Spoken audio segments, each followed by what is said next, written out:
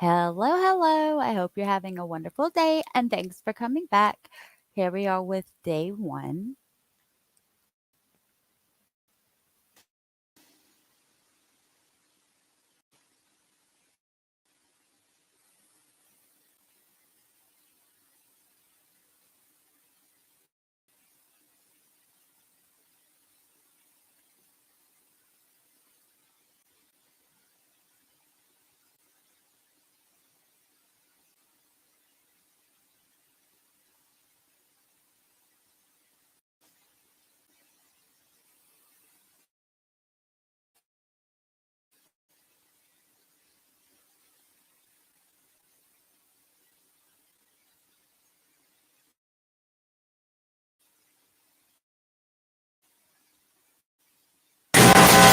State ready to proceed?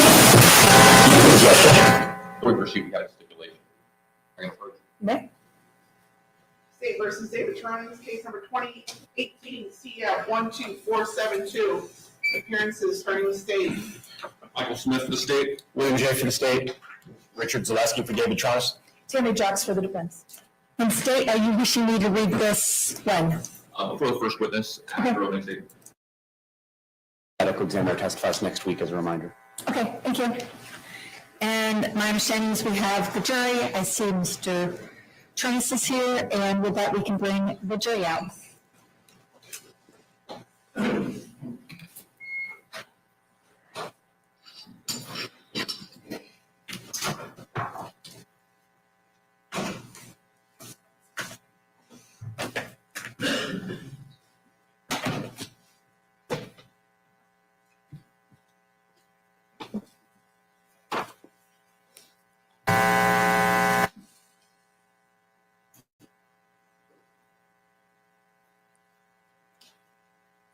A lot of labor.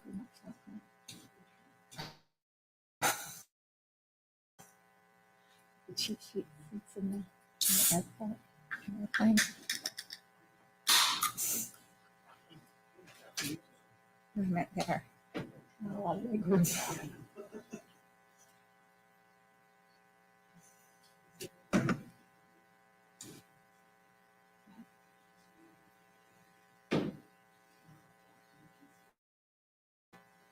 Mm-hmm.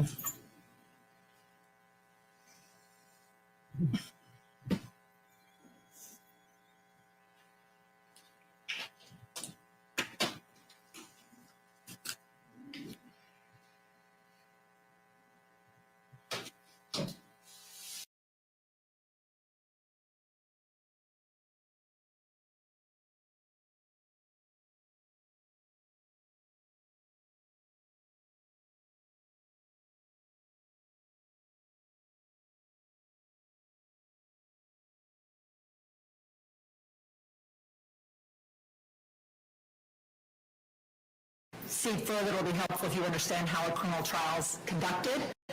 At the beginning of the trial, You guys, I am so sorry about the audio. Hopefully, the cart will get it fixed.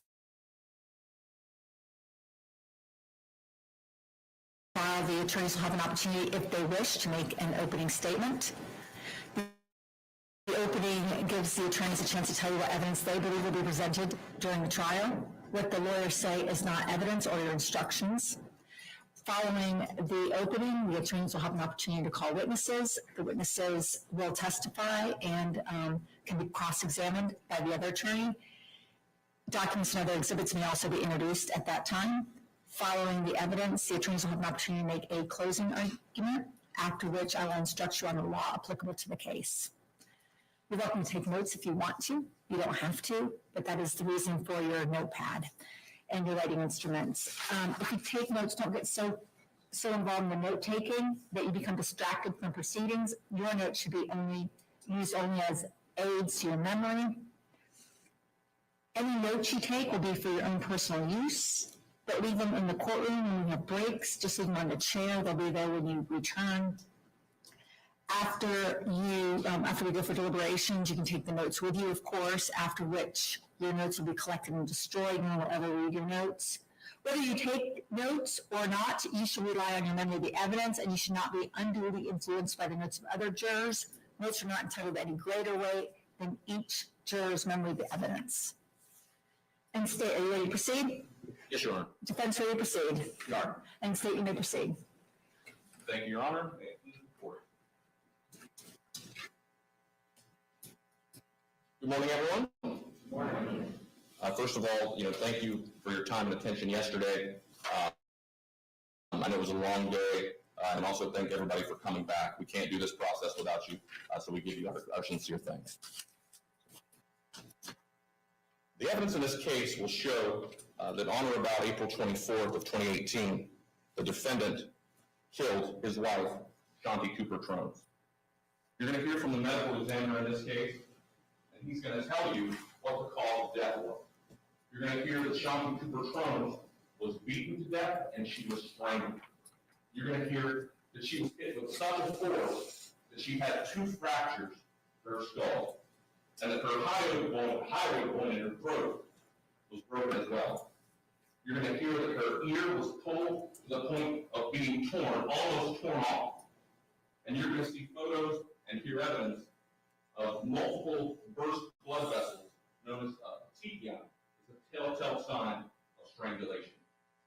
And that's how Shanti Cooper Tronnes died at the hand of the victim. So how did we get to this point? Well, David Tronnes and Shanti Cooper Tronnes met online back in 2013. At the time, David Tronnes was still living in Minnesota. Both were coming out of previous marriages, and they took to each other quickly. David Tronnes moved to Florida to be with Shanti within the same year that they met online. Now, David had a successful career in Minnesota. He'd saved a fair amount of money. And so when he moved to Florida, he was able to purchase a beautiful, large home in the Delaney Park area of Orlando. He paid cash for this home, about $600,000. And the house at the time was livable. It was an older house, but the plan was that he was going to purchase the house, they would live in the house, and then eventually do renovations and modernize and open up the home as they lived there. Now, when he purchased the home, it was purchased with a trust that included himself and his mother. Importantly, someone who was not included in that trust, in that ownership of the home, was Shanti Cooper Tronnes. So, the Tronnes moved into the house along with Shanti's son Jackson, and at first, the home was livable.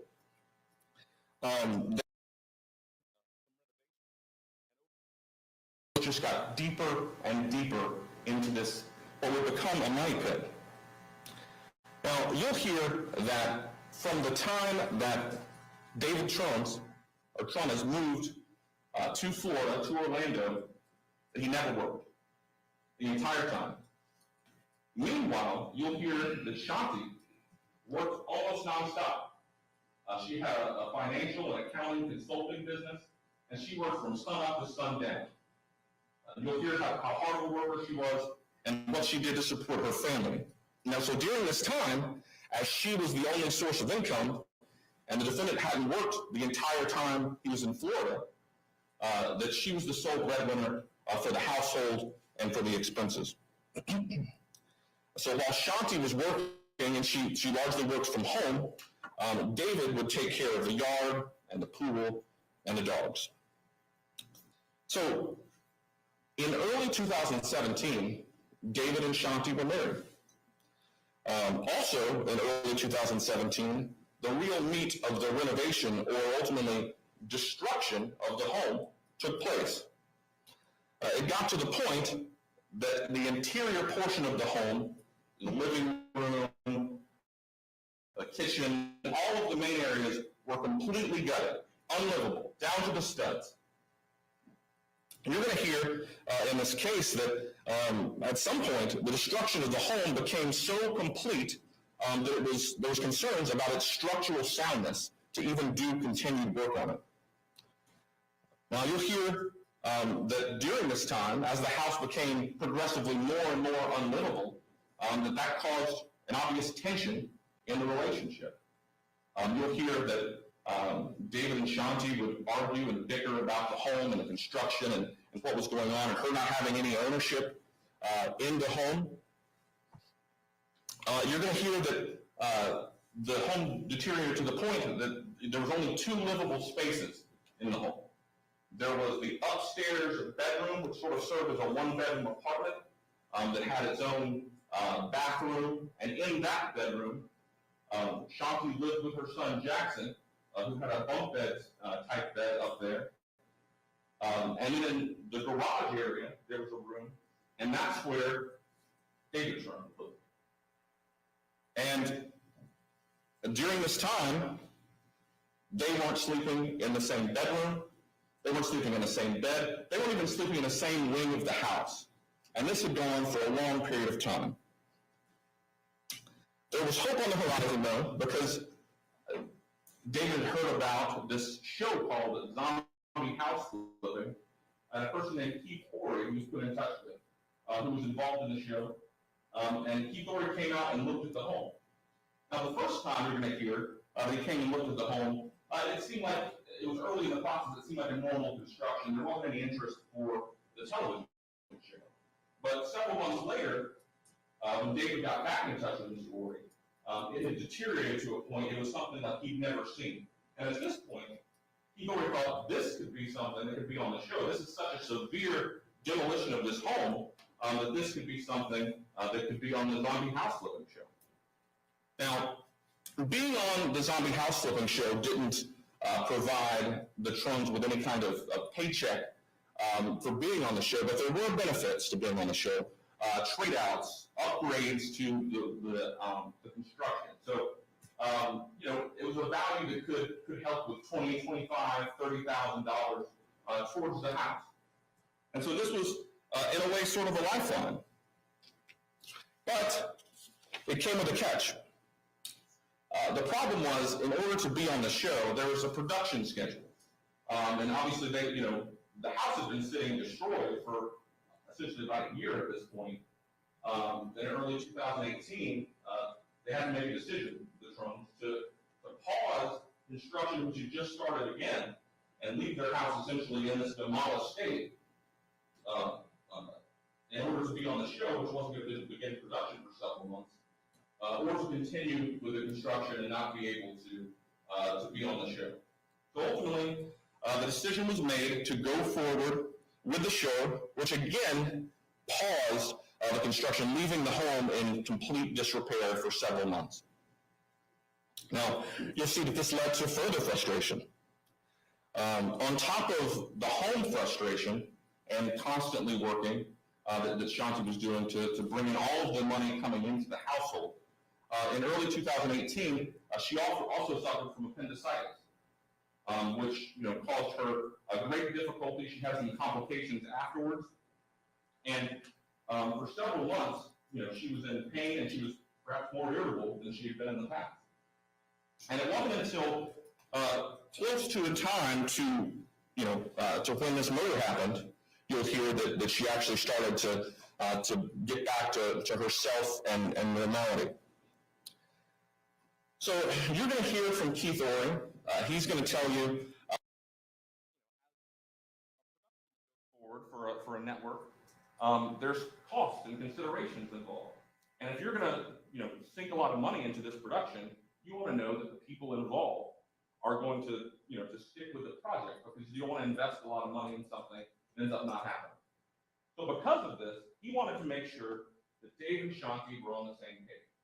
And he required a sit down with both of them to make sure they understood how the production was going to go, what was expected, and that there wasn't going to be any surprises, or they weren't going to pull out, be any issues. Well, he had a hard time getting this scheduled with Dave. You're going to hear, and finally he at his insistence said, no, we cannot go forward with this production unless this happens. He was able to set a time about a week before Shanti's murder. And he came over to the house to meet with both Dave and Shanti. And you're going to hear that at that meeting at first, Dave tried to go forward without Shanti. Shanti was there. She was upstairs in her office/apartment that she lived in this home. and she didn't even want to come down and be part of the meeting. You're going to hear he had to go up there several times to try to get her to come down. Eventually, reluctantly, he was able to get her to come down, and you're going to hear her demeanor at that time. She was not into this. You're going to hear this is not something that she was involved in. Keith Orey was trying to explain the project. She was dismissive. She wouldn't sit down. She didn't want anything to do with this meeting or him or what was being planned with the show. She came down, listened for a few minutes, and then went back upstairs before the meeting was even complete. This is a week before her murder.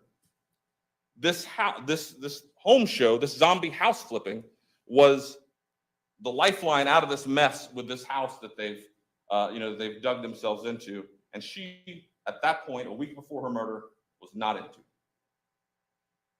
So I want to take you to Monday night, April 23rd of 2018. Shanti's son, Jackson, from a previous marriage, was not staying with them that night. He was staying with his father, Jim Cooper. So the house in Delaney Park was just Shanti and Dave. There was nobody else there. Now you're going to see through phone records that throughout that evening, Shanti was active as she normally was on her phone. She was receiving and sending text messages, phone calls. She had a step tracker on her phone. Showed her moving around as it did, most days, throughout the day. And that she was active into that evening.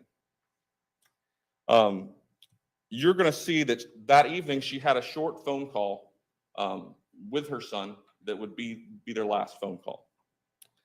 And you're going to see the step tracker on her phone stop.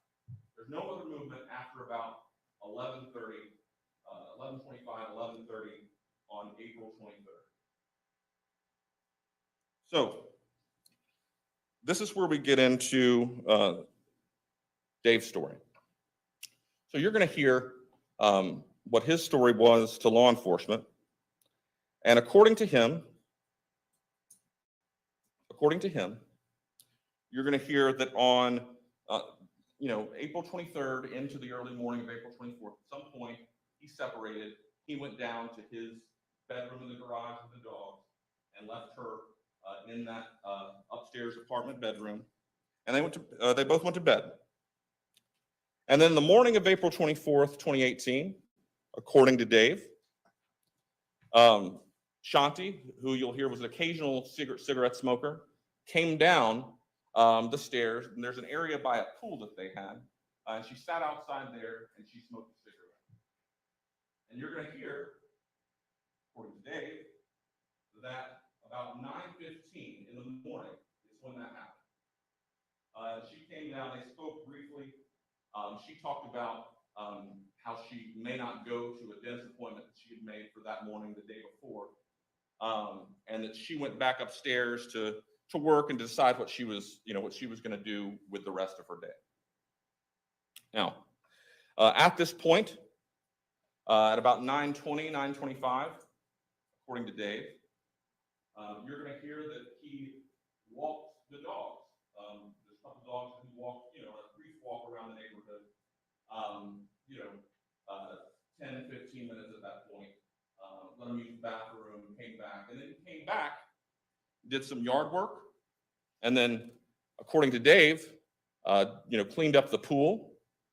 And then he proceeded to decide after maybe an hour or so earlier, walking the dog, that he was going to take the dog to a park. This time about 11:45 that morning. So he decides to take the dogs to this park, and according to Dave,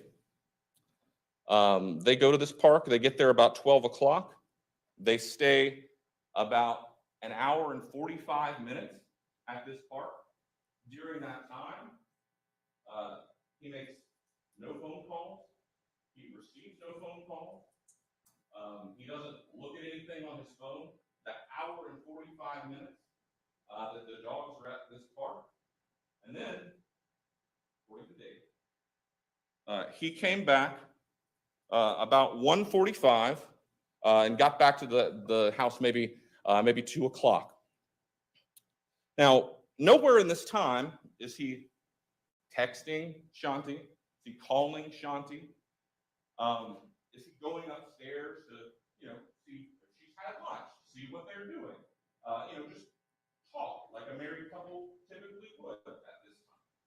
Nowhere during this day does that happen, and that's borne out by the phone record. And also borne out by his statement that you're going to hear that he didn't go up to check on her at any point in the day. And even when he got back from his 2-hour trip to the park with the dogs, about an hour after walking the dogs, did he think to go up there and check on her or anything like that? So then you're going to hear, according to Dave, that when he came back, he did some more yard work. He cleaned the pool again. And then, at that point, after taking some measurements and things around the house, it became time to see who was going to pick up Jackson. And so at this point, he finally decides he's going to go up and he's going to see what's going on, and that, he's going to check and see who's picking up Jackson that afternoon. So he starts to go upstairs. He hears, according to Dave, a trickle of water coming from the tub, calls out for Shanti, doesn't hear anything, continues to go up into the bathroom, and it's at this point that he finds Shanti partially submerged in the tub, her sort of face and arm in, the rest of her body sort of out of the tub.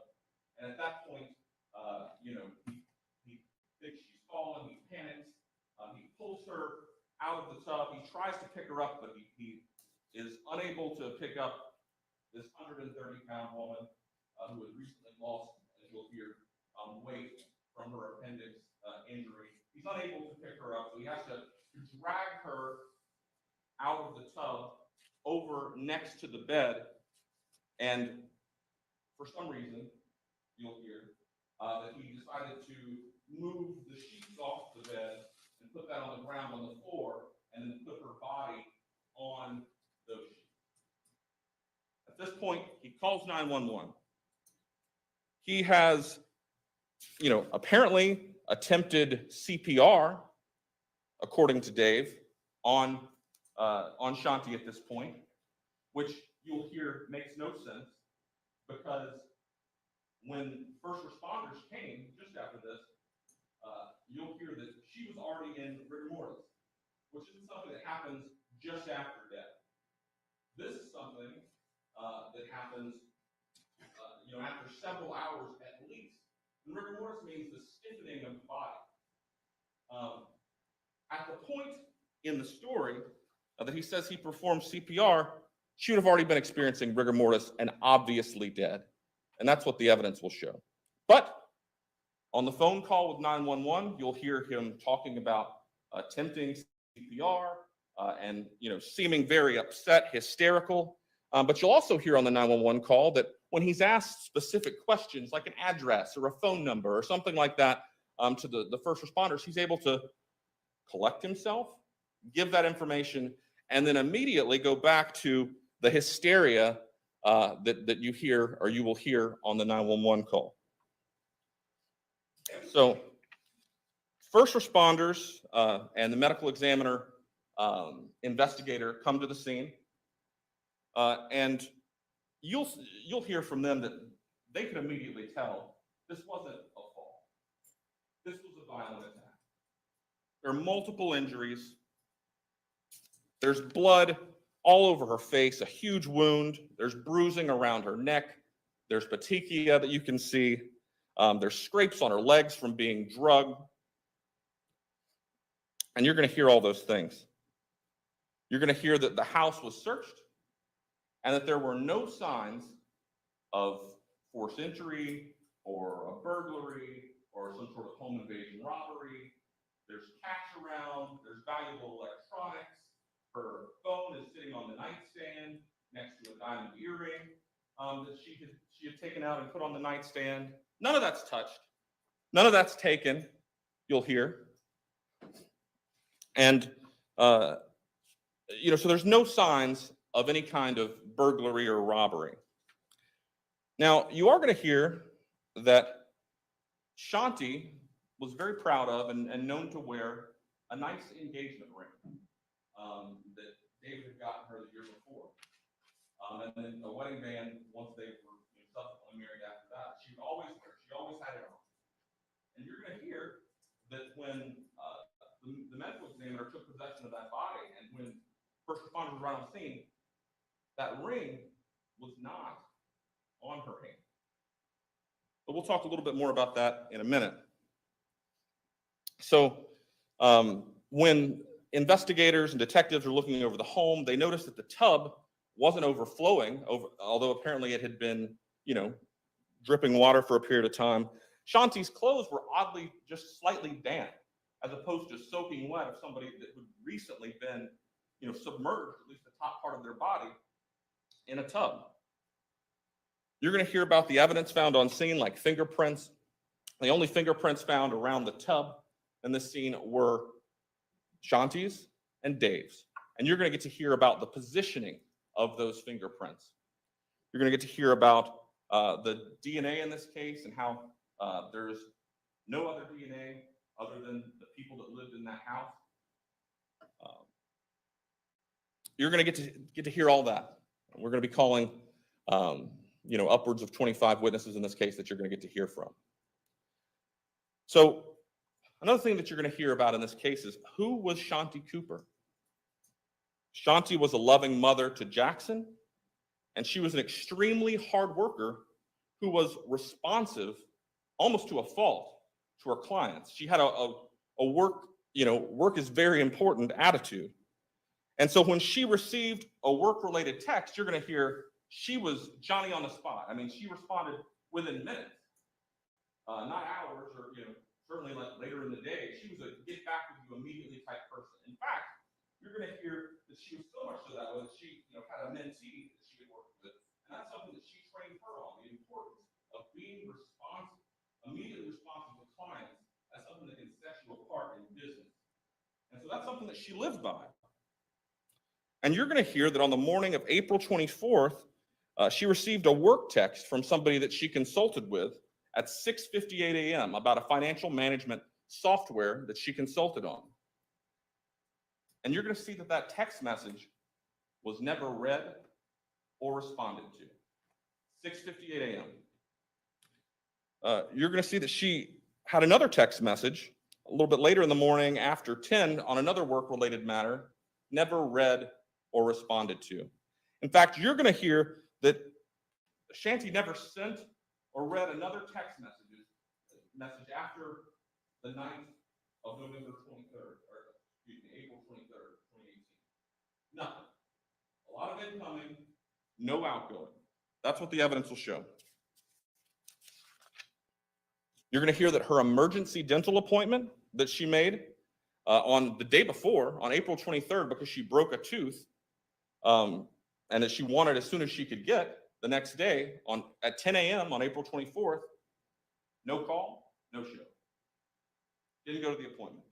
You're going to hear from people that knew her that is out of character for the responsible person that Shanti Cooper Tronnes was. So I talked a little bit about, but you're going to hear also some more about what Dave said when he spoke with police and what was said to him. In the interview, police told him this was not a fall because, it starts out seeming that he believed this was some sort of fall. She was sick, maybe she fell. He said, look, this is not a fall. This was a violent attack. In addition to having multiple injuries in multiple places, she was clearly strangled. He was told this. But what did he do with that information? So after he was released from questioning, the next day and the days that followed, he spoke with some of Shanti's friends, some of Shanti's colleagues, and broke the news to them about what happened. And in his stories, you will hear about that he told them he still was making this sound like it was some sort of accident. There was no mention of strangulation or anything like that, even though he knew that at the time. He was told that. But when he's telling people what happened, left out. So Shanti's engagement ring. Talked a little bit about that earlier. She had a very nice ring, you'll hear. She was proud of it. She posted about it on Facebook. She wore it all the time. Well, as I said, the ring was not on her when, when she was found. And while there was no signs of home invasion or burglary, there was a question with law enforcement: where's the ring? Where is this, expensive, nice engagement ring? Well, you're going to hear that ring was ultimately found in a search warrant in August of 2018, a few months later, of David Tronnes' mother's house that he was now living in. And it was found in a bag in David Tronnes' room. The evidence will show that he pried that engagement ring off his wife's lifeless body, knew he did it, told the police that the ring should still be on her hand, all the while, months later, he had it. When you've heard all the evidence in this case, you will conclude that the only reasonable explanation for Shanti's death is sitting right there. David Tronnes killed Shanti Cooper. He did it with a premeditated design. He intended to do it, he did it, and he's guilty of first-degree murder. Thank you. Thank you, State. Defense? Your Honor, defense is going to reserve opening statement until its case. Thank you. Thank you. When lawyers and parties agree that certain facts are true, that is called a stipulation of fact. You must accept stipulated facts as having been proven. However, the significance of these facts, as well with all facts, is for you to determine.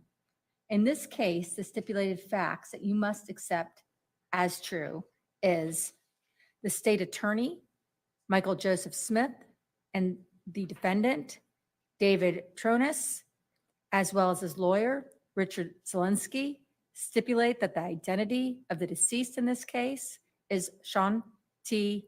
M. Cooper Tronnes. State, you may call your first witness. Judge, if we could approach.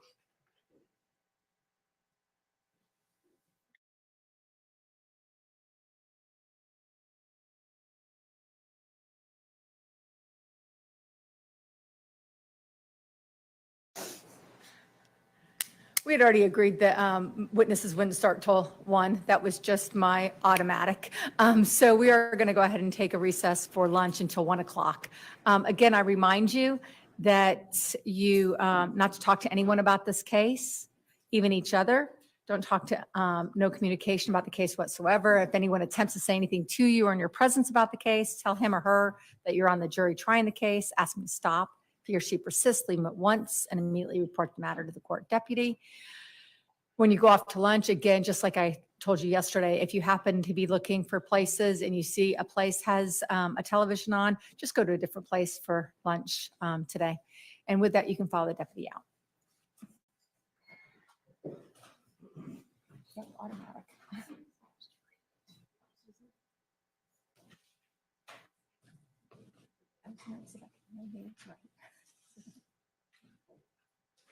You know what I mean? You get nervous around things.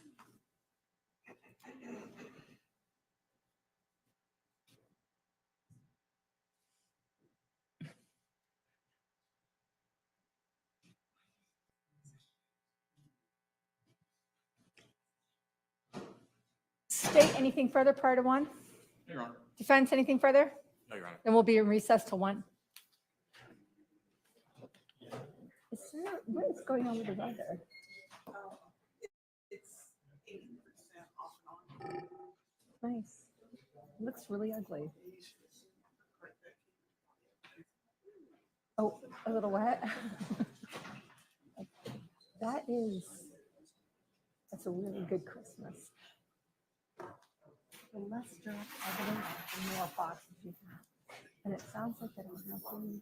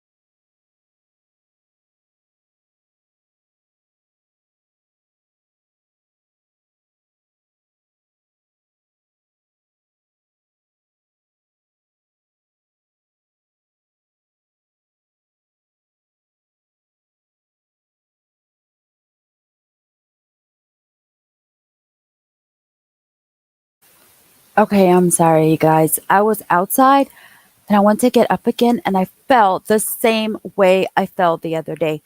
My foot is bruised so bad again. It's already sprained from last time I fell. I cut the top of my foot and my knee. Oh my goodness, you guys. I'm staying inside from now on. But you know, Penelope's the boss. What is this? Okay, here we go. So I'll be in the chat off and on. I need to take care of my leg. But thank you for understanding.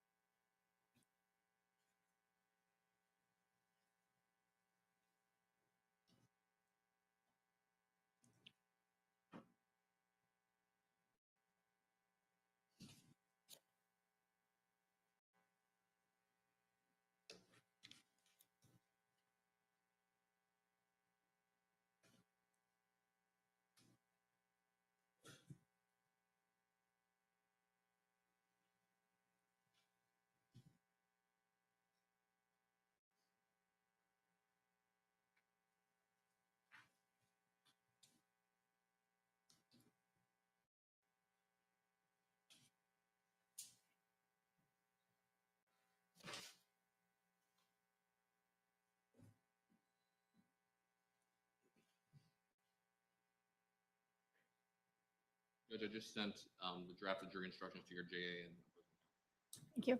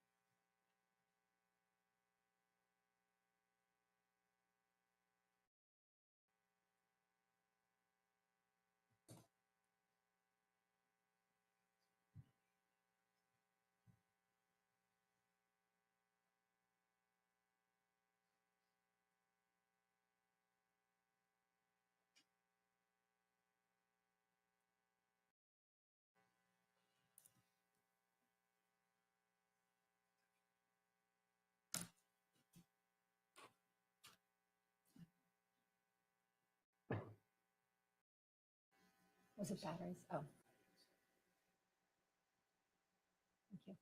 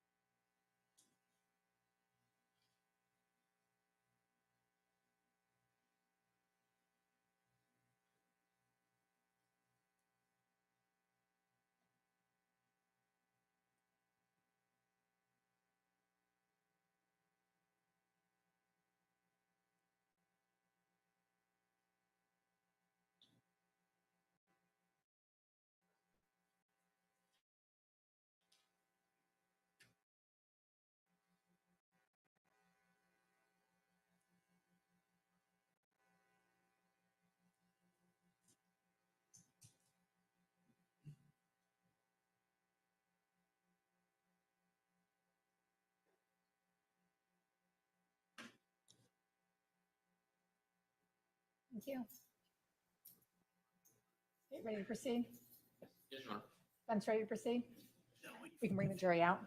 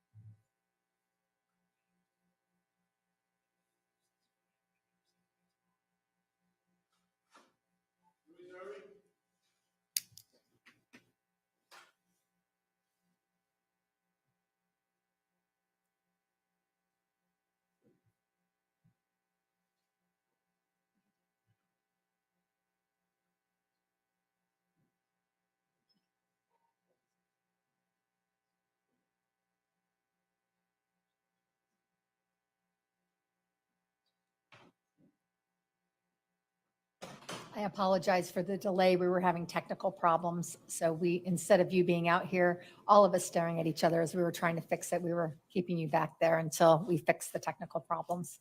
And State, you may call your first witness. Thank you, Your Honor. At this time, the state calls Cynthia Demetrius.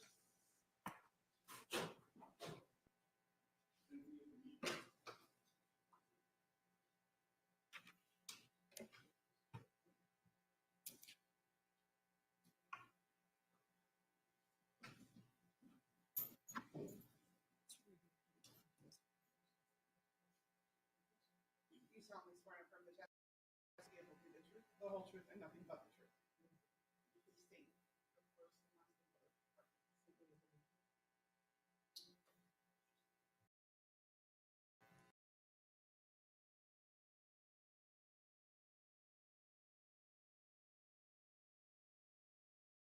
If you could just introduce yourself to the jury and spell your last name for the record. My name is Cynthia Demetrius. My last name Demetres.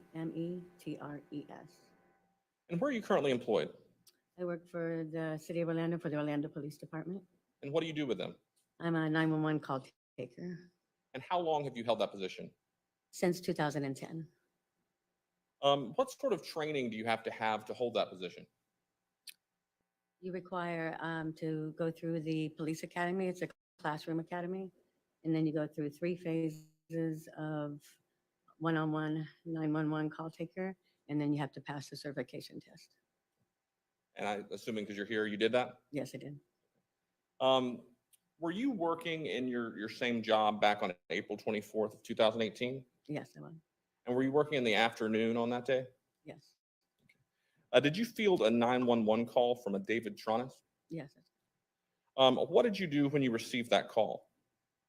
When I received the call, I verified the address, verified the nature of the call, and then I transferred over to medical. I'm sorry, you transferred it to? Transferred to medical, to the fire department. After you transfer a call like that, do you remain on the line? Yes. What do you do when you're on the line? You remain on the line and you update the call so that the officers en route can find out what's going on with the call while they're on the way. Have you had an opportunity to listen to that call you received from David Tronnes prior to today? Yes.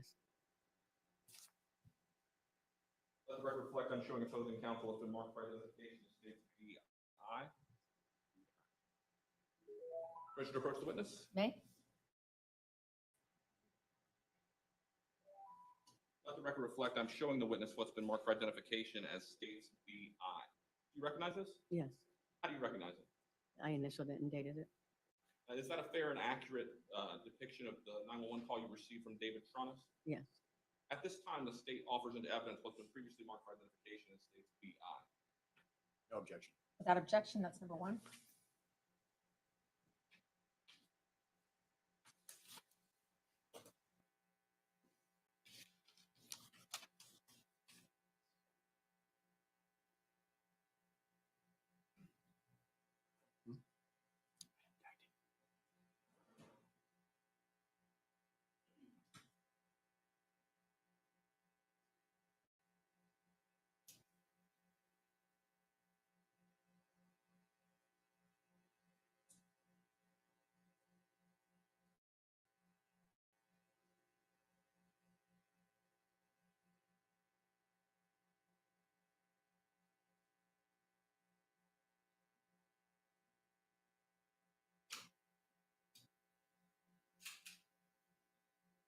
Your Honor, permission to publish what's now in evidence as State Exhibit 1.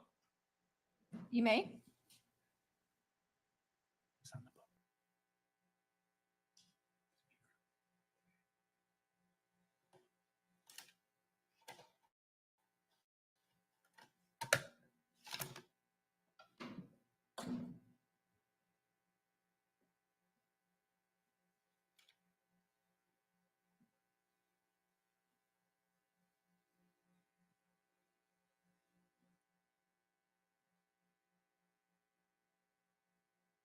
Call 1 at 3:50 p.m. with a GMT offset of minus 240 minutes.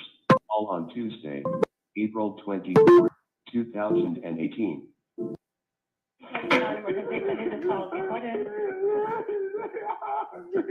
Hello?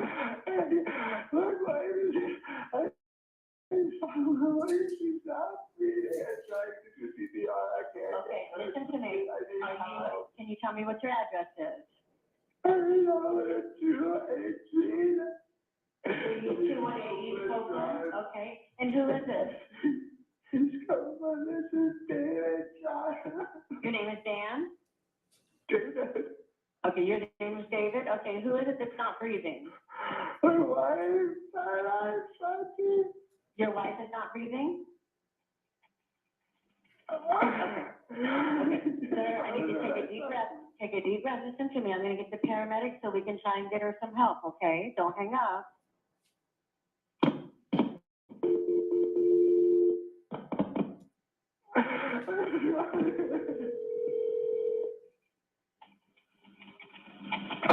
Orlando Fire Department. Okay, with the medical, we're also going.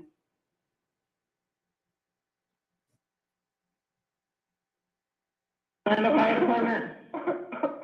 Okay, with the medical, we're also going. Okay, this is the Orlando Fire Department. What's the address of the emergency? It's 218 East Copeland Drive. 218 East Copeland Drive. What's the telephone number you're calling me from? This is 407-704-2808. It's the house line. Tell me exactly what happened. It came on. Okay, what happened? found her in the shower. And she passed away? Listen, okay, what's your name?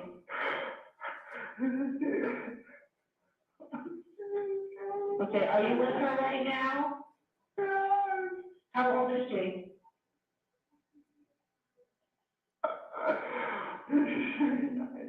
How old?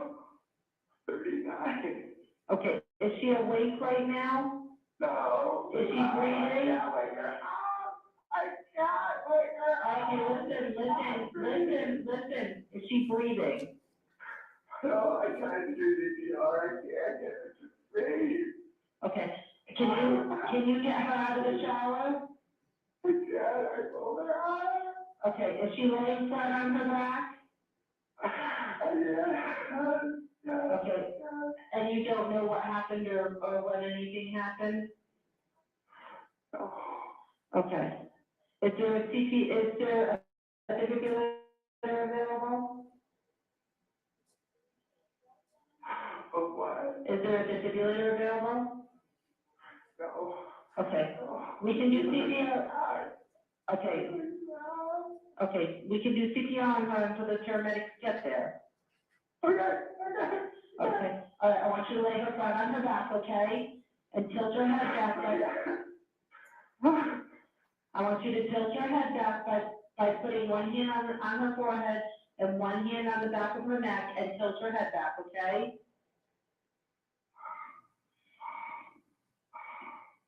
Okay, I tried. It's pretty under her.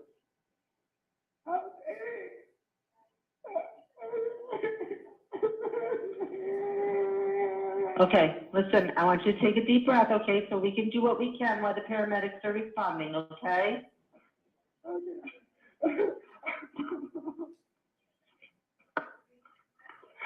I have her neck tap.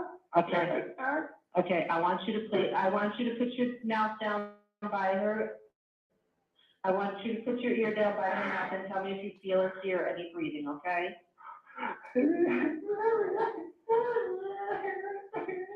Take a deep breath. Take a deep breath. I have help responding to your emergency, okay? She has blood. She is not breathing. She is not breathing? Okay. Okay, I want you to put the heel of your hand on the center of the chest. Okay. Okay, right between the nipples, okay? And put your other hand on top of that. Okay. I want you to pump her chest hard and fast, at least twice per second, 4 to 50.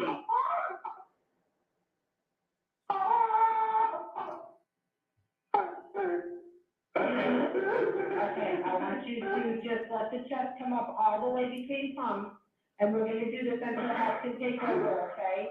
I want you to count out loud. They're almost there. They're responding emergency to you. There's a blue dumpster. They have to come back. Oh, God. What is blue? There's a blue dumpster, big blue dumpster in the driveway. They have to turn in.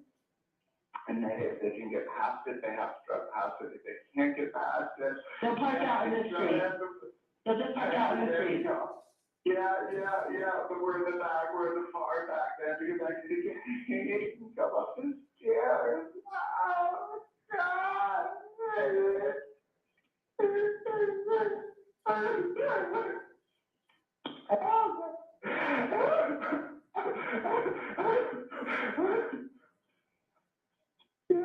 Water.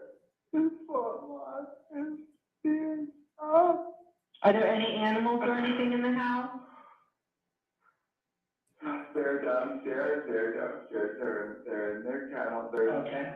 they need to come up the stairs. I did tell them they need to come up the stairs, okay? I want you, when you hear them coming in, when you hear them come in, I want you to call them, okay?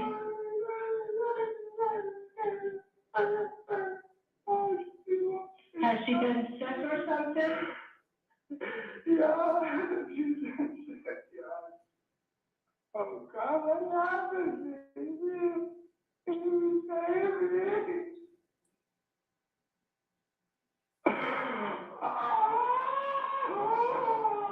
paramedics are on the property, okay, I'm gonna stay on the phone with you until you're right with them.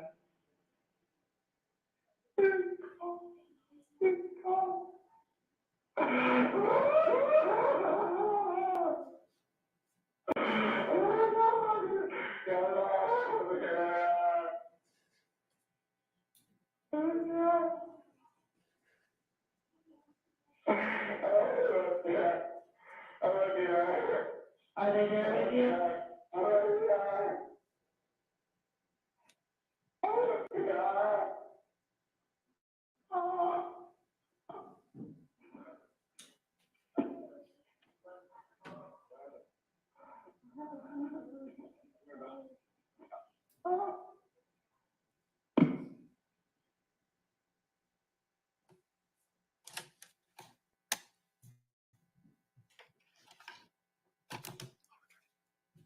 That concludes Exhibit 1. I have no further questions. Thank you. Any cross? No questions for the witness, Your Honor. May this witness be excused from subpoena state? Yes, Your Honor. Any objection, defense? No. Thank you, ma'am. You may step down. You are excused. State, you may call your next witness. Your Honor, this time the state calls Stephen Wilson.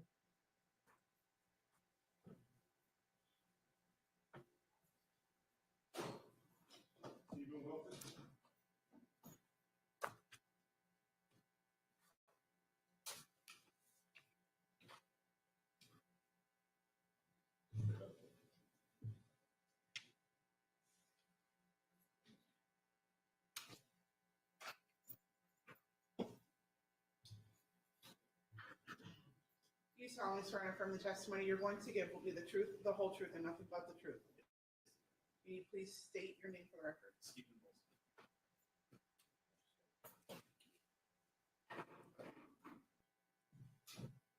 Judge. Good afternoon. Good afternoon.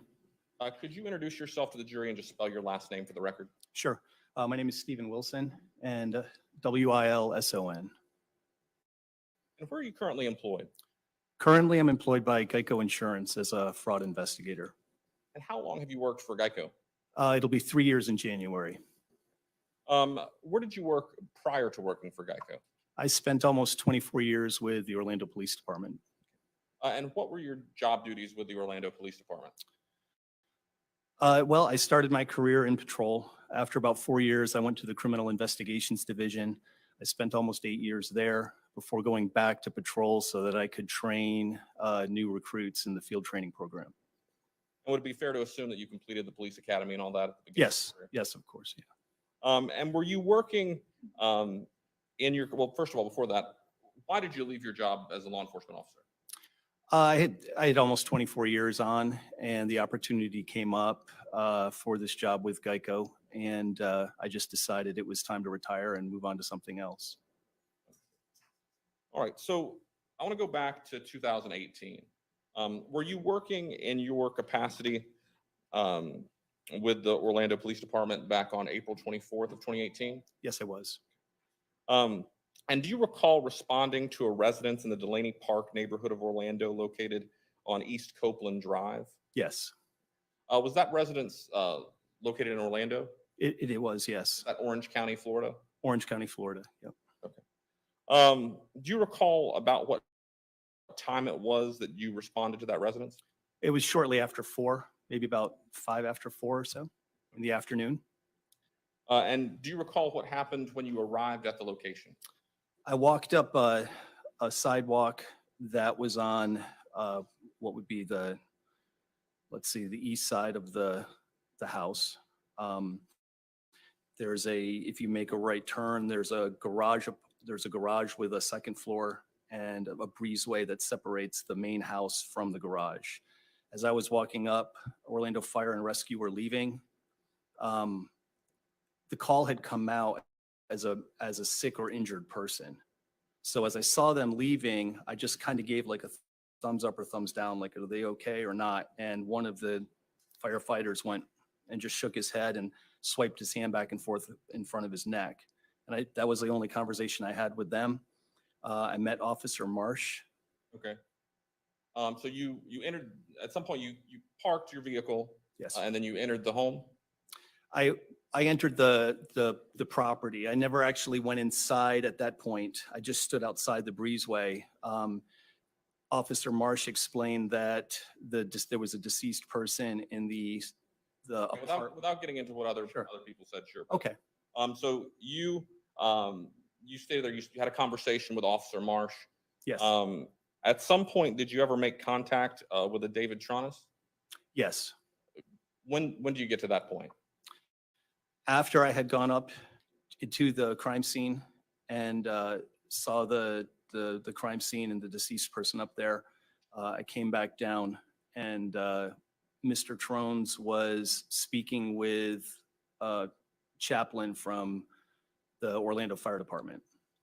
Okay. So let me go back a little bit. So before you made contact with Mr. Tronnes, you had gone upstairs. Yes, I did. At what point did you go upstairs? Shortly after I arrived, Okay. we wanted to check the scene, first of all, to make sure there was no weapons, but also to make sure that it was secure as far as there was nobody else up there. And then we came back downstairs. So let me back up. So you go up the stairs. Yes. When you get up the stairs, what do you observe? At the very top of the stairs, there was a chair sitting right at the top on the landing. To the right, it was a one-room apartment, a large apartment. There was a bed to the left, and to the right was a bathroom area, and in front of me, just off to the side from if you step to the left of the landing, was what appeared to be like a closet. So inside that one bedroom apartment or that room, did you observe a decedent? Yes, I did. And what do you recall about that person? It was a white female. She was laying next to the bed. She was laying on bedding, like a sheet and some blankets. She was wearing a black shirt and black shorts, which appeared to me to be like something you would wear to bed. She was laying flat on her back with her legs straight out, and her right arm was over her head a little bit like this and off the ground, an indication that rigor mortis had started to set in, and she was kind of almost frozen in this position, but the rest of her body was flat. So you say it looked like rigor mortis had begun to set in. Is that something that in your 23-year career in law enforcement you had seen before? Yes, many times. And so you had seen what that looks like many times before. And is that what appeared to be the case with the decedent that you saw that day? Yes. Yeah. All right. All right. So at some point, after going upstairs, sort of securing the area, making sure nobody else was up there, you go back downstairs. Yes. And then you have some sort of contact or observation of David Tronnes. Yes. Can you tell me a little bit about what you observed there? He was extremely. He was crying, sobbing. He appeared to be crying and sobbing. What initially caught my attention, I just sat and watched. I didn't ask any questions at that point. It almost appeared that he was trying to exaggerate his level of distress, kind of throwing his arms around, leaning back. But Your Honor, cause speculation. So beyond that, so you observed him. He appears to be upset. He appears to be crying. You said. Did you witness, and you observed him for a period of time? You said, did you observe any actual tears coming from his eyes? No, and that was what I was going to say. Really caught my attention. And, yeah, just. No, there was no tears. Okay. Have you had an opportunity to look at some of the some photographs that were taken on the crime scene? Yes.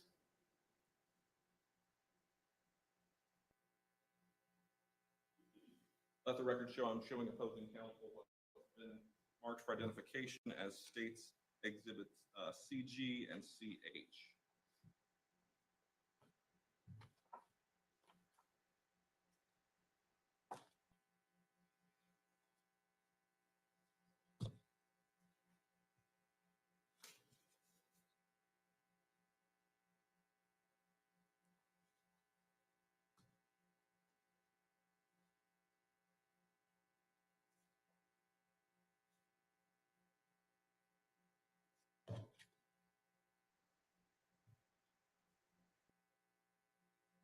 permission to approach the witness. What were the letters again, Counselor? CG and CH. Permission to approach the witness. May? Let the record reflect I'm showing the witness what's been marked for identification as states CG. What's been marked for identification as states CG and CH. And if you could just take a look at these and then let me know when you had an opportunity to do so.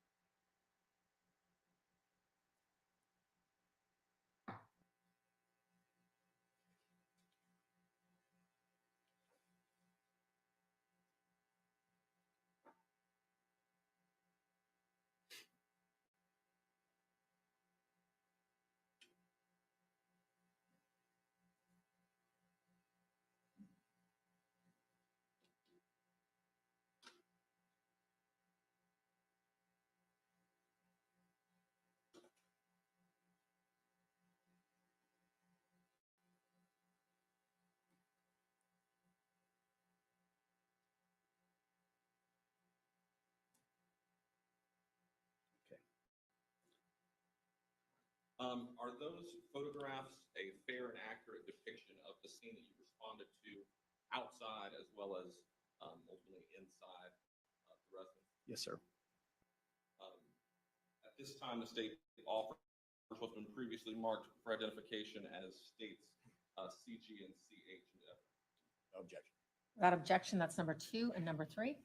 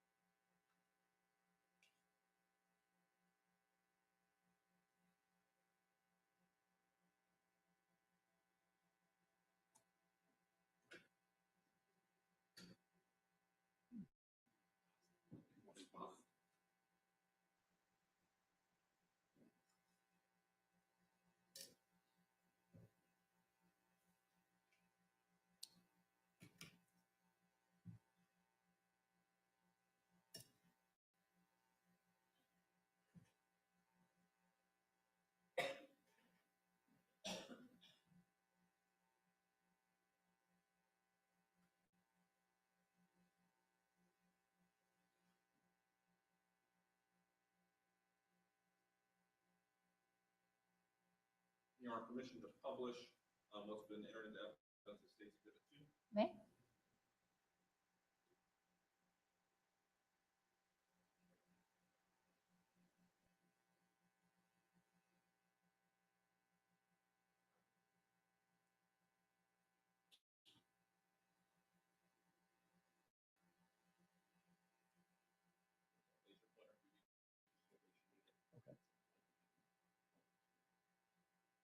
All right, so what are we looking at in this photograph?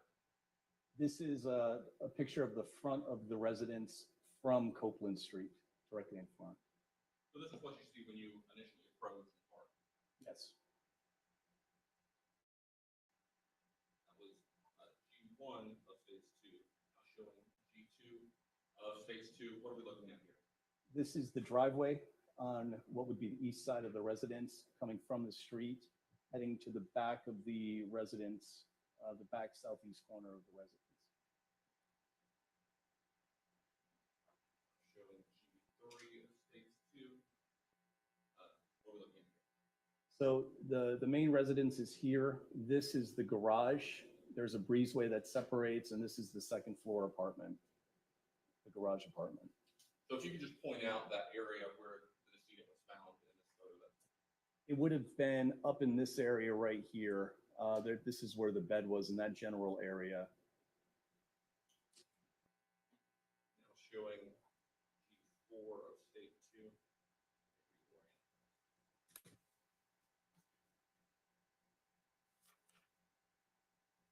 What are we looking at here?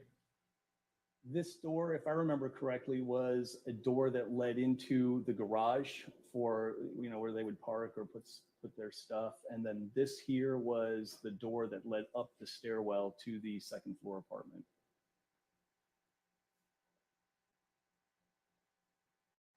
Now showing G5 of state 2. Yeah, that's the stairwell that leads up to the second floor apartment where the deceased was.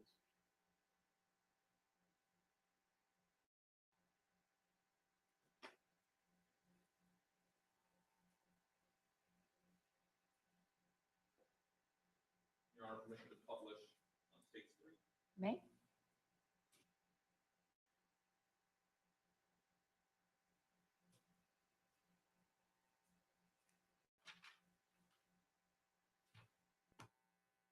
Just have one moment.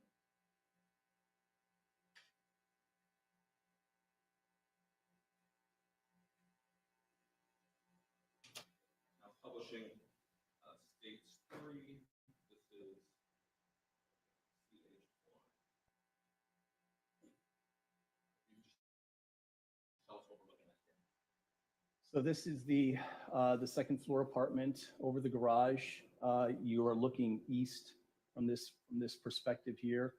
To the right is the bed, and then obviously an office area here and how we found the deceased. So when you first get up the stairs, this is what you see and where you see the decedent located. Yes, it would have been to my left as I made it to the top of the stairs. Now showing CH2 of States 3. Can you just describe to us what we're seeing here? This is the more of the west and southwest side of the apartment. Like I said, it's pretty much just a one bedroom. They had a little family area here where the couch is, and then there was the bunk beds with closets behind it.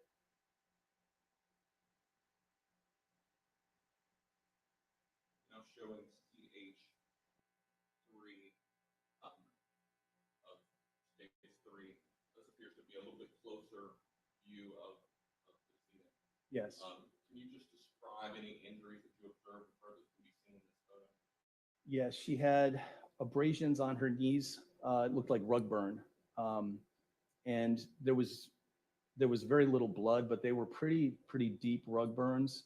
And then she had on her neck, she had what appeared to be pressure marks, like from maybe strangulation. And then there was blunt force trauma to her face and her head. And this is sort of, in this photo, you can see what you were speaking of earlier about the arm being in the air.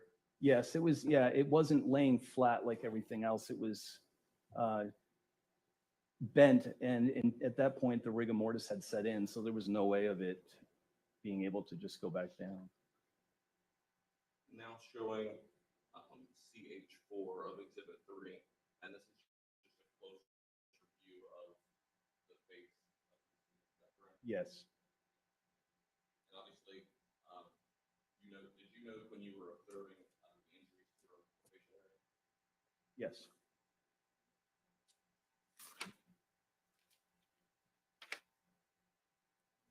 Finally, in this photo, which is CH5 in State 3, what are we looking at here? So here the view is from you're looking southwest. Here's the other half of that bed. I guess I would call it a bunk bed, the closet, and then this is the entryway into the bathroom. A little closet here, and then this is the stairwell that we came up. Okay, so this view would be, you've now come into the room, instead of looking straight, you've gone in, you've turned around, and this is what you see? Yes. Can you just point out to the jury again where the bathroom is located? This is the bathroom right here.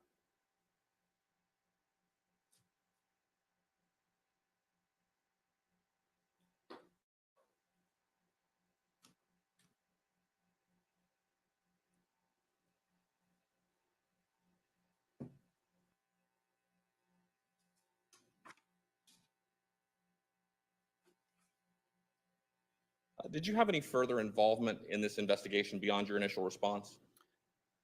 After leaving, as I said, I sat and listened to Mr. Tronnes for a few minutes. What I mean to say, though, is you weren't like a detective involved in the investigation? No, sir. No, sir. No further questions. Ross? Thank you.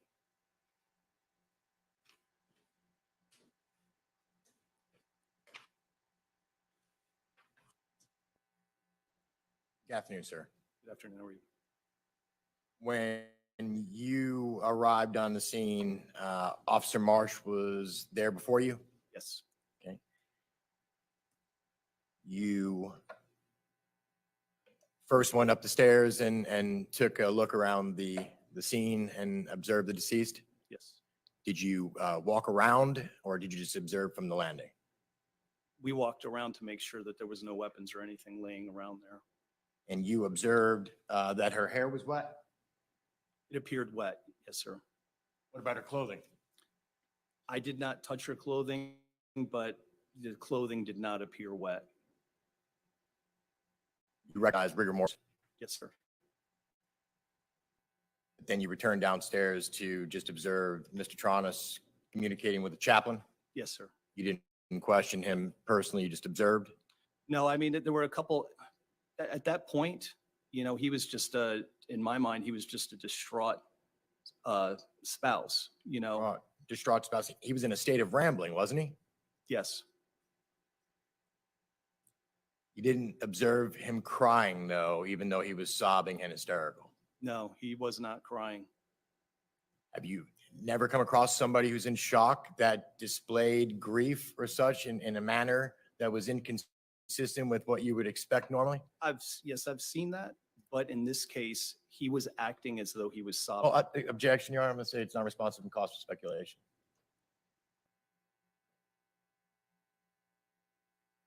Sustained. Mr. Tronnes told you that his wife had some medical problems? He mentioned that she, not to me specifically, but to those of us standing there, that she had a host of medical issues. And that when he observed his wife initially, that she was face down and the water was running? Well, he gave two different accounts in regards to how he first found her. In the tub, correct? Location? He initially said that he found her in the tub and that he pulled her from the tub and began CPR on her. A short time later, he said he found her on the floor, but her head and her face were submerged in water in the tub. So in the description of it, you didn't ask any questions for clarification. He just gave two different statements regarding how he found his wife, and you found them to be inconsistent. What I found, and I asked him, I said, was she wearing clothes when you found her, or did you leave? I said, did you put clothes on her, or did you leave her as you found her? And he said, I left her as I found her. And the fact that she had clothes on, that was significant to you? Yes. Because she was found in the vicinity to the shower and still had clothes on? Because he had said that he found her in the tub with the water running initially, and the clothes appeared dry to me. The only thing that appeared wet was the hair on her head. But you didn't touch the clothes? I didn't touch the clothes. So if others touched them and they were damp, we should believe them? Yes. Okay. You didn't observe any weapons? No, sir. Did you observe any injuries to Mr. Tronnes' hands? I didn't take a good enough look at Mr. Tronnes' hands.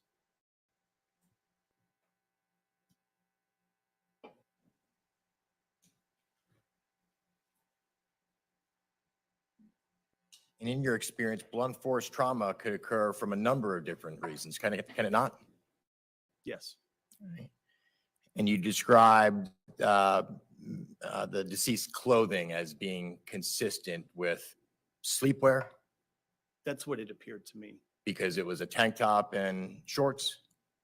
It just looked like something that somebody might wear to bed. It looked like pajamas. Whether it was or not, I don't know for a fact. So it could be casual wear? Yes. One moment, please. Nothing further. Thank you. Anything further state? No, Your Honor. May this witness be excused from the subpoena? Yes. Any objection, defense? No. Thank you, sir. You may step down. You are excused. Thank you. State next witness. Wade Sperry. You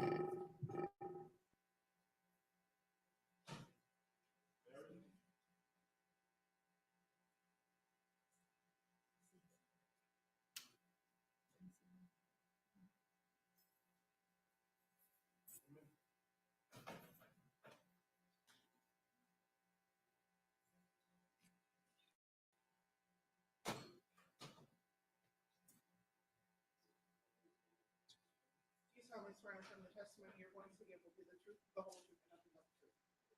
please state your first and last name for the record? Sorry, this is the wrong witness.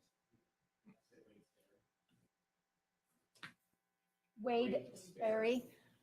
Ma'am, if you'll just step down for just a moment.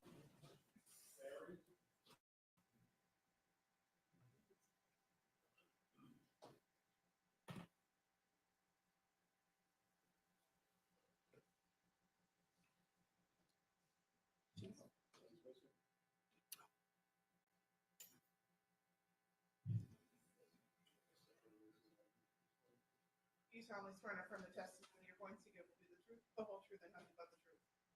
You please state your first and last name for the record. And you may have a seat.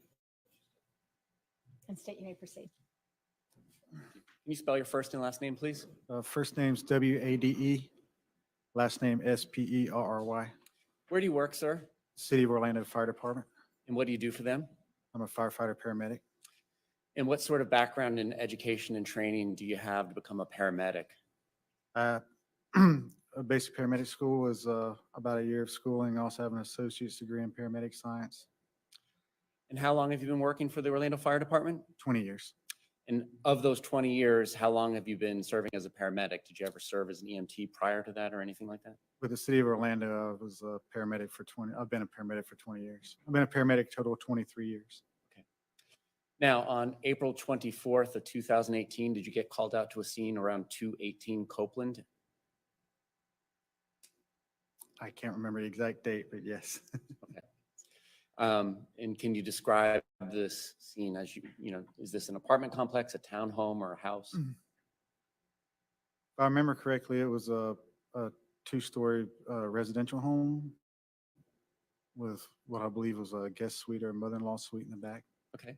Now, do you arrive alone or do you have a team with you? I was on Engine Company 5 at the time. And how many people are on Engine Company 5? 4. All right.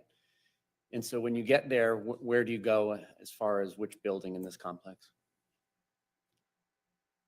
Yeah, so long. I believe we went to the building in the back, which was like a guest apartment, mother-in-law suite or something like that. Okay. And who's we? There's my lieutenant. There was an engineer and there was a EMT on the engine with me. So all 4 members of the team? Yes, sir. All right. What do you do? Do you go to the first floor of this apartment or is it on the second floor? I believe we went to the second floor. When you go to the second floor, what do you observe? If I remember correctly, there was a female on the ground with a male above her. He was upset and she appeared to be unconscious. All right. What else can you tell us about this female at this point in time when you make your observations? When I initially observed her, she appeared to be dead. So at that point, I assessed her further and determined that she was. Okay. Tell us what you did to assess her. Did you put EKG leads on her or anything like that? First, I would have checked for breathing, and if there was none, I would check for a pulse. After that point, I would have put her on the EKG monitor to determine if she was deceased. She would have had to have been in a asystolic rhythm. What's an asystolic rhythm? It's what people commonly see as a flat line. It's no electrical activity in the heart whatsoever. And do you recall whether this female was wet or not when you made these assessments? If I remember correctly, I believe her body was wet, but her clothes were not. Okay. And are you familiar with the term rigor mortis? Yes, I would also check her for rigor mortis or dependent lividity. Did you see any signs of rigor mortis? I believe so. It's been a long time, and I haven't read my report in a long time, so I'm sorry, but I believe so. All right. Who declared her deceased? That would have been, I would have determined that she was dead, but we work under a medical director that gives us protocols to make those determinations. After the determination is made that she's deceased, do you all leave? We would have turned the scene over to the Orlando Police Department at that time. Did you? Yes. All right, no other questions of this witness. Friends, any questions? Good afternoon. Hello. This was a long time ago, correct? It was. So is it fair to say that there are some gaps in your memory? There could be, Okay. but So today, when you say that the clothes could have been wet or could have been dry, are you 100% positive? no, but that would have been something I would have documented in my report. You don't have that report with you? No, I do not. No further questions. Anything further, state? Yes, Your Honor.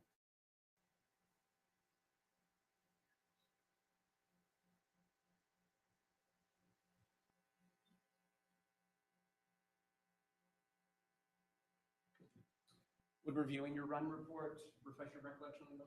Yes, it would. May I approach the witness, shown in pages 147 and 148 discovery? May?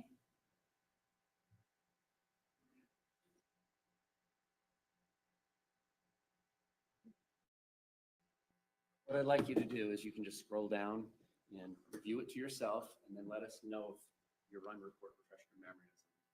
See if I can find the narrative portion. It's been a while since we used this system too. Everything has changed.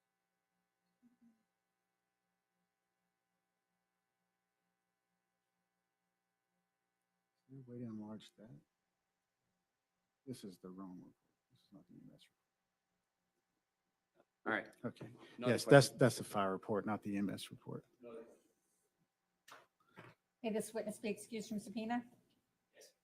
Any objection, defense? You may step down. You are excused.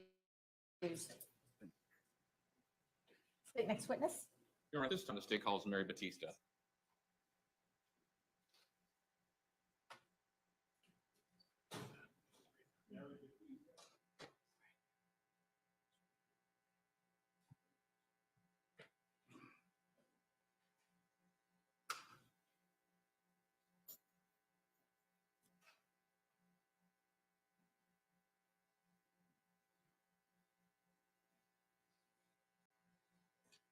You solemnly swear from the testimony you're going to give will be the truth, the whole truth, and nothing but the truth. Please state your first and last name.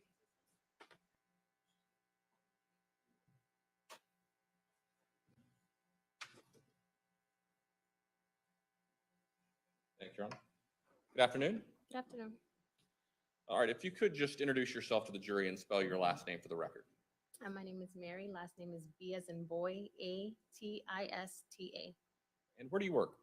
I work for Greenberg Dental. How long have you worked for Greenberg Dental?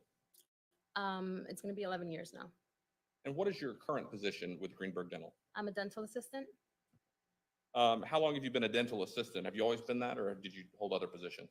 No, I've only been a dental assistant for about a year and a few months. Prior to being a dental assistant with Greenberg Dental, what was your position with Greenberg Dental? I was a team leader and dental coordinator. So it's pretty much like like an office manager. And as like an office manager, what would your job duties be? Everything, picking up phones, checking insurance, sending pre-authorization, submitting claims, talking to different customer service reps about insurance claims. Did you keep the schedule or have access to the schedule related to appointments and things of that nature? Yes, How was, first let me say, did you have that position back in 2018, yes, the office manager type position? yes.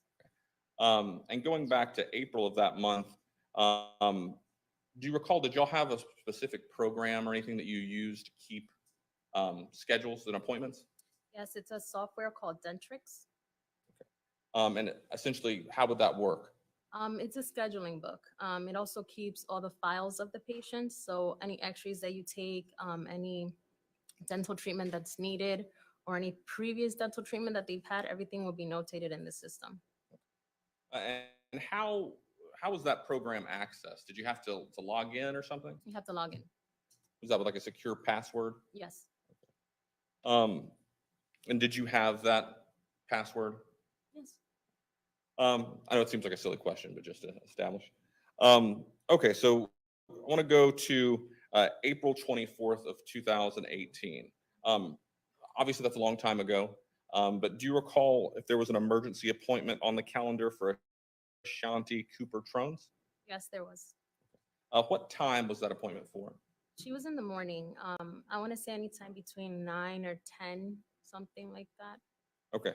Would it be 10 o'clock? 10 would be more likely for emergencies. All right. And how do you know when you're looking at that calendar if an appointment is an emergency appointment?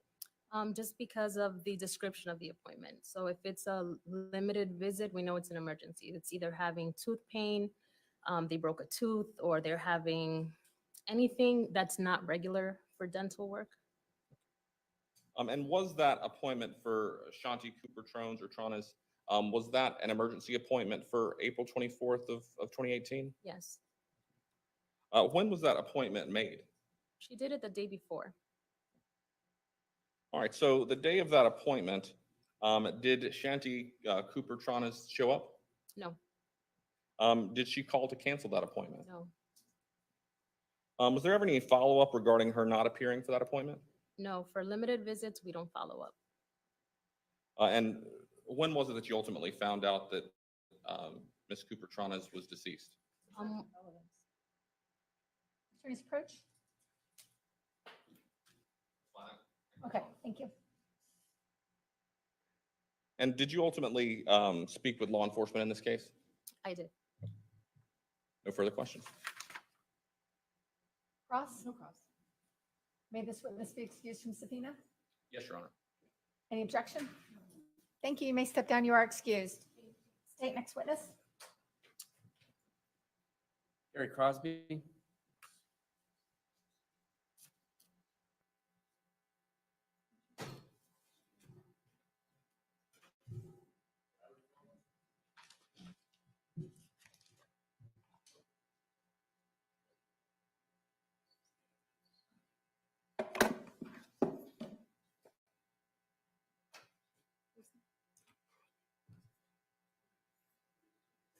You solemnly swear to affirm the testimony you're going to give will be the truth, the whole truth, and nothing but the truth.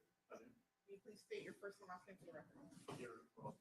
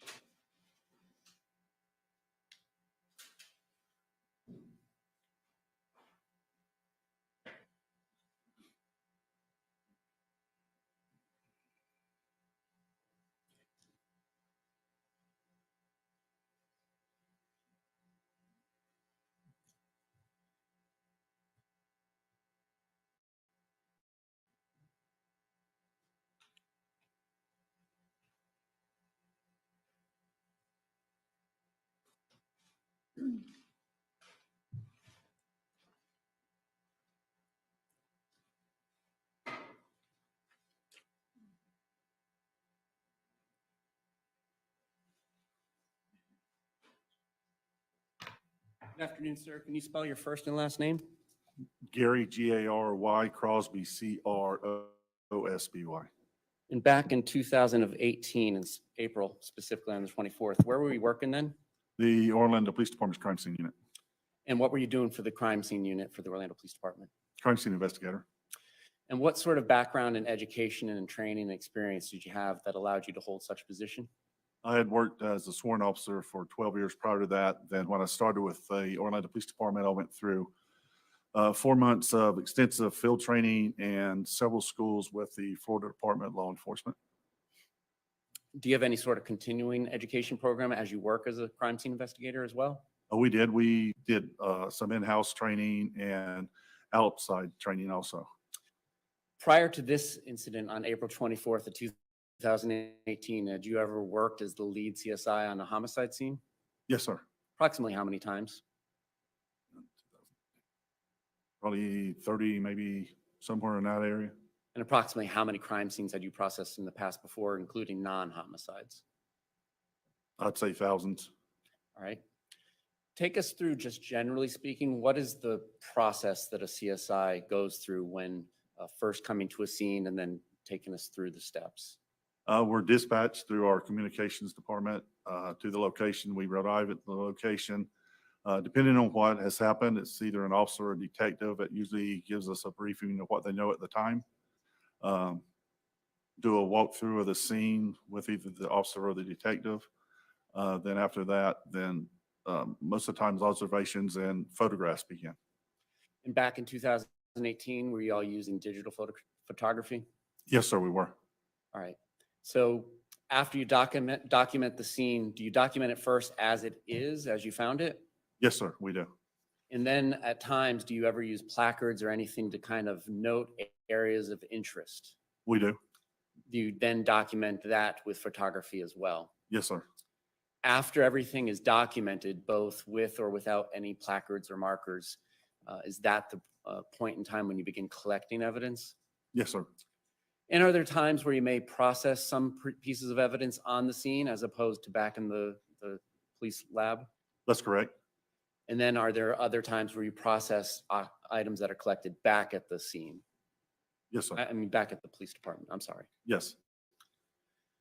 Are there also instances where you send pieces of evidence off to somewhere else to be analyzed by another laboratory? Yes. And is the Florida Department of Law Enforcement one of those laboratories? Yes, that's our state lab. Yes. Turning now to April 24th of 2018, do you recall getting called out to a scene at 218 Copeland in Orlando, Florida? I do. Is that in Orange County, Florida? It is. Yes. Approximately what time do you arrive on the scene?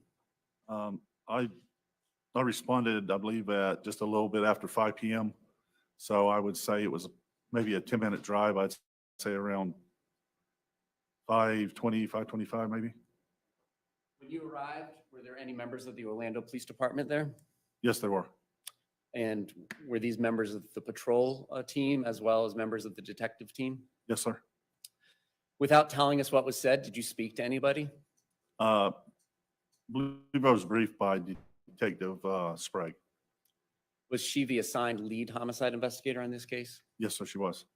After being briefed by Detective Sprague, what steps did you take next?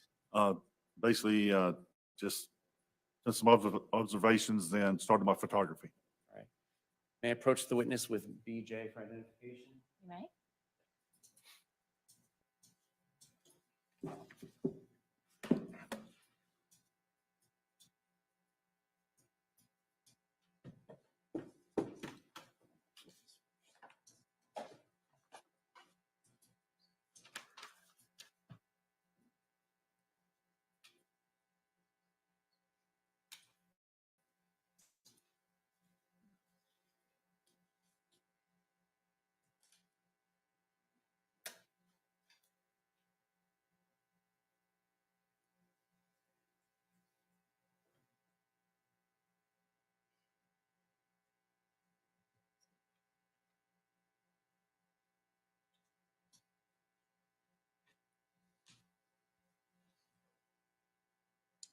Showing you the first image on this digital exhibit, BJ for identification. Do you recognize what this image is? Yes, sir, I do. And what is on this image? It's just like an identification card showing the date, the case number, and my name. All right. So do you recognize this as the card you would have taken as your first image before documenting the scene? Yes, sir, I do. Showing you the first several images on this exhibit. Do you recognize these images? I do. Your Honor, at this time, the state would move BJ for identification into evidence. Any objection? Okay.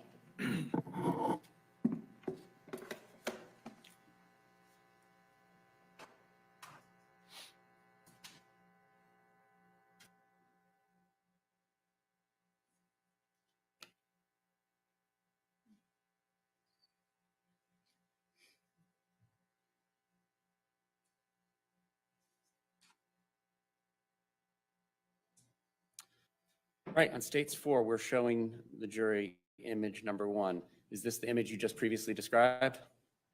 Yes, sir, it is. Is your monitor in front of you on and working? No.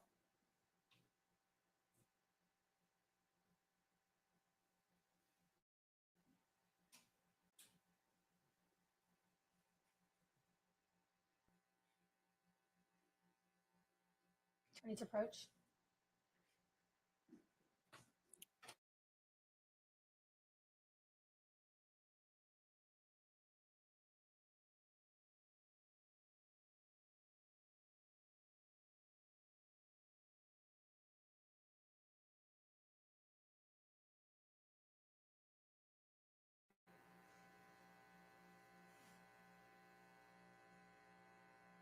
All right, turning back to states 4, image number 1.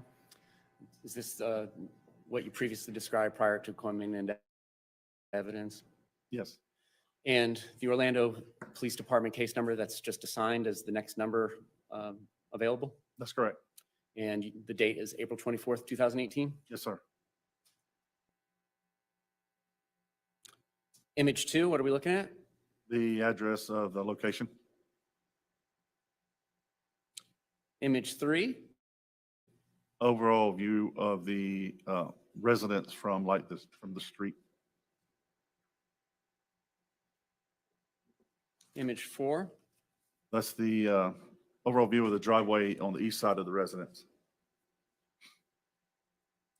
image 5, Just a little bit closer view of the driveway with the 2 vehicles parked in the back.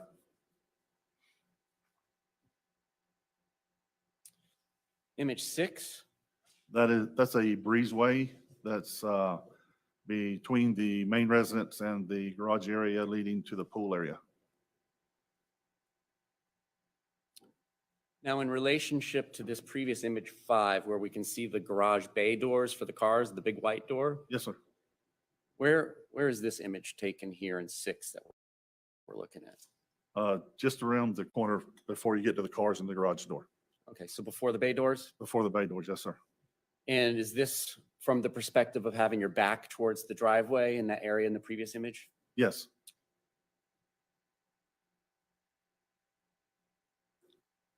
Again, in image 7, is this another view from that perspective? Yeah, just a closer view and from inside of the breezeway to the west end of the breezeway. And on the right side of this image, is that the main home? Yeah, that's double doors leading into the main home, yes. And the left side, are those the doors leading to the garage and the apartment above it? Yeah, further down the breezeway there.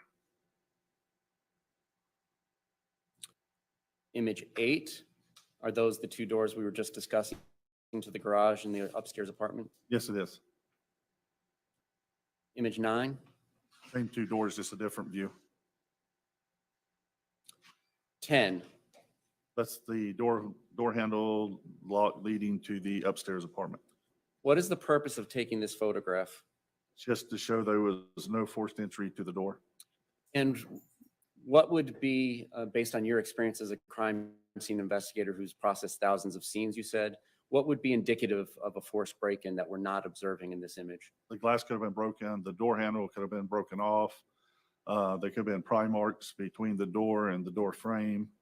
Any way to get the door open without using the key or being unlocked. So based on your observations, you saw nothing that was indicative of a break-in? No, I did not. And did the door knob or handle turn without any signs of ill repair? As I remember, yes. Image 11, what are we looking at and why did you document it? Basically the same reason. That's the bolt lock above the door handle.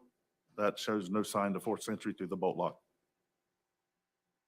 Image 12, That's the bottom section of stairs leading up to the apartment with a small landing at the top of the stairs. and so is it fair to say these stairways kind of go halfway up to that wall we see in the background and then halfway up coming back to the foreground to the left? Yeah, just they go up longer, but just a short distance back up to the left. Image 13, Just a closer view of the top of the landing. image 14, And that's the view going up to the apartment. So after you round the bend to the left? Correct. That's at the top of the stairwell at the apartment entrance. And for the record, that's image 15. That yellow thing there, is that crime scene tape? Yes, sir. And was that there at the time that you did your initial walkthrough? It was. What are we looking at here in image 16? This is, I began where the, it's a door leading out to outside area, I believe it is. Is that the same crime scene tape in the bottom of this image that we see back in image 15? Yes, at the entrance to the living quarters. Image 17, what are we looking at and why is this documented? The interior door handle of the door leading out to that outside area with no sign to forced entry. Image 18, what are we looking at here? The start of the overalls of the interior of the garage apartment. You said you got there around 5:25, 5:30? Yeah, I'd say around 5:20, 5:25, somewhere in there. Yes, sir.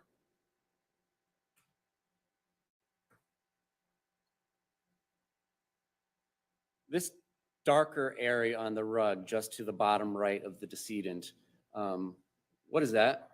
It was just a stain, just a stain on the carpet. All right, was it wet to the touch? At the time, I didn't touch it at first. When you did touch it, was it? I don't recall if it was, that stain there was wet or not. All right. Were there any other dark stains like this between the bathroom and where the decedent was found? I don't recall about the stains between her and the bathroom. Okay. Image 19, what are we looking at here? Overall view of just the living quarters inside the garage apartment. Image 20. Same thing, just from a different angle.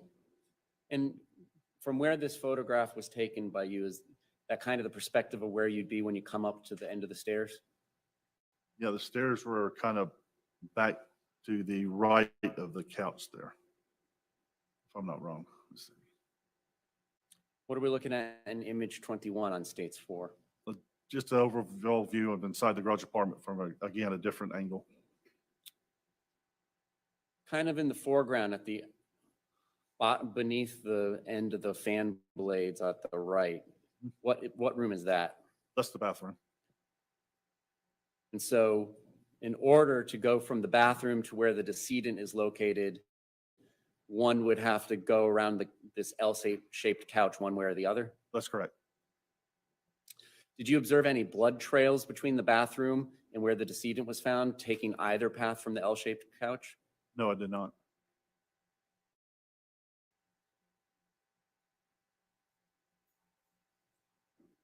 Image 22. A view of the couch in the living area there. And in the background on the right here, is that the stairwell that is behind here and underneath this chandelier? Yeah, that's the stairwell banister right there with the stairwells behind it. That's correct. And was there a laptop and a phone on the banister here on the left side of the Yeah. banister? Yes, sir, there were. And was there a package of sheets here at the very left edge by the wall on the stair banister? Yes, sir. Image 23, what are we looking at here? Just a view a little bit closer of where the decedent was and the area of that corner. And based on your experience of investigating crime scenes, additionally, have you ever attended any autopsies? Not during the autopsy itself, no. So let me ask it a different way. Have you ever been there to collect evidence that was taken from a decedent's body in any of the homicide cases you worked? Yes, sir. Are you familiar with rigor mortis? Yes, sir. And did you observe any signs of that based on your experience on this decedent at the time you found her around 5:30? Objection lacks foundation. Overruled. You can answer. Yes, sir, I did. And what were they? Mainly her right arm. The position with it being up off the item she's laying on. Now, as a member of law enforcement, are you allowed to touch the decedent on a crime scene or any of the belongings in his or her immediate area? No, sir, I am not. Who has the jurisdiction to do that? The medical examiner's office. And for you or any other member of a law enforcement agency to actually touch the decedent or to manipulate the decedent's immediate belongings, would you require permission from the medical examiner's office? Yes, sir, you do. What are we looking at in 24? An overall of the decedent.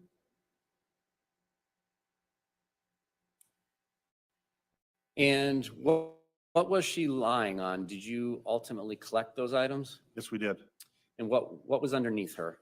It's like a white bedding. Can I refer to my report? Sure. Just let us know when you're done referring to it and if it helped you remember.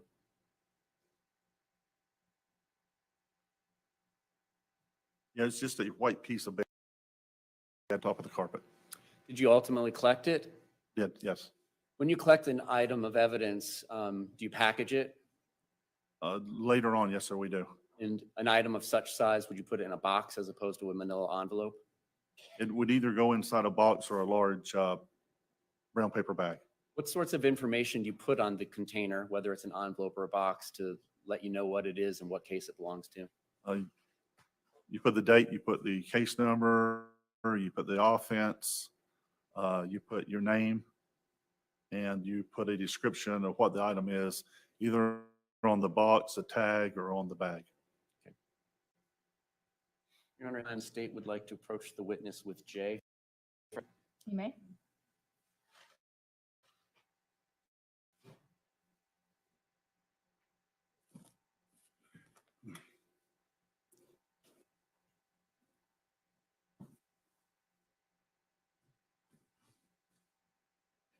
There you go. I believe I'm giving you the dimension with labeling information. Would you agree? Yes, In reviewing J for identification, do you recognize this item? I do. What do you recognize it as? The bedding that the decedent was laying on. Your Honor, at this time, the state will move J for identification. Any objection? That's number 5.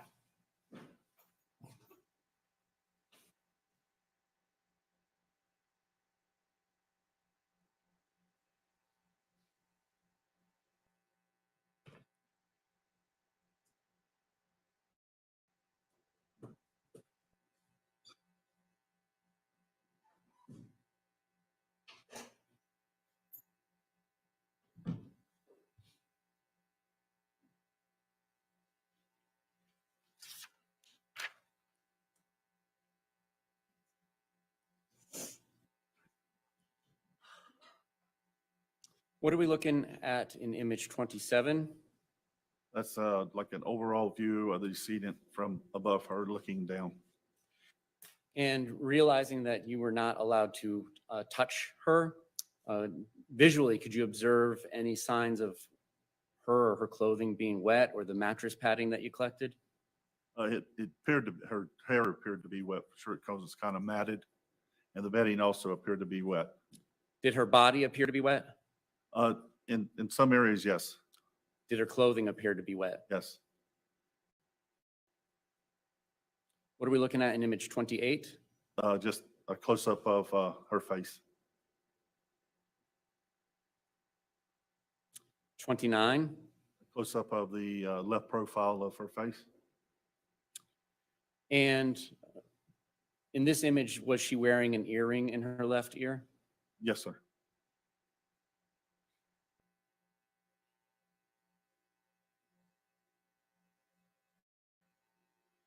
What are we looking at in image 30?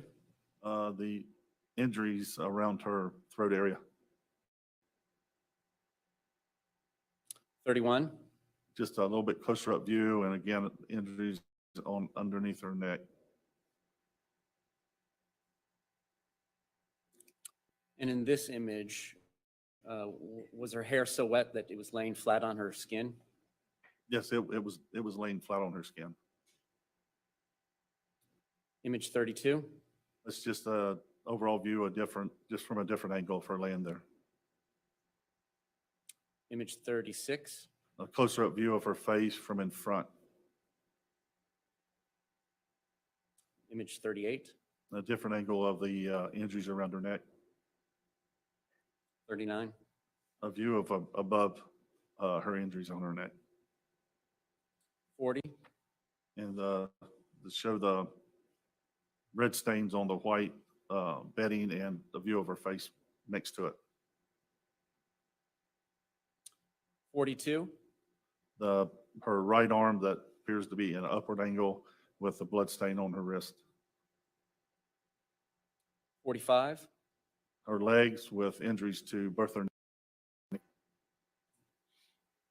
46, just a view above her legs of her knees injuries. 47, A view of her left knee injury. 48, Closer up view, I believe, of her left knee. 50, And a view of her right knee. 52, Injury on the outer part of her left knee. 53, A bruise on her outer part of her left leg above her knee. 54, And just a view of her hand against her leg. 57, From a view from the top of her head down towards her chin area. 60, And of the white bedding with her up on it and her left arm. Do you recognize this yellow thing that appears to be underneath the bedding? Yeah, it was like a yellow towel, I believe. Did you ultimately collect that? Yes, sir.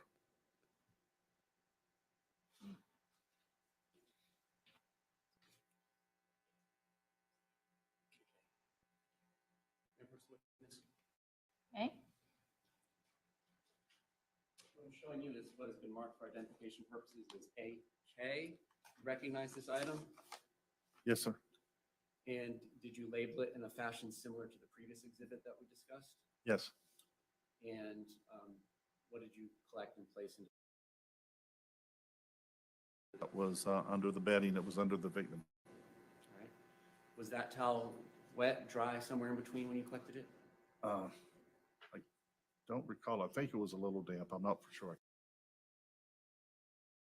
State removed AK for identification. No objection. Without objection, number 6.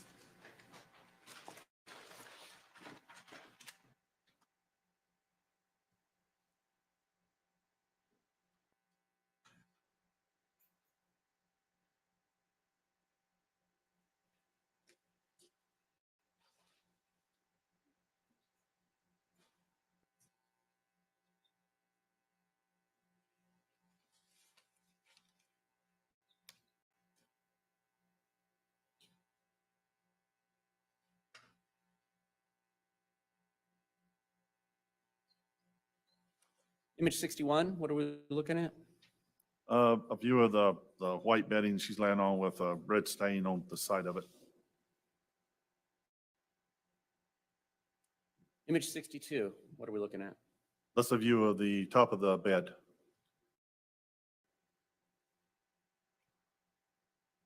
63, Same, just a view of top of the bed from a different angle. 64, And a view of top of the bed from the left side of the bed. 65, And a view of top of the bed from the foot area. 66, Just overall view of where the one of the closets was located. 67, A view of the bunk bed, 68, a desk that was underneath the bunk bed, 69, and the corner where the southwest corner where the bathroom was located, 70, and the interior of the second closet by the bunk bed. and to the right in this image, is that towards the area of the bathroom? Yes. 71, Again, it shows a view of the bathroom along with a small, like, pantry closet. now, turning to this closet, I believe that's a Swiffer dust mop, maybe some wet Swiffer stuff on the second shelf. In between there, just jumping ahead for a moment, did you return to this scene on April 24th of 2018, a month later?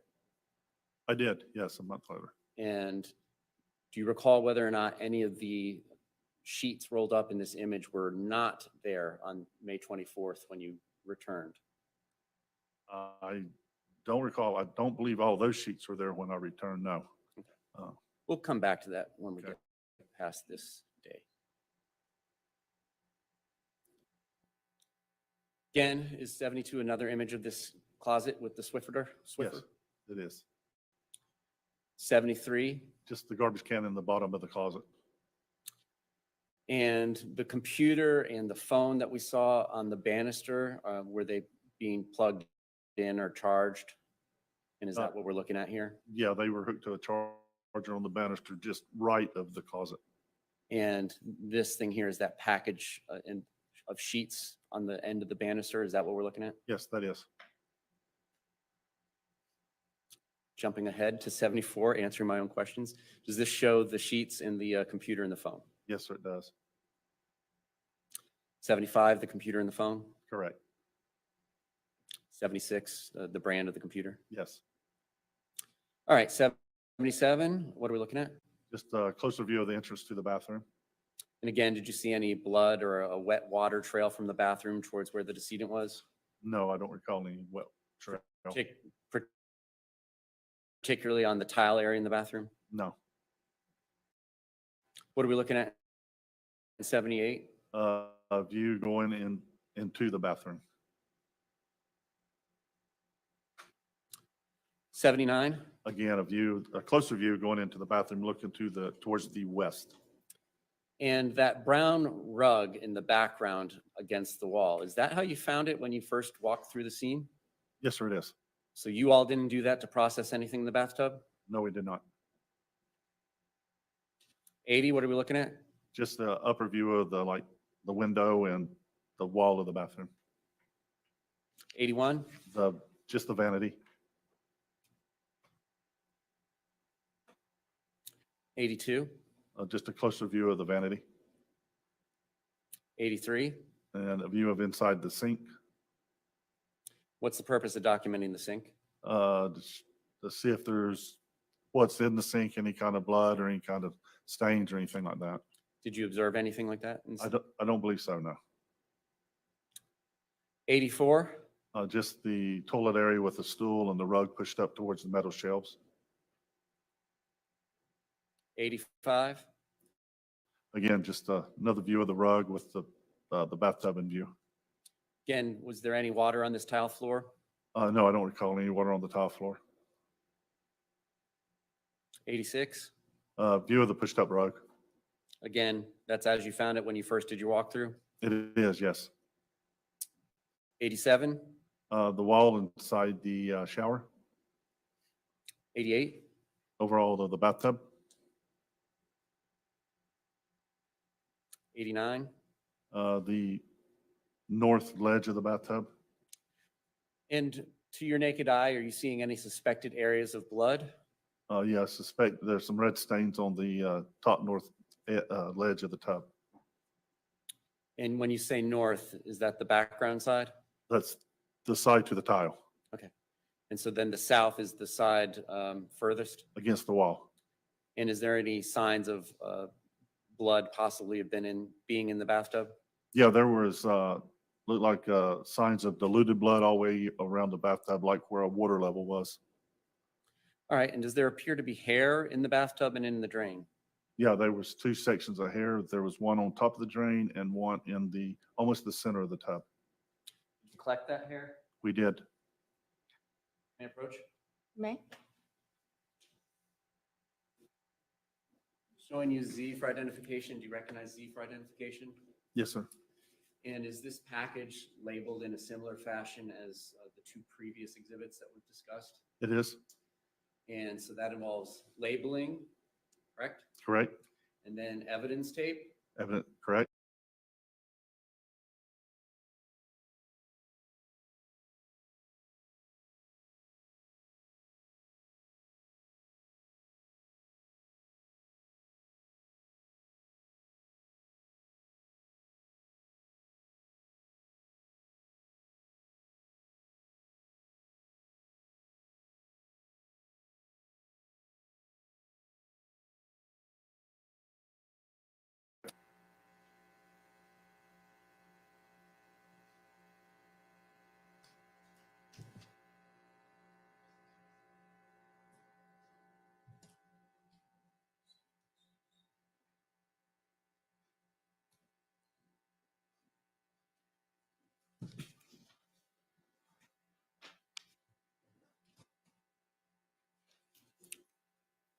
Sorry, what was that exhibit number?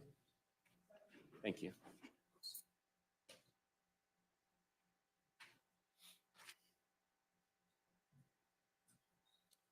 Image 90, what are we looking at? That's the red stains on top of the north edge of the bathtub. 91, Just a closer view. 92, The whole interior of the bathtub. 93, The hair, the 2 clumps of hair in the bathtub. which we just admitted in evidence. Correct. 94, The faucets, the drain plug, and the hair on the drain. now did this line of discoloration that I'm following with the arrow in image 94, did that go up to about where the drain off is for the tub? Like Yes. the water gets left running too long so it doesn't flood the house, it'll go down that drain? Yes, sir. You could almost see where the discolorization is right there. 95, Just the drain to the tub 96, and a closer view of the hair. 97, Again, just of the hair on the drain 98, and a real close view of the hair on the drain. 99, A close view of the hair that was in the tub itself. 100, The south side of the tub with the red stain going across where like the water level was at. 101, That is one of the corners, again, with the discolorization of inside the tub. 102. The side of the tub with the discolorization on there. Is there any suspected blood on this tile in the center of this image? Yes, sir. There's a few spots, as you can see on this image here. 103, Again, a view inside the tub where this discolorization was. 104, same as 103. Same, yeah. I just went around inside the tub. 105, just a different area of that as well. That's correct. 106, Again, just inside the tub with the discolorization. same for 107. Yes, sir. 108, what are we looking at here? Just the nightstand and the area where the bed was at, the corner of the bed.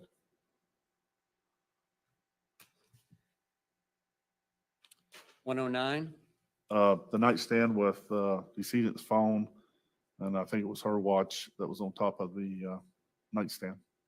were all the phones found in the apartment that day collected by law enforcement? Yes, sir, there were.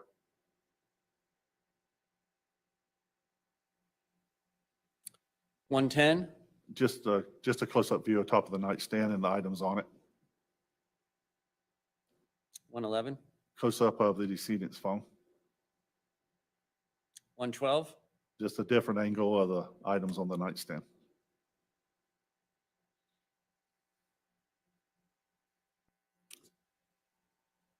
what are we looking at on 112 zoomed up? I believe that could be an earring. I'm not sure. Only one of them on the nightstand? Yes, sir.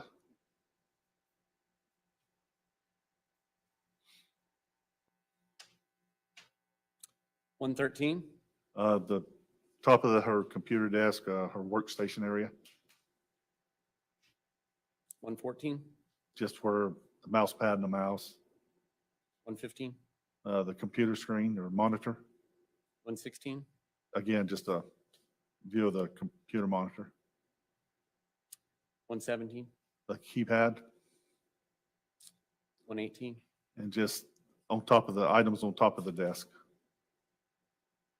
119, Again, I think it's a printer, but it's just items on top of the desk. 120, A monitor, 121, the digital air conditioning thermostat what's the purpose of documenting that? to show what the temperature inside the residence would be. What's the relevance of that? Just so we'll know the coolness or how hot or, and it benefits the ME's office also. 122, what are we looking at that these numbered things, 1, 2, and 3? What are those? That is our evidence markers, our placards. And who placed them there? I believe I placed these three here. All right. What are we looking at in one? In Uh, image 123? That is a suspected red stain on the carpet. Image 124, placard number 2. That is a cordless telephone Image 3. and another red stain on the suspect stain here on the carpet. 126, where are we now? I believe we went to the garage. And that's below this apartment we were just walking through? Yes, sir, it is. 127? It's just overall views of what's in the garage area.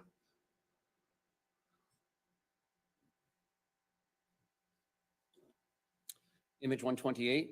Top of the coffee table with a computer and a cell phone and a wallet. 129, just closer up? Closer up view of the items, yes, sir.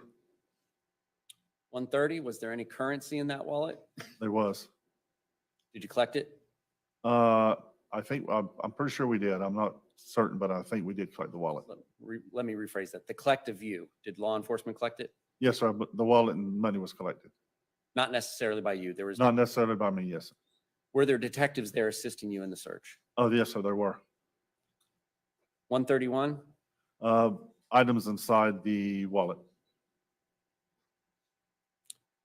132, who is that gentleman there with the blue gloves on? That is the Orange County's medical examiner's investigator. And what are we documenting in this image? Just views of her backside. Image 133? Just views of the back of her head, 134?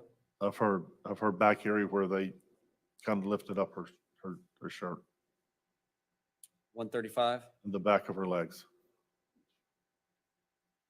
136? Injuries to the left side of her head or face that the ME has pulled her hair back so we could get that.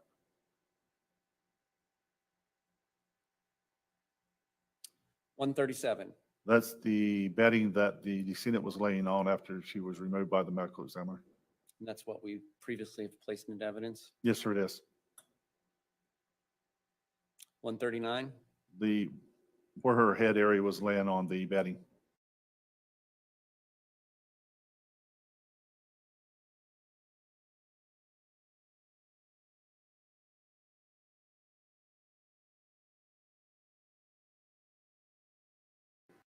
One, 146, 151.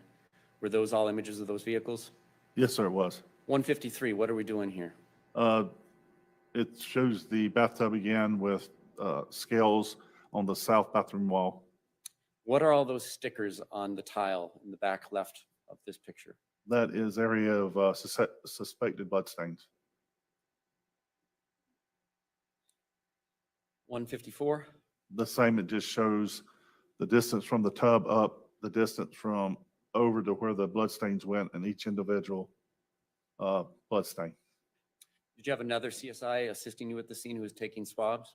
I did, yes. Is that then Carrie Taylor? Yes, sir, it is. 155, what are we looking at? Just another view from further out from the tub. 156? Close-up view of the top of the scales. That's the top suspected blood stain there.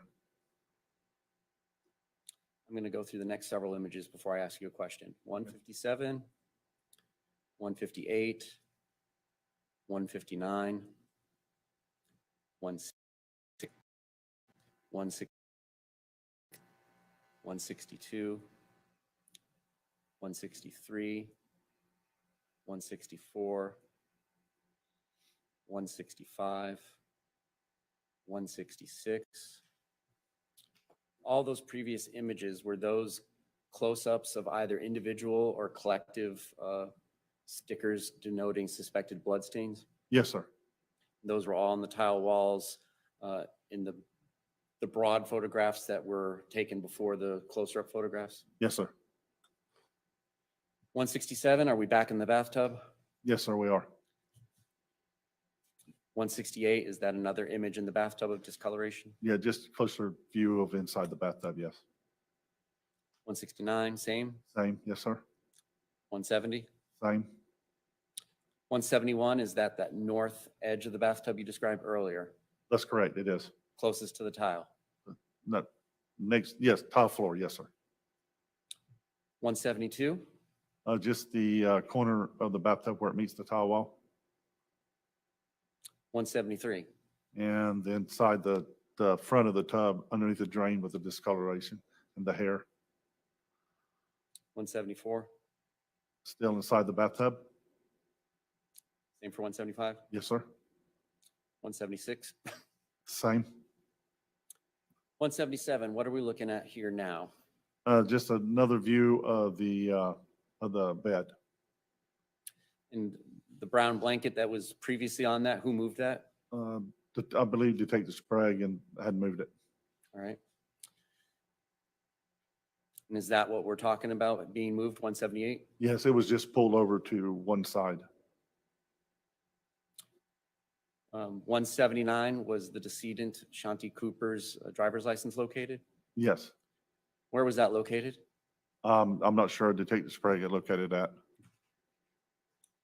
180, A scale showing the depth of the tub. and that scale is in inches, not centimeters? That is in inches, yes, sir. So it's approximately 7 inches for the discoloration? Yes, sir, that is correct. Image 181, a closer up? Just a closer up view, yes. 182, is this the end of the bathtub nearest the faucet? Trying to think if I do believe it is, yes. And it's a little deeper, It's a little deeper, yes. approximately 10.5 inches? That is correct. 183, is that showing approximately 11 inches in that image? Just a closer up view to show the inch mark, yes. 184, what are we looking at here? That is the one of the corners of the bathtub. What is the black stuff that is now on the bathtub? That would be fingerprint powder. And were you taking prints, or was the other CSI? Kara's she processed the bathtub. 185, another image of the tub with the ruler. Yes, sir, it is. 186, what have you done with the bedding in this image? We've actually kind of rolled it up and folded to place it in a bag to transport back to the lab. And is that when you were able to discover the yellow towel that we've also entered into evidence? Yes, sir. And during all this processing, the darker areas of the rug there, not specifically discolored, but just darker, did you ever touch that to see if it was wet? I don't recall, but it did appear to be wet, yes. 187?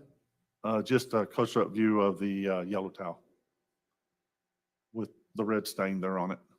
188, closer still? Yes, sir. 189, different image of the towel and the mattress padding? Yes, sir, it is. 190, what are we looking at here, and what is all that blue stuff? That is the bathtub with some of the south wall after it had been processed with a wet chemical. And what wet chemical is that? That is amido black, And what does amido, can you spell that for Madam Court Reporter? AMIDO, I believe it is, black. All right. And what does that chemical do? It enhances blood stains. So if it turns blue, is that suspected blood stains presumptively? Yeah, if a darker blue is more of the blood stain, yes. The blackness on the foreground of the bathtub, again, is that the fingerprint powder we discussed earlier that CSI Taylor was using? On the front edge of the tub here? Yes, sir. Yes, sir, that is the black fingerprint powder. 191, closer image from 190. Yeah, it just shows the inside of the bathtub where the amido black diluted area. 192. Again, it just shows where the amido black adhered to the tub. And this is the corner of the tub further away from the faucet? Yes, I believe it is. 193? Again, it's the south side of the tub with the stain enhanced. 194? Again, at the south side, I believe that's the front corner next to the drain where the chemical enhanced that stain. 195? The front of the tub, the drain and stuff with the where the chemical reacted to, 196? and just the, what would that be, northeast corner of the tub. 197? It just shows a view from the top where the stain down to the bottom. I'm gonna go through 198, 199. Are those both photographs of the tub still? Yes, they were. What are we looking at here in image 200? That was 3 bed slats that was underneath the mattress of the bed. On this particular day, those items were not collected? They were not. What are we looking at in image 201? Suspected blood stains on the ends of the 2 slats there. And were these items, why weren't these items collected on this day? I'm not sure. I mean, Detective Sprague didn't advise us to, but it may just been a overlook in my part, but we didn't collect them that day. And on this day, do you know if those ends were swabbed so they could be tested with chemicals to tell if it's presumptively blood or not?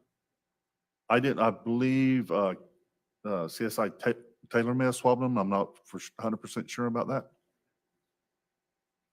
202, is that just one of the ends of those slats? It is just a closer view. 203, another one of those slats? Yes, sir, it is. And 204, the third of those slats? Yes, sir. Are we back in the garage in 205? Yes, sir, we're back in the garage. 206, 207, 212, 213, and 215, all these in the garage? Yes, sir, they are. And we've seen several images of credit cards and/or debit cards, both belonging to Ms. Shanti Cooper and Mr. Tronnes. Were those all collected? Yes, they were. Is that what we're looking at in 216? It is. Cards. Going now through 217, 218, 219, 220, 221, 224. Are these still all in the garage downstairs? Yes, sir, they are. 225, 226, 227, 228, 229, 230. Were those all in the downstairs garage apartment? Yes, sir. 231, what are we looking at here? That's the items that were on the landing at the middle of the stairwell going up to the apartment. And so to the back and to the right of this, would that be where that chair was in the staircase? Yes, yes, In the window? yes. So this is the beginning of the second half going up to the actual landing of the second floor. That's correct. 237, is this a Publix receipt? Yes, sir, it is. Is that collected? I believe so. 238, same. Same thing.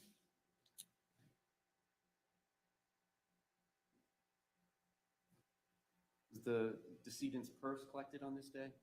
I believe it was, yes.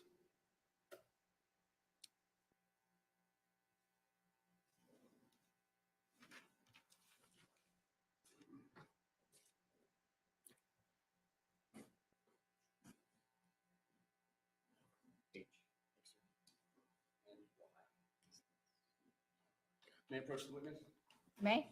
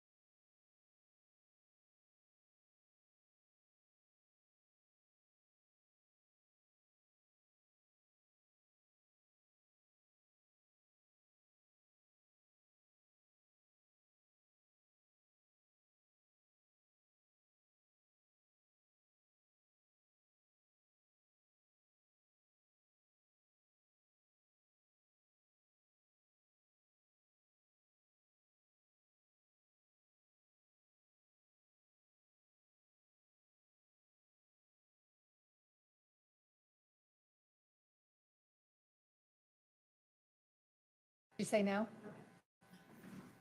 That will be 8 and 9.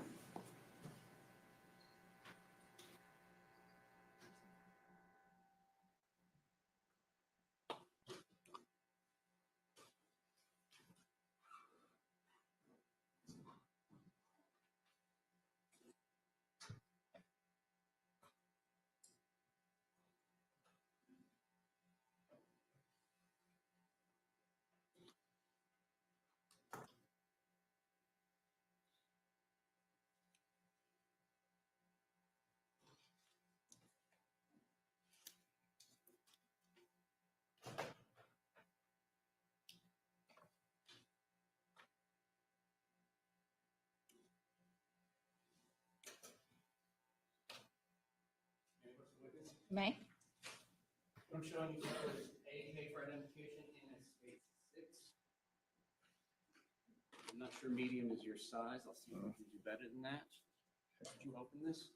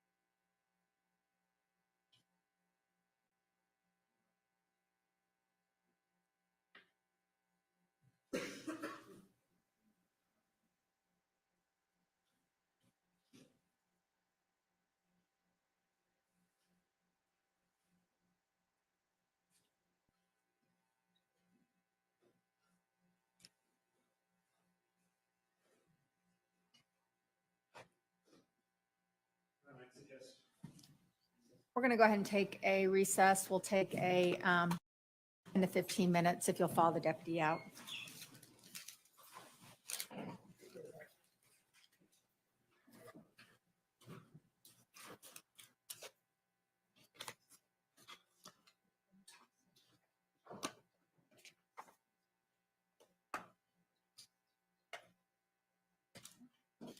We'll be in recess until 3:25.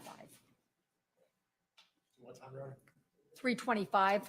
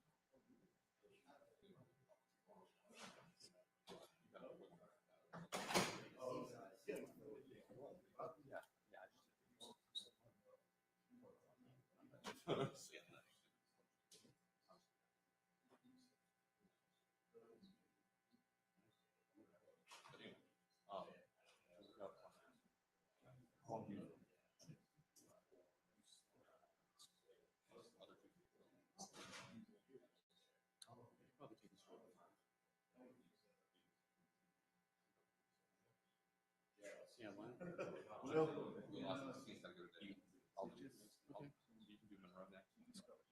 You can stay and just see.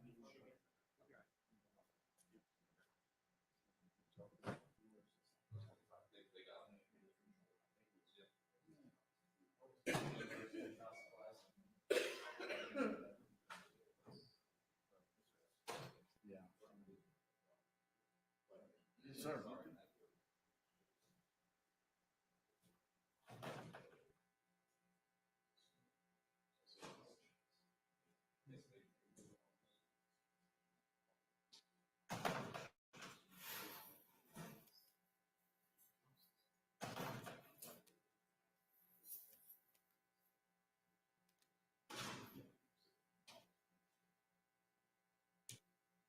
I've made a mess.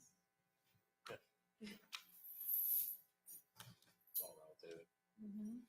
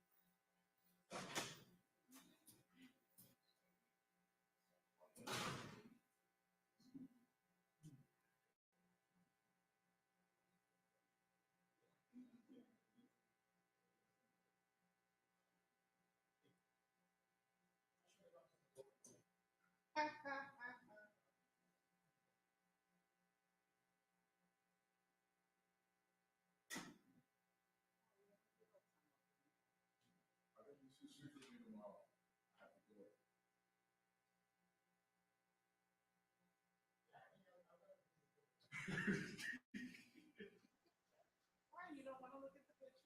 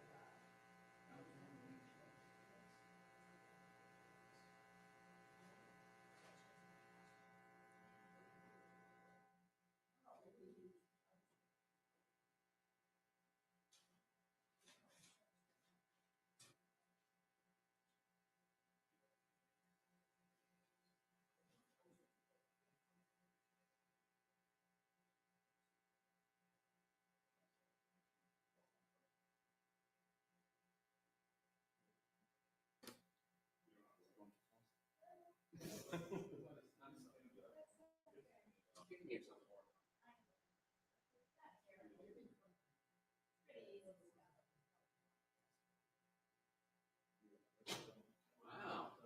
Cooling.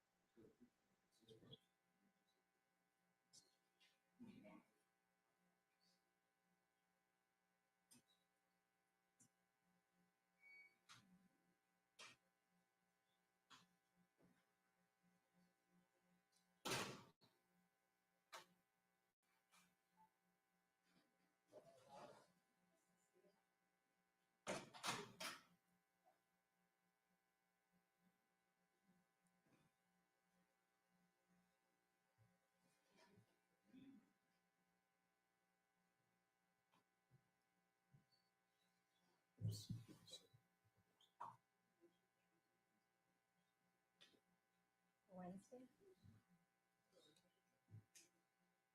The next Wednesday? Yeah, well, yeah, but we can- so.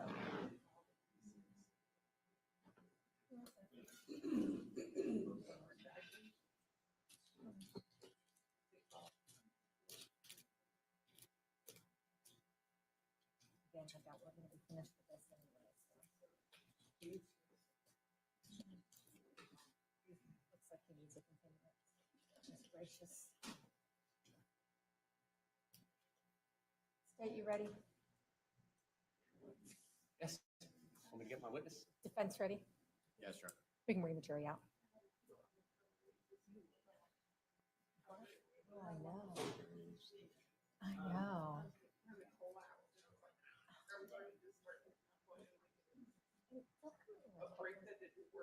Don't come into that courtroom like that. It's.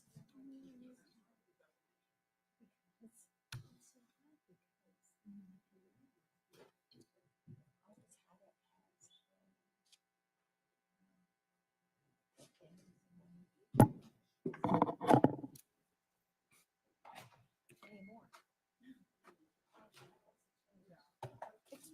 It's really hard for me.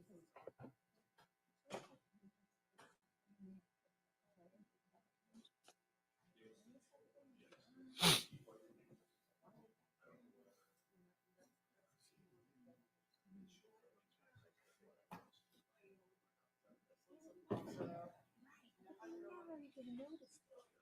I would never even notice it. Changes everything.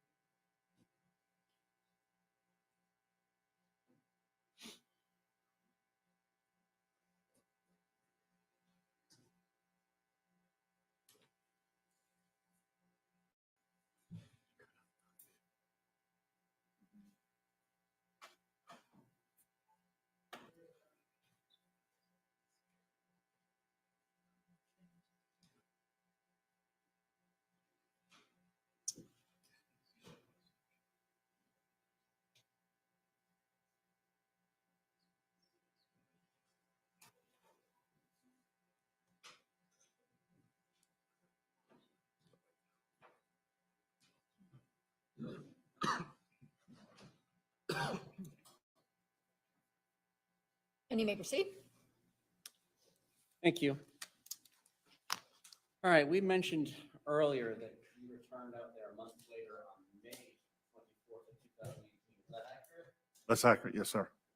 And like you did on April 24th, did you document the scene with digital photography? I did. May I approach the witness? May?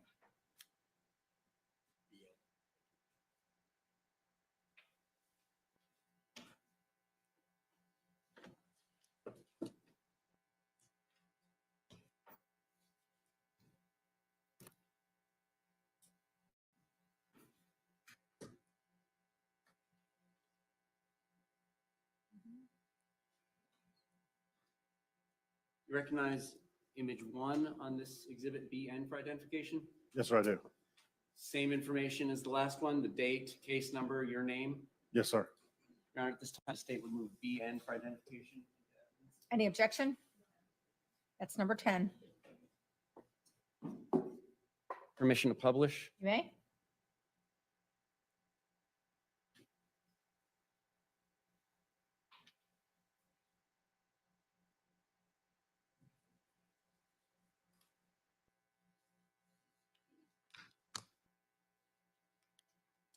All right, what information is on image 1 on states 10?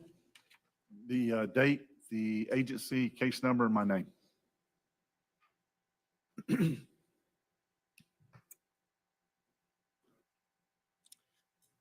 Image 2? Again, the location of the residence. Image 3? A view going up the bottom section of the stairwell. Image 5? That's a view of the corner. I believe that would be the northeast corner of the living area.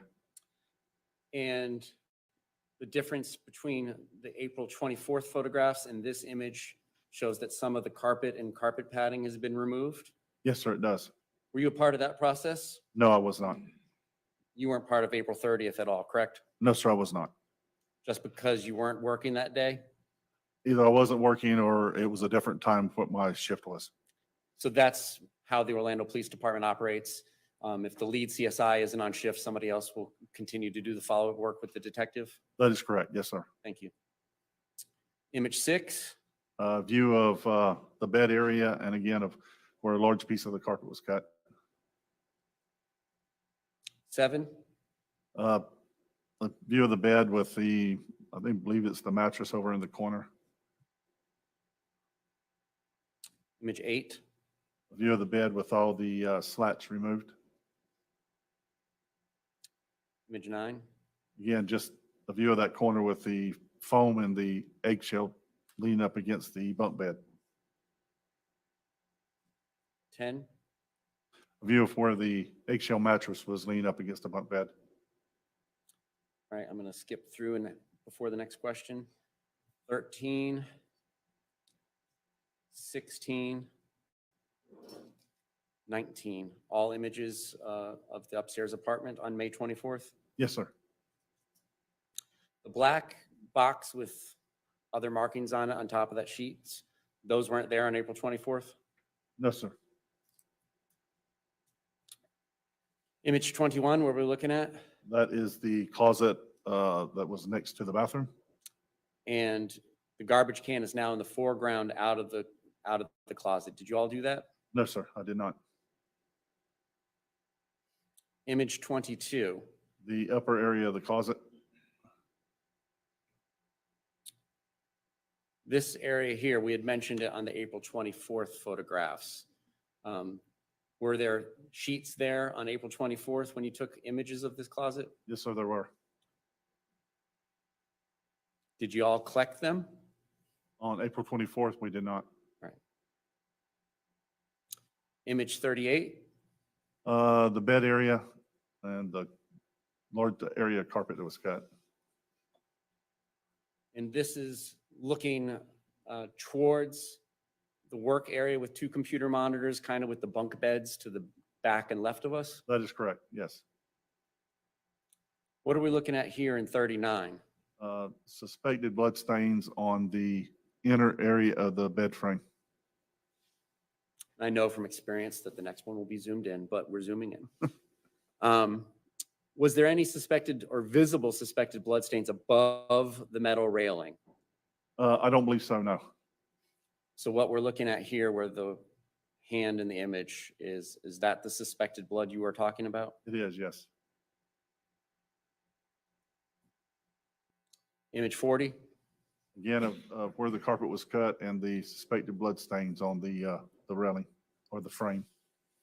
41, A view of the frame going towards the headboard.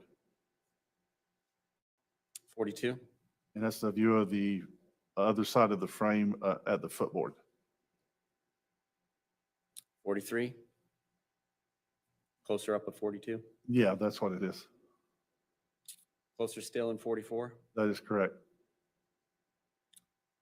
45, close up of the suspected stains. It is, and I was wrong. There is one additional suspected blood stain above the railing right there.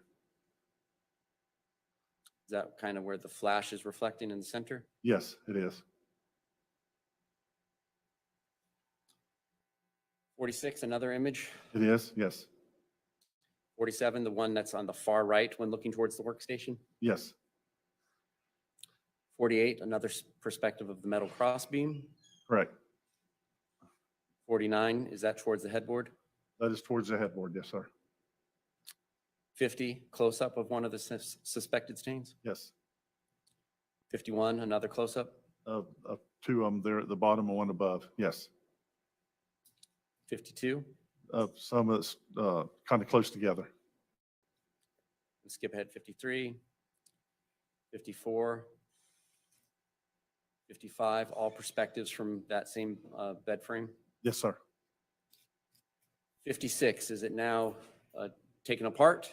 It is that side of the frame had been taken apart and turned upward.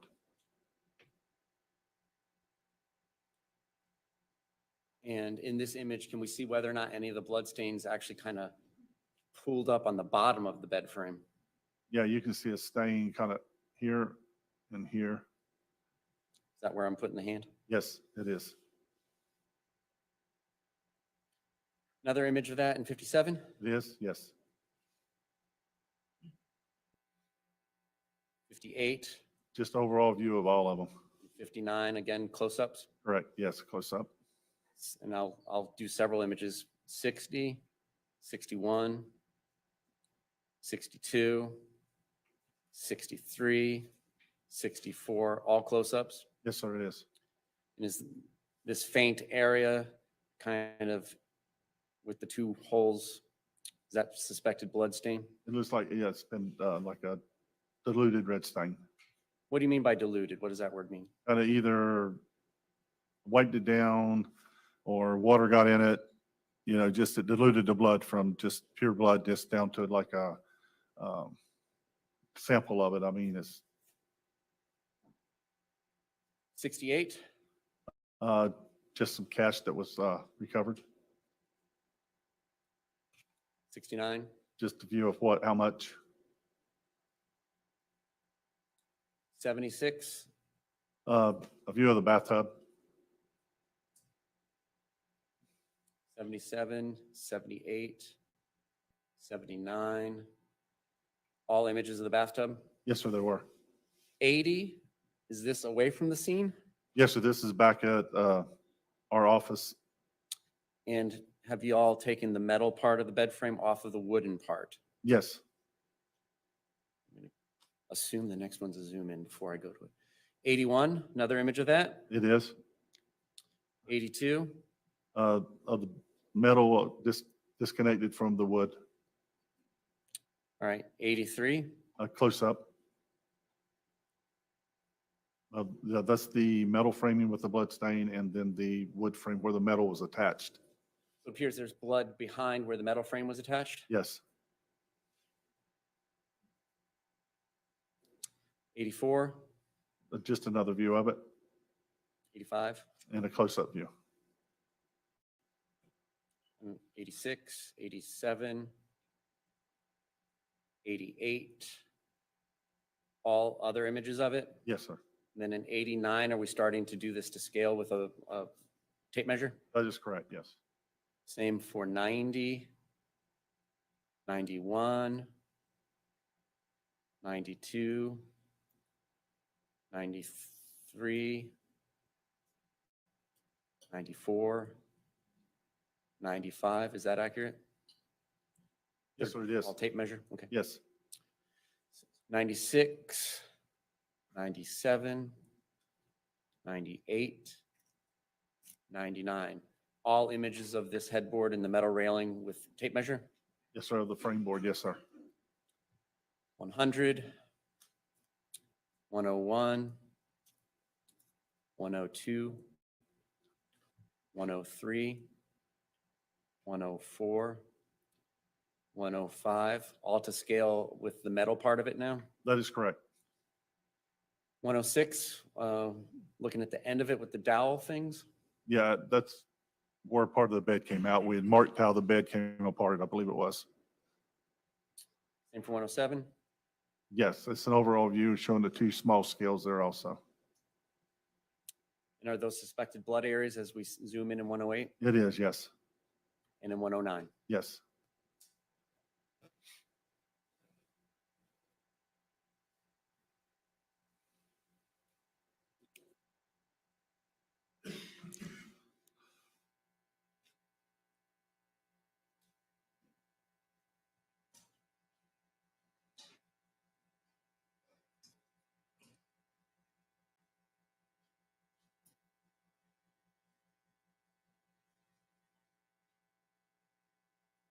Were you part of the team that searched the defendant and his mother's residence on August 28th of 2018? Yes, sir, I was. Again, did you document this process with digital photography? I did. May I approach the witness with BP P for identification? You may.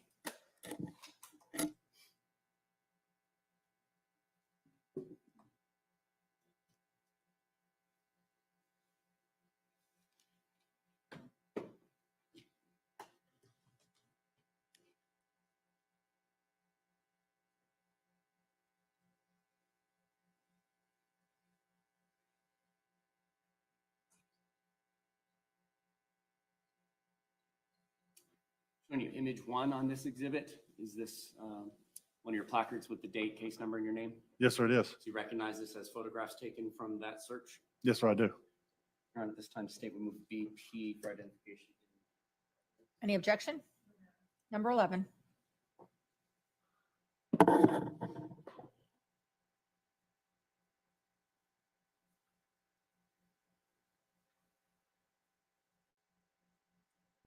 Permission to publish? May.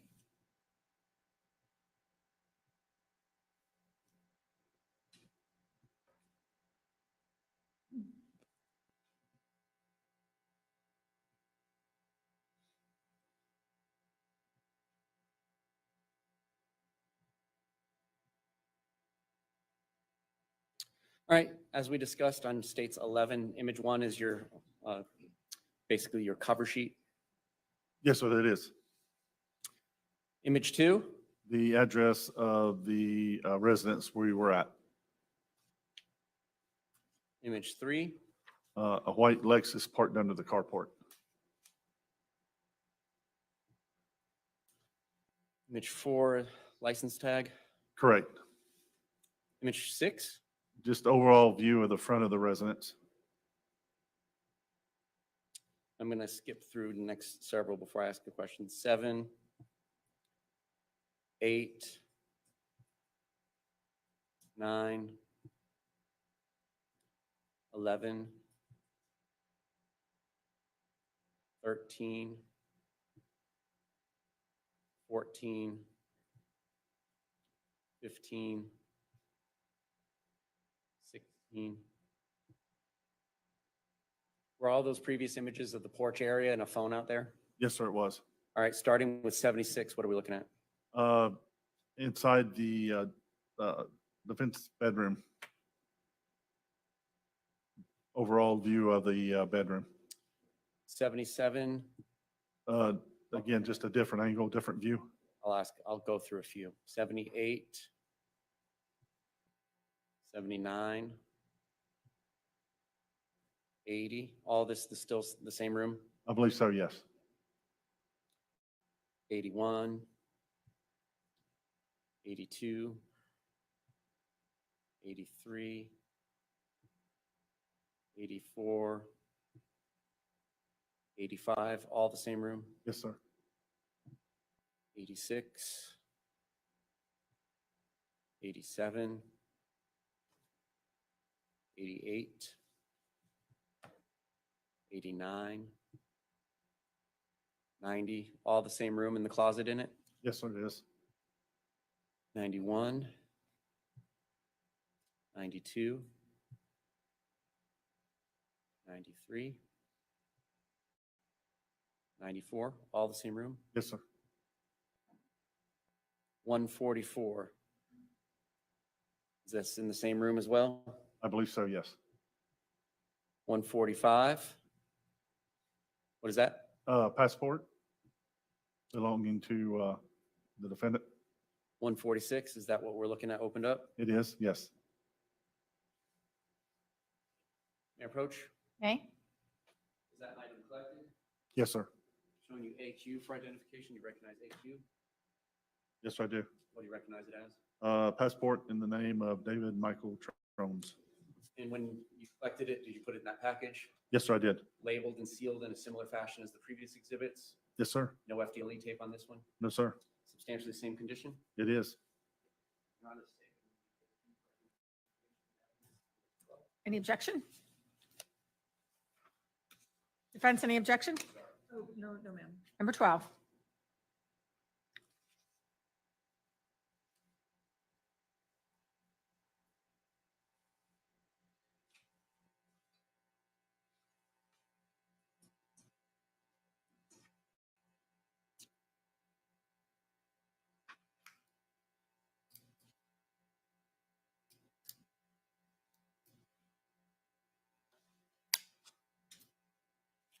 147, just another photograph of it. Just close up, yes, sir.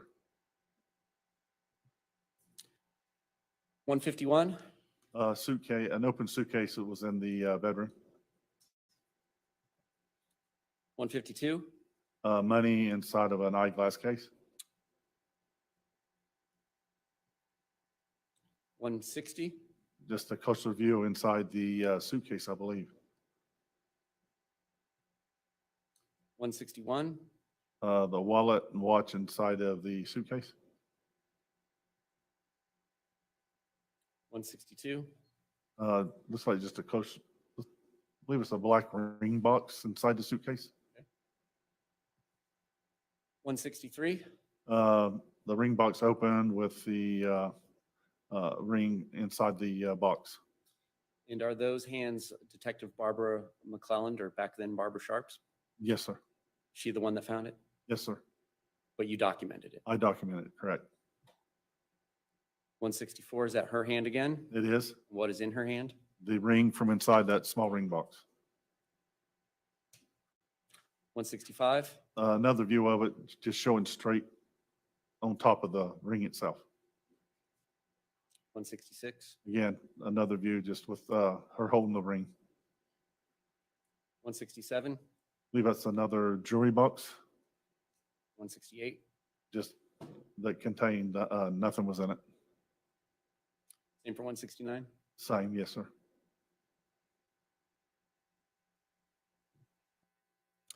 Let me go back.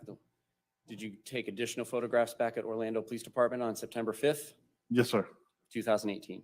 I did. And that's placard, that's image 253?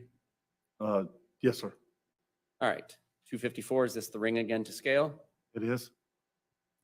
Same for 255, It is, yes. 256, The same ring. 257, The side view and the other side view. that's 258. 259, front view again, Close up of the, yeah, the front view of it, yes. 260, And I guess from the side that you put it on. yep.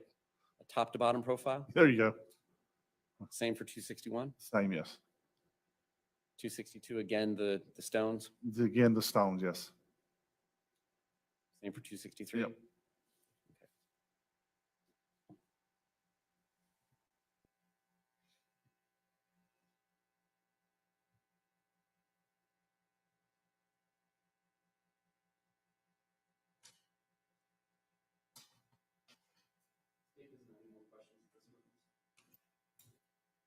Cross? Hold on just one moment, I'm sorry.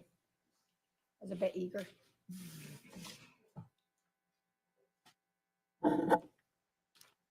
You may proceed. Thank you. Good afternoon. Good afternoon. Well, I'm going to start where we just left off because that makes the most sense. Okay. Since we were just there. So when you went to their residence, it appeared that that was where my client was residing at that time, correct? Personal belongings there? Yes, ma'am. Okay. The passport that you collected, did you happen to take a look at the dates on it? No, ma'am, I did not. So you don't know whether it was valid or expired? No, ma'am, I did not. When you located that wallet with the cash inside, did you count the cash? If we collected it, it was definitely counted. Yes, ma'am. Okay. Do you know how much was there? Not offhand, I do not know.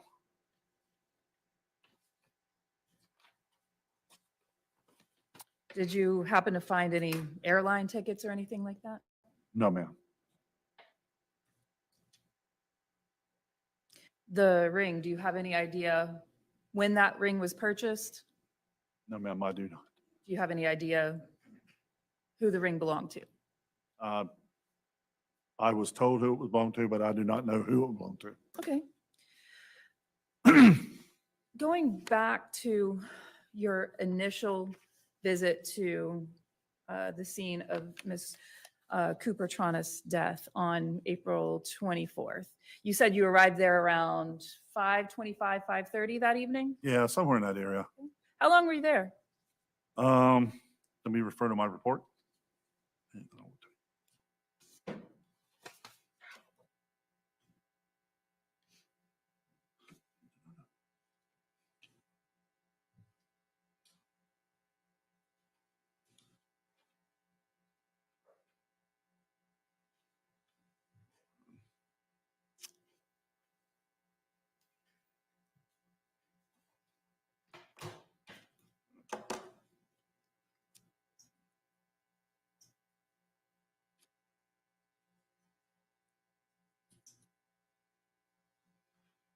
I'm not sure. I didn't include that in my report, but I know that we were there for several hours.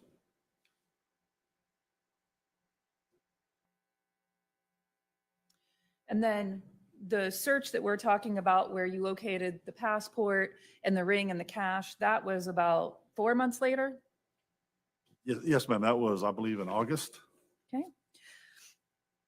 You described how when you come on scene, you're kind of progressively taking pictures of the scene. And some of the first photographs that the prosecutor showed you were photographs that you had taken of points of entry at the, we'll call it the apartment. Is that okay? Yes, ma'am.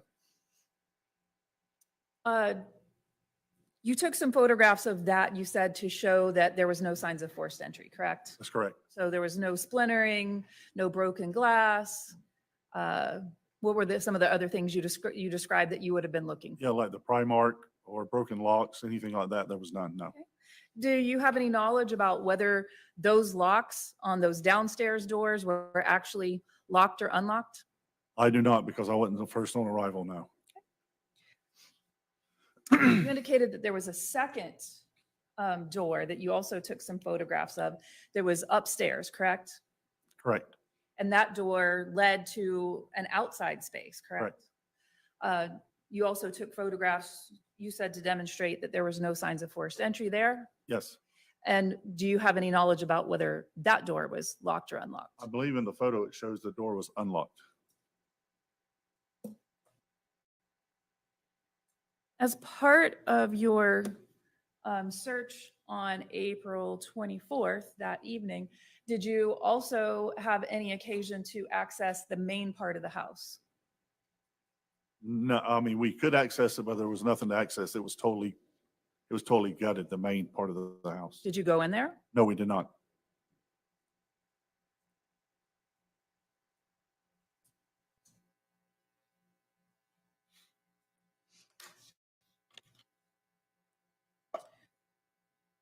Your photographs describe the scene around Miss Shanti Cooper Tronnes' body. And when you were taking those initial pictures, what were you trying to capture when you're taking those photographs around where she was located? Her position, how she was positioned or whatever, items around her, items of evidence, just general items where everything is located, actually. Were you also looking for signs of a struggle? Well, sure, the picture would show signs of a struggle. Were you looking for blood or blood spatter? During the overall photos, if we see blood or blood spatter, yes, but if it's like small areas or something, we may not see it during the initial photos. Okay, fine. But while you're there, is that something that you are there to look for? Yes, And you, as part of your job, you were looking to document those things, not just in the initial photos, but as you went through the scene, correct? that's correct, yes. Now, in the photographs that the prosecutor and you went through, you took some photographs around the decedent's body there. If there would have been blood spatter in that area, you would have taken photographs of that? Yes, I would have. You or someone else on your team would have taken swabs of that? Yes, we would have. Okay. Some of the photographs that we looked at were photographs of, like, I'm going to call it an office area. Is that fair? That's fair. There was a desk and a couple of computers, correct? Correct. Work accoutrement like pens, pencils, Post-its. those Yes, kind of ma'am. things. There was also like a flat mouse pad there. Yes? There was. Okay. You took some photographs there. Did you locate any blood spatter or anything that appeared to be blood in that area? No, ma'am. As I recall, we did not. Approximately how far was that desk away from where the body lay? Oh, man. At a guess, I would say 10 feet. Did you take any photographs or locate anything that appeared to be blood spatter around the headboard of the bed? No, we did not observe any kind of blood spatter on the headboard or around the bed. What about on the wall? No, ma'am. Approximately how far was the headboard and the wall away from where the body lay? Not much further. It was just at an angle. So maybe another foot, foot and a half or something like that. I'm not sure. Okay. Anything on the nightstand? Not as recall, no. Anything on the sofa? I don't believe so. Or approximately how far was the body from where the sofas were? Well, the sofa was L-shaped with the furthest part being away. So I would say maybe 16, 17 feet at a guess, if I'm not wrong. It was a little ways away from her.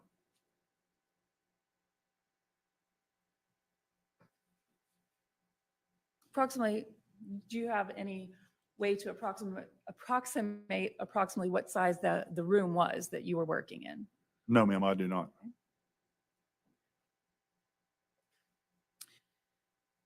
Were you also, as part of you looking through this crime scene, were you also looking for possible weapons? Yes, ma'am. If you located any weapons, would those have been collected? They would have been. Yes, ma'am. Would you have collected any suspected weapons? Yes, ma'am. Would you have also photographed those? I would have. Yes. When you were looking at the crime scene, would you have also been looking for cleaning materials? Yes. At certain times, if we'd seen if an area had been actually cleaned, yes, ma'am. Would you have collected those? We would have. Yes. Would you have photographed them? I would have. Yes. Okay. In the area of the body, did you locate any cleaning supplies? Not as I recall. No, no cleaning agents or anything like that. No cleaning agents? You didn't find any sponges? No? No. No scrub brushes? No, sir. No, ma'am. I mean, sorry. It's okay. Nothing of the sort. Nothing. Did you find any weapons? No, ma'am. Did you find any weapons anywhere in the residence on April 24th? No, ma'am.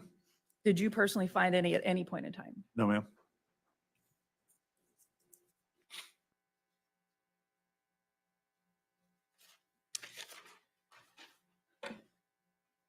Turning to the bathtub area. In the bathtub, we saw the blue markings from the amido black, correct? That amido black, do you know how it works? Yes, ma'am. It adheres to the amino acids in your blood is what I'm told. Okay, so it adheres to amino acids, protein sources, correct? That's correct. Yes, ma'am. It doesn't do anything to identify whose blood that is, does it? No, ma'am. All right. When you were taking those photographs of the bathtub, both before and after the amido black had been utilized, did it appear to you that any efforts had been made to clean up the blood from the tub or the suspected blood from the tub? Not as what I could tell, no. Did you collect any cleaning products from the bathroom? No, ma'am. Any sponges, scrub brushes, anything of the sort? No, ma'am. Was there any disturbance that you could visualize in the area where you saw that suspected blood residue around the edge of the tub? You mean like from Like where it had been wiped or scrubbed? Oh, no, ma'am. If there was, would you have specifically photographed that? Yes, I would have. There's been some discussion about whether or not the floor was wet. Do you recall that discussion? Yes, I do. And I think your testimony was that you don't recall any like water path between the bathtub and where the body was, correct? No, ma'am. Time I was there, I don't recall any of that. All right. As part of your experience with the police department, does the police department normally utilize what's called a crime scene log? Yes, ma'am. And what's that for? A crime scene log? Yes. It usually tells who is there, when they get there, and when they leave. Okay. So at the point in time that you arrived, there were already officers present, correct? That's correct. Tell me who you can recall that was there at the crime scene when you first arrived on April 24th at around 5:25. Just patrol officers were there around the perimeter, and I believe Detective Sprague was there when I arrived. Were there any patrol officers in the residence? They were, I believe, at the base where you couldn't go up into the residence, but I don't recall anybody in the residence itself, no. The paramedics would have been there, correct? They were gone when I got there. there would have been other officers that would have been the initial responders that would have gone up and down those stairs and through that area, correct? Yes, ma'am. Okay. And this area where the bathroom was, can you describe, like, when you go to the top of those stairs that we've seen the photographs of, the bathroom was to the left or to the right? It was to the right of the top of the stairs. And the body was to the left? Yes, the body was to the left and upward. Okay. So anyone who was looking at those two areas would have had to have walked through that space there, correct? Yeah, 1 to 2 spaces, either around to the left of the couch or the right of the couch. What do you wear when you're doing your crime scene work? Latex gloves and booties on our feet. What are those booties made of? I don't know what the material is they're made of, to tell you the truth. Is it like a paper or some type of, It's some type of cloth, I believe it is. and are those booties collected and preserved? No, once we're done, we throw them away. How many people were working with you on that crime scene that night as part of your crime scene unit? CSI Taylor. We saw some other people photographed in your pictures, specifically the medical examiner investigator, correct? Oh, yes, ma'am. Okay. And how many people were there from the medical examiner's office? Just the the investigator himself when he first got there, and then once he is done with his preliminary investigation, there is a transport company that comes and picks up the decedent. And how many people were there for the transport? Just 2. Were any other detectives assisting Detective Sprague? I'm not sure about that night, but I know that at some point Detective Sharp come into the picture. But I can't recall if she was there that night. You had indicated at some point in time during your direct examination that you were doing things that Detective Sprague asked you to do, correct? Yes, I ma'am. think what I remember is you said something like, I would have done that if she asked me to do that. Yes, ma'am. So she was there with you when you're walking around and making these observations? She was there somewhere. She wasn't right beside me when I'm doing that, but she is definitely on the scene somewhere. What was she wearing when she was walking through the scene? They also wear the booties, and most of the time they wear the latex gloves also.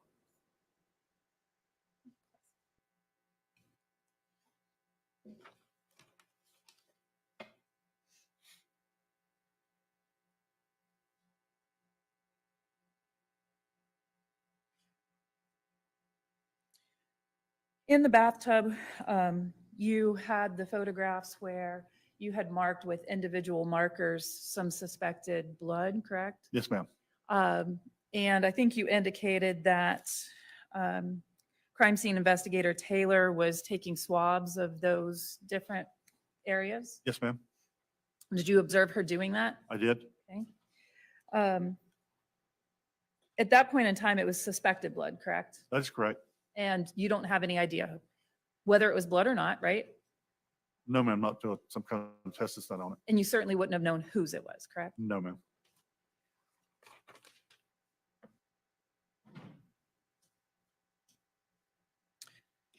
During that first search, did you see other towels in the residence other than the yellow towel that was collected? I don't recall any towels unless there was one in the bathroom I missed, but I don't recall any towels. Did you collect any other towels? No, ma'am. I think in the photographs, we could see a shower curtain. Do you recall there being a shower curtain there? No, I don't recall the shower curtain either, but Do you know if one was collected? no, shower curtain wasn't collected. No, ma'am. We saw that there were some sheets collected. I think you described that. What sheets were collected during that first search warrant? Sheets were collected. The first, you mean the initial night? The April 24th. April 24th? Let me just refer to my report, please.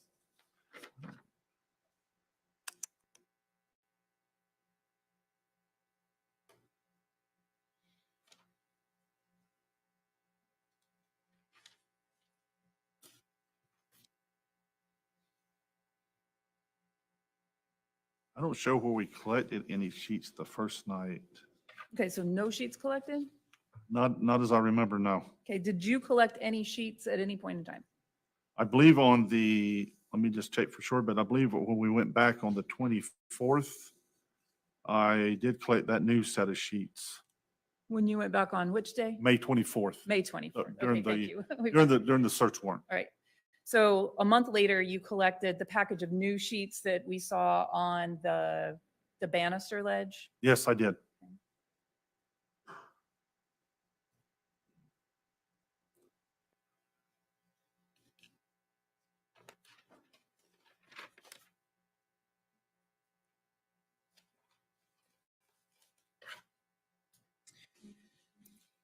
The slats were not collected during that first search warrant on April 24th, correct? No, ma'am, the 3 was not collected. All right. You photographed them. I did. What was the reason they weren't collected? Again, I'm not sure why that wasn't collected. It may have been an oversight on my part, but for some reason they was not collected on the April 24th. Where did you find them? I'm not sure who actually recovered the slats, but I believe they were recovered under the bed, not frame part. I believe they had fell on the floor under the bed. Did you have an opportunity to observe them there on the first night? Yes, I did. You took a picture. I did. Did you notice any blood pooling there under the edge of the bed at all? No, I don't believe there's no pooling under the edge of the bed. No, If there was, you would have photographed it. I would have. Yes. You would have had someone collect some swabs, maybe. Right. When you went back and did that search warrant on May 24th, a month later, we saw the photographs where there was some carpet missing, correct? Yes, ma'am. And who took that carpet, do you know? Yes, I believe it was CSI Monroe. There was some that was at the top of where that mattress, or I think we're calling it bedding, the bedding or mattress pad Correct. was. Some at the top, Correct. some at the bottom, Yes. but there was no carpet collected or removed under the edge of that frame board of the bed, correct? No, I believe where they collected carpet was where I initially marked stain number 1 and stain number 3 the first night. Turning to that bed frame, all of those photographs that we looked at, Yes, ma'am. those are all from one frame rail? Yes, ma'am. It would be from the right frame well as you're laying on the bed. Okay.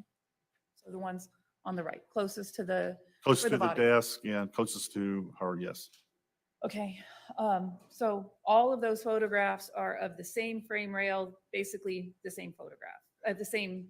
Just different areas on the bed rail, yes. Okay.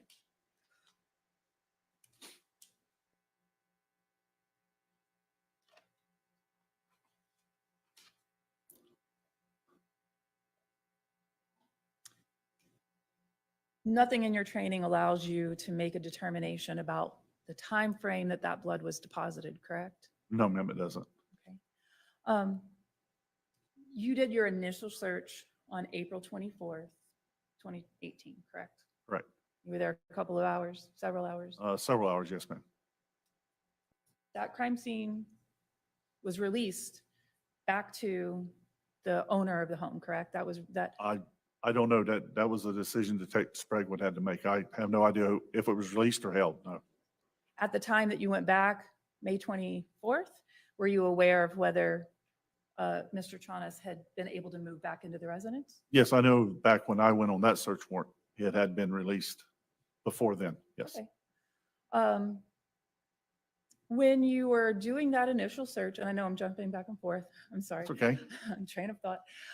When you were there initially on May 24th and you did that first overview of the apartment, did you locate items of male clothing upstairs in that residence? I didn't look really in the closets themselves, but there was no clothing laying out and about, but the closets were full of clothing. Did you take photographs of the closets? Just like an overall, nothing close up. Right. So when you're, when you're spanning the room and documenting how the residence appeared, you took photographs of whatever happened to be in those closets if the doors were open. Yes, ma'am. Right. One moment.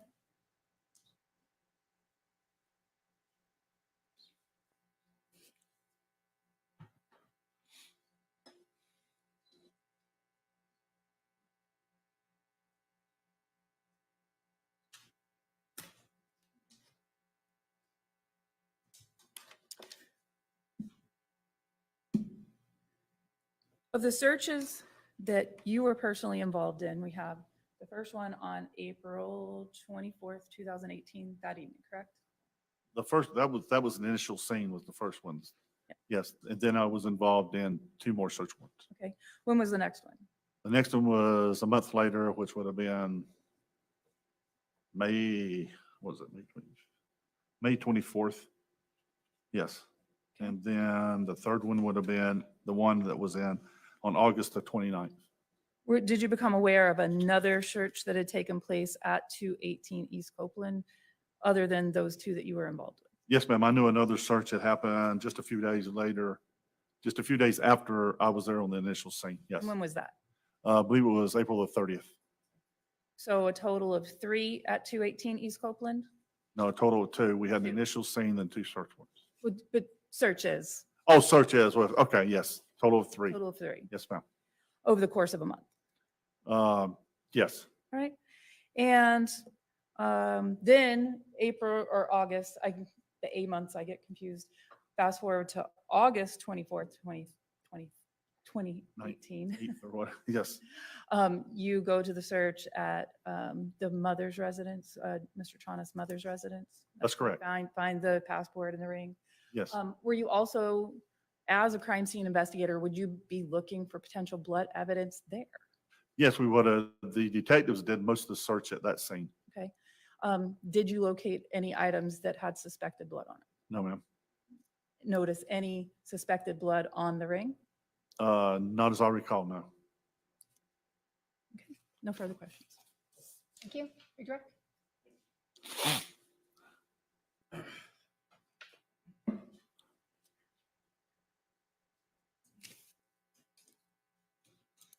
You had a conversation with opposing counsel about blood spatter. Yes. Have you ever been to a scene where a firearm or a gunshot wound had been suffered by the decedent? Yes. Have you ever been to scenes where somebody has been stabbed multiple times? Yes, Are you familiar with the term cast-off blood? I am. And are you familiar with the term high-velocity impact? I am. So, comparatively speaking, between the speed of a projectile fired from a firearm compared to a punch from a human being, is it fair to say that a bullet or a projectile from a firearm is a much higher velocity? I'm Much going to higher. object as to foundation. So that the door was open. Overruled. So you found no weapons at this scene? No, sir, I did not. And based on your observations, I know you probably didn't go to the autopsy. Did you see any suspected gunshot wounds on Miss Shanti Cooper? No, sir, I did not. All right. So based on your experience of going to thousands of crime scenes and about 30 homicide scenes at that point in time, do you expect blood spatter with low velocity impacts such as blunt force from a human being? I don't believe so, no. All right. So you found no firearms on the scene? No. She did not appear to suffer any stab wounds or incisions from a cutting instrument? No, sir. The bathtub, when you used the blood, the agent that binds to the amino acids in the blood, what was that chemical called again? Medo black.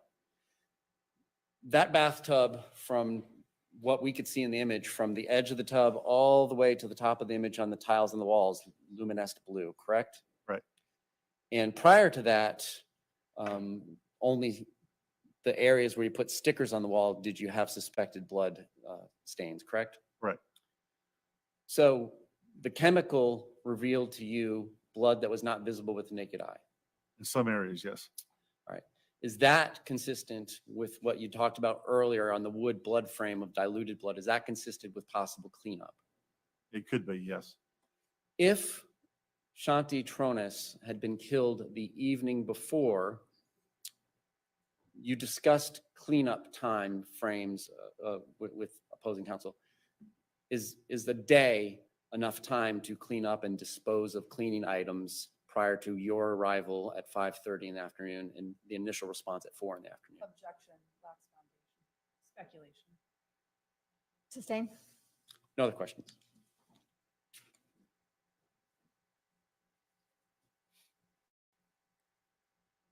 Officer Crosby, Investigator Crosby, would you anticipate seeing cast off blood or high velocity spatter if a weapon was used, possibly? If a weapon was used, yes. Thank you. Okay, anything further from this witness? And any objection to him being excused? Thank you. You may step down. You are excused. Thank you, ma'am. State, next witness.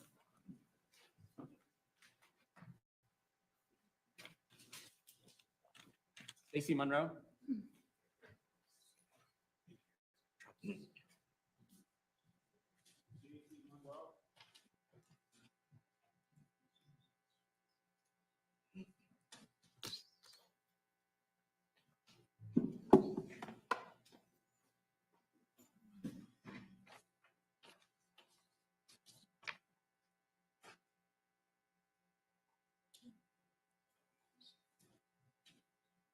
You solemnly swear and affirm the testimony you're going to give will be the truth, the whole truth, and nothing but the truth. I do. Please state your first and last name for the record. Stacy Monroe.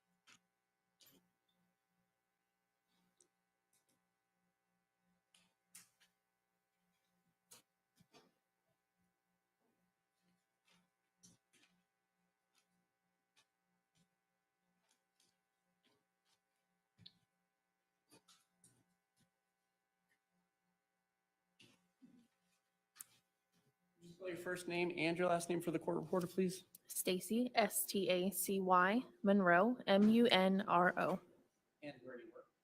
The Orlando Police Department. What do you do for them? I am a crime scene supervisor. How long have you worked for the Orlando Police Department? In total, approximately 16 and a half years. And how many of those years has been working as a crime scene investigator or tech or a supervisor? About 12. And what sort of education, training, and experience do you have to become a crime scene investigator or a tech? What do you call yourself at OPT versus OCS? Investigator. Investigator, CSI. All right. What sort of education and training do you have? I have a 4-year degree from UCF in criminal justice.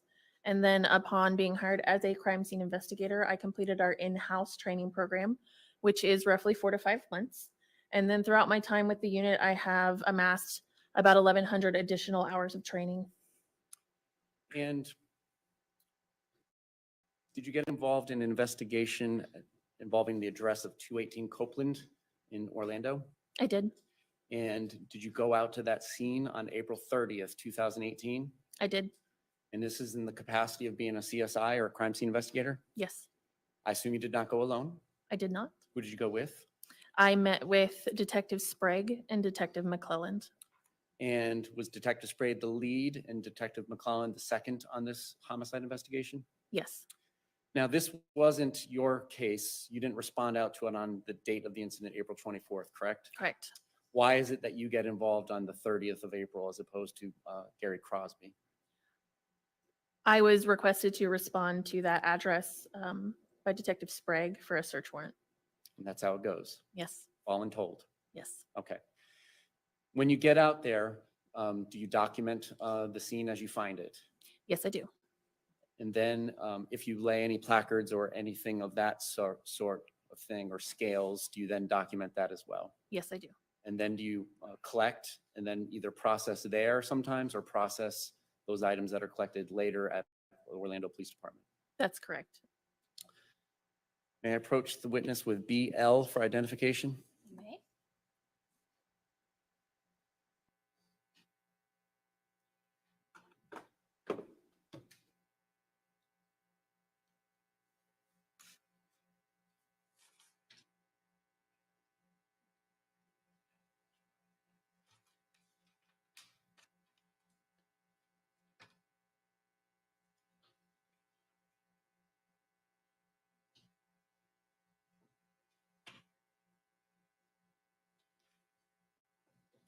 Showing you image 175 on that exhibit BL for identification. Do you recognize this image? I do.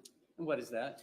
It is the gray card that states the date, the Orlando Police Department, the case number, and my name. And are these the photographs that you would have taken on April, or some of the photographs that you took on April 30th, 2018? Yes. This time the state would move BL for identification. Any objection? 13.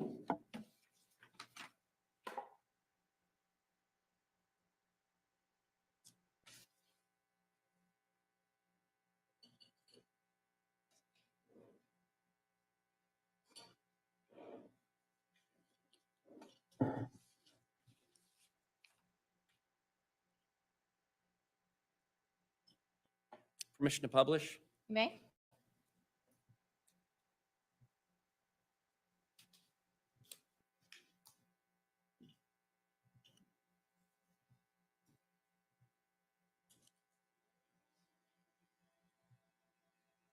Starting with image 1, what are we looking at? That is the residence at 218 East Copeland.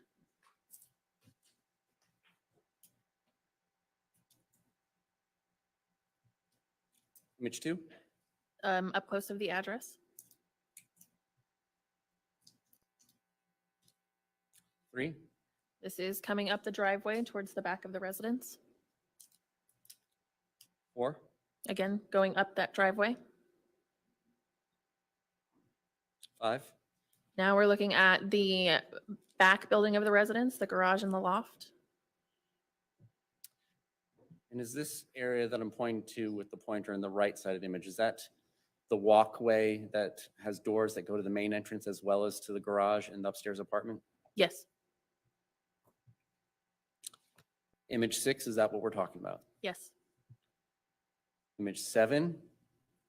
That would be the entrances to the back building as well as the main entrance. On the right, is that to the main building? I believe so, yes. And back down the hallway or breezeway on the left, is that the entrance to the garage and the upstairs apartment? Yes, 8? that's going, What are we looking at? that's going to be the entrance to the garage and then the upstairs apartment. Garage in the foreground, upstairs apartment in the background? Correct. Where are we now in image 55? So you're inside the garage, inside the bathroom, and this is inside of a drawer in the vanity. 56? An envelope that was taken from the open drawer that you just saw, 7? and contents of the envelope. And what were the contents of that envelope? It was $200 in cash, a receipt, and a driver's license and credit card for the defendant.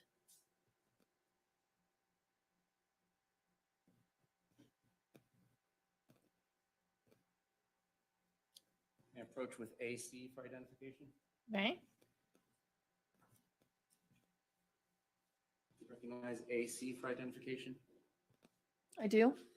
And what do you recognize it as? It's going to be 10 $20 bills in a Wells Fargo bank envelope that I collected from the garage bathroom vanity in the top right drawer. In that image that we've been discussing? Yes, And then when you did that, did you put it in that package? I did. Did you label that package? I did. Did you seal that package with evidence tape? I did. Does it appear to be in substantially the same condition as when you last saw it? It does. Your Honor, at this time, the state would move AC. Any objection? Number 14.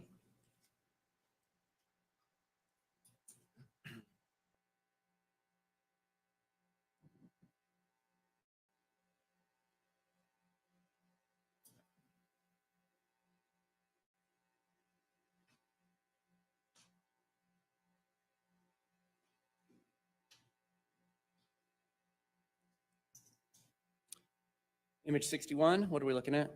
It appears to be the entryway in the background, and we're still in the garage.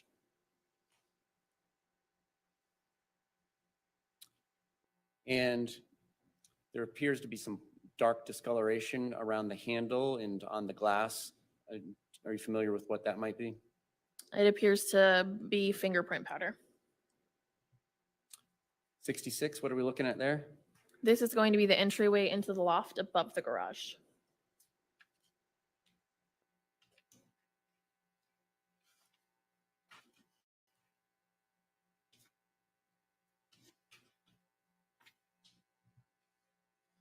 $69, A little further up the stairwell. $70, The top of the stairs.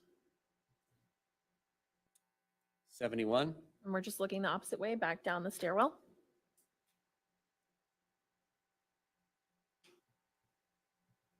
this item here in the top left corner on the banister by the wall, what is that?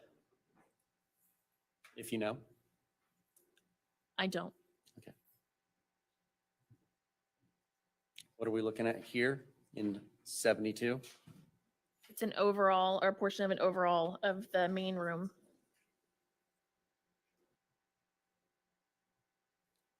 At this point in time, the carpet appears to be intact. Correct? Can I cut some of the lights, Your Honor? Some of these photos are dark. Yes. Thank you. What are we looking at in 73? Same room, just moving over a little bit to see more of it. 74? Same thing, just again moving across the room. 75? It's going to be the closet.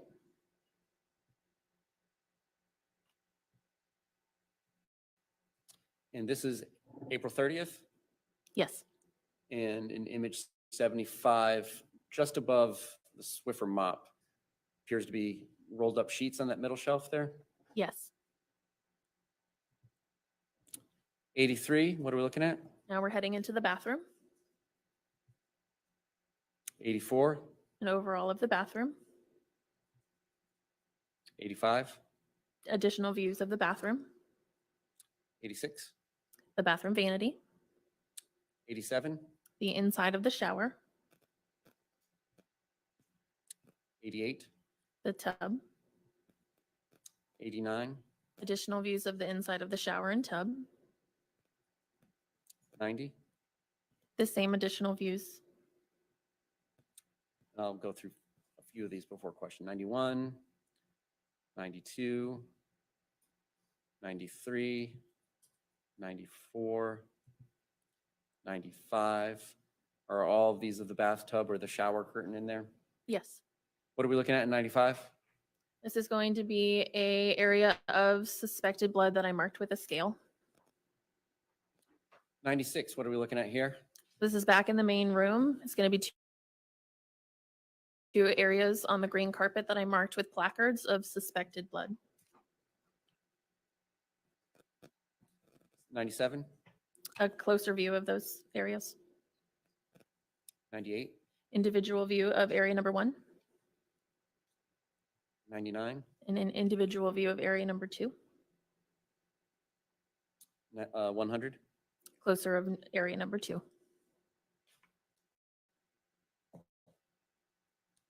item number, image 101.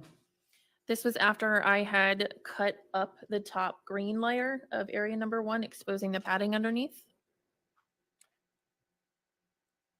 102, Closer view of the padding with what looks like suspected blood.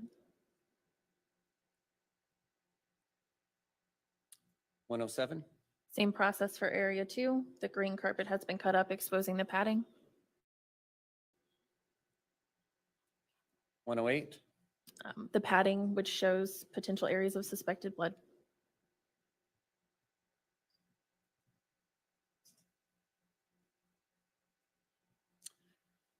zooming in slightly, is it fair to say that there's an area to the left and to the right of suspected areas of blood?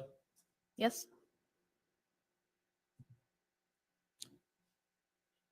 109, what are we looking at here? Both areas have been completely cut up, carpet and pad, down to the underflooring. And you collected and packaged those items? I did. You approach with E and F for identification? May?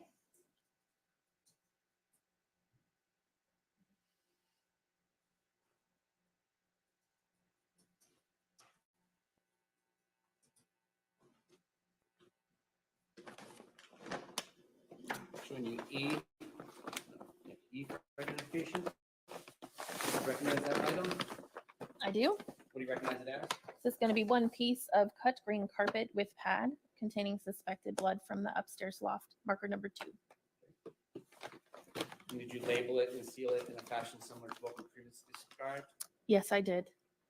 At both ends? Yes. This item didn't go to the FDLE? No, F for identification, do you recognize this item? I do. What do you recognize it as? This is one piece of cut green carpet with pad containing suspected blood from the upstairs loft, marker number 1. Did you package, label, and seal it in the same manner as the previous exhibits? I did.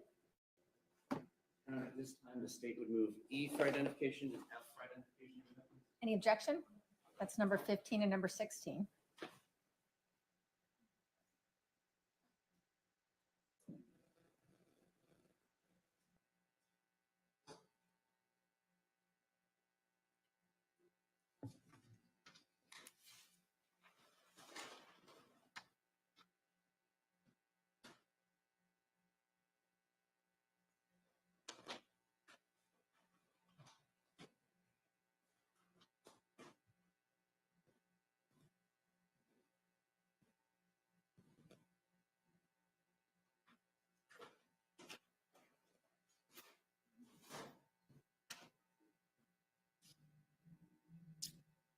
One 109, is this with those items removed and the placards removed? Yes. 110, what are we looking at here? This is the portions of the bed and then the nightstand next to the bed. What is on the nightstand here in this image zoomed up on 110? A silver colored stud earring with a clear stone. 111, Same earring. 112. I always zoom in before doing this. 112, Close-up view of that same earring. 123, This is the same nightstand with the top drawer open. 124, In that same top drawer, that's going to be a silver colored ring.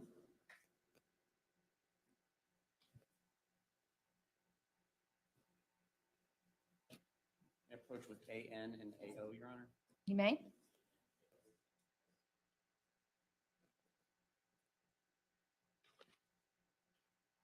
When you AN for identification, do you recognize this item? I do. What do you recognize it as? This is one silver colored ring with clear stones that I collected from the top drawer of the nightstand to the left of the bed along the east wall in the upstairs loft. As depicted in this image? Yes. Is that red box to the right, did you collect that day? I don't believe so. AO for identification, do you recognize AO for identification? I do. What do you recognize it as? This is one silver colored earring with clear stone that I collected from the top of the nightstand. In the previous images we just discussed? Yes, And did you package and label these items in a similar fashion as the previous items? I did. Are they in substantially the same condition as when you last saw them? They are. Your Honor, at this time, let's take a look at Any objection? Number 17 and number 18.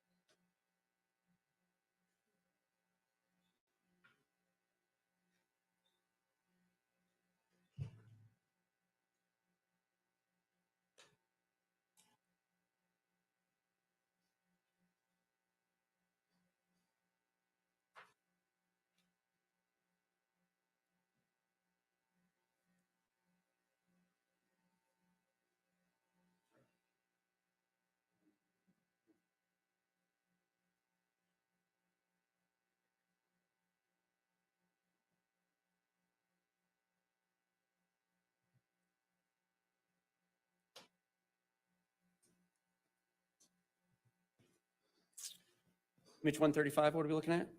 This is the entertainment stand in that same loft. Is that US currency that we see in there? It is How much? $20.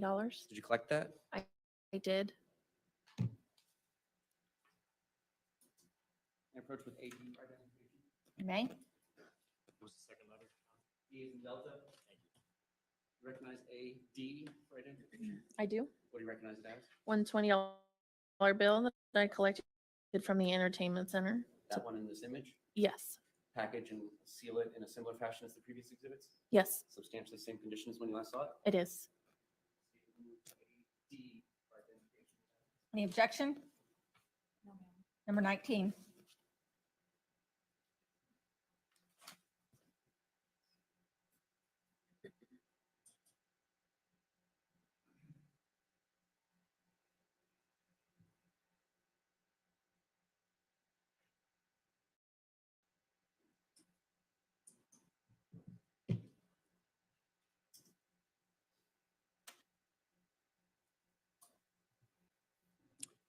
$136.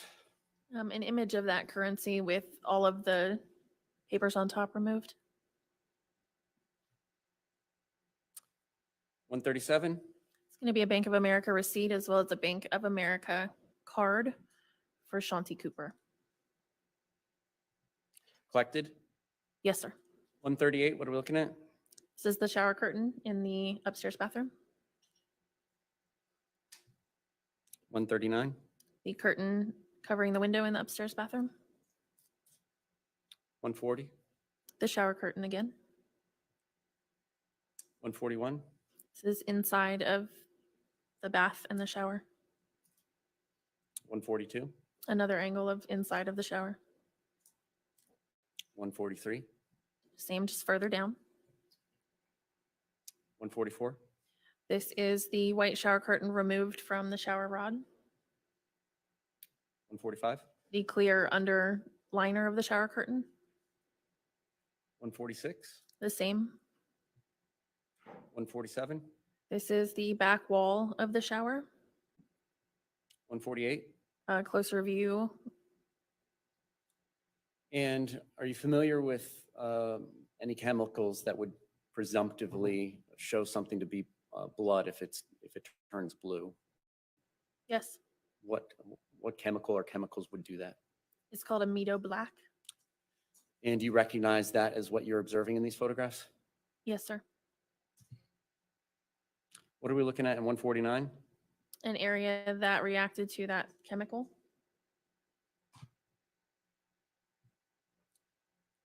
And does it bear any resemblance to anything based on your experience of processing scenes over the course of 16 years, you said? Yes, What does it bear resemblance to? it does appear to be a hand. Where on the shower wall is this marker? If you're looking into the shower with the tub being at the base, the shower walls here, and then the shower wall you're facing, it's on this back wall. How high up? It was fairly high. I can't give you an exact height.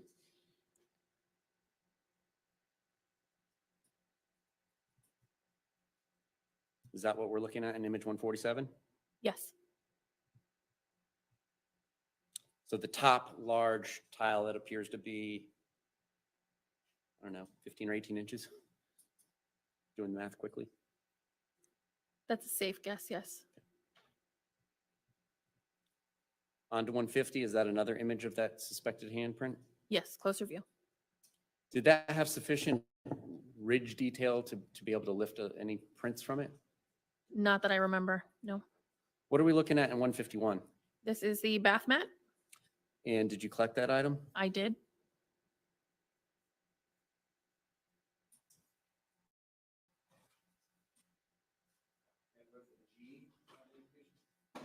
May?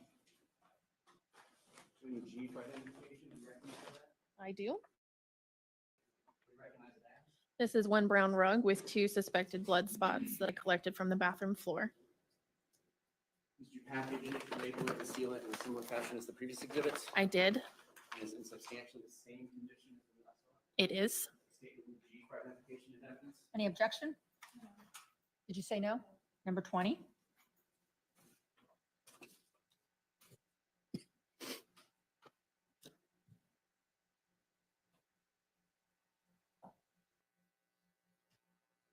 I approach with AH.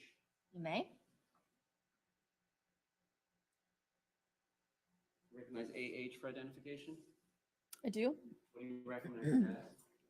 This is one Wells Fargo receipt as well as one Florida driver's license belonging to David Michael Tronnes.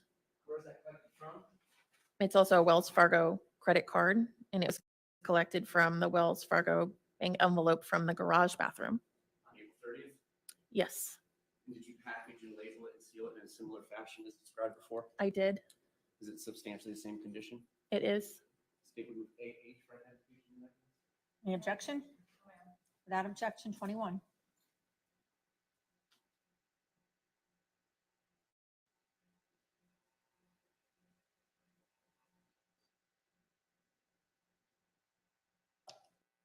I approach with AP. May. When you AP for identification, you recognize this item? I do. What do you recognize it as? This is one Bank of America MasterCard belonging to Shanti Cooper. Several images back, is that what we were talking about? Yes, Did you package it, label it, and seal it in a similar fashion as the previous exhibits? I did. And is it in substantially the same condition as we last saw? It is. Statement group AP for identification and evidence. No objection. Without objection, 22.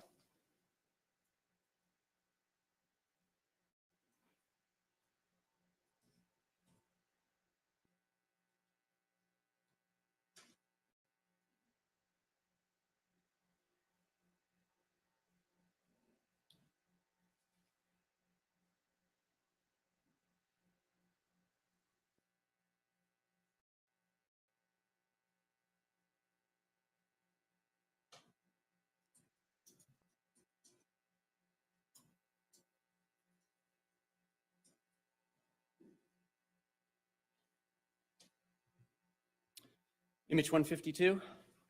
These are going to be areas of suspected blood on the brown rug from the bathroom. Did they ultimately prove to be blood, at least presumptively with the test you did? Presumptively, yes. 175. My gray card that states the date, case number, and my name.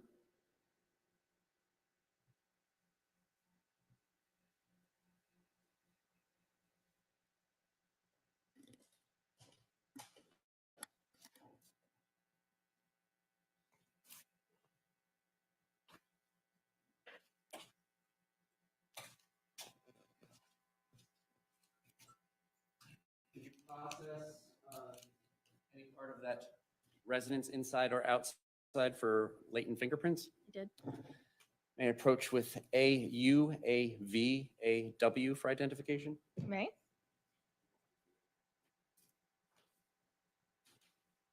First, turning to AU, do you recognize AU for identification?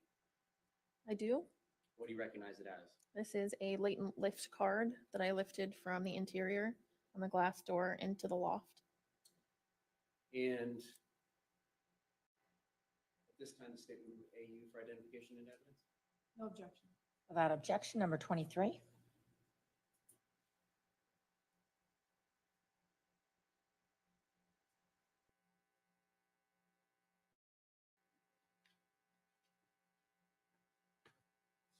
May the witness stand down to publish 23?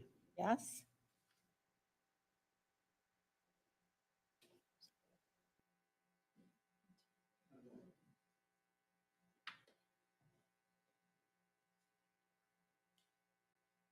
Can you explain to the jury first how you make a latent lift?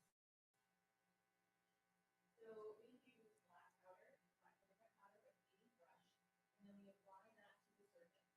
We can either back to the brush or the hammer, which then will lift up what is called a plate fingerprint, which is not that is here. So once I do this, in the area that I feel needs to be lifted, I apply it.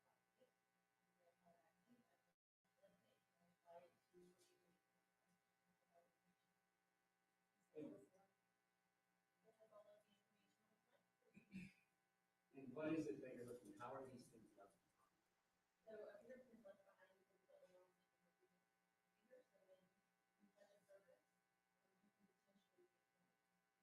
You say potentially, is it necessary that every time a human touches the surface that they do the fingerprint on? Does it depend on the surface? And in what ways does the surface matter?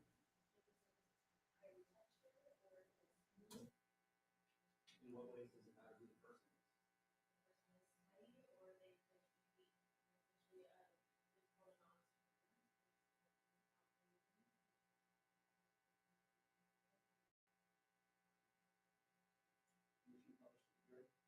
May?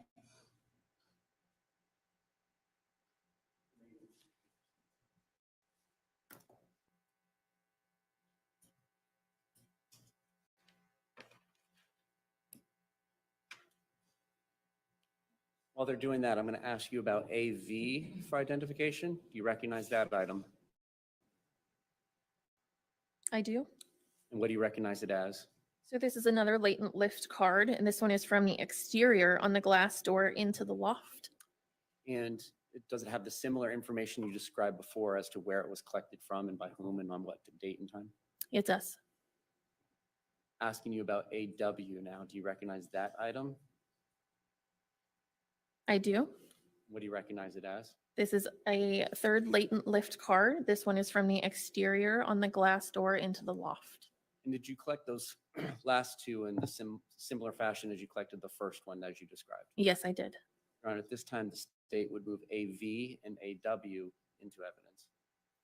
Any objection? Number 24, number 25.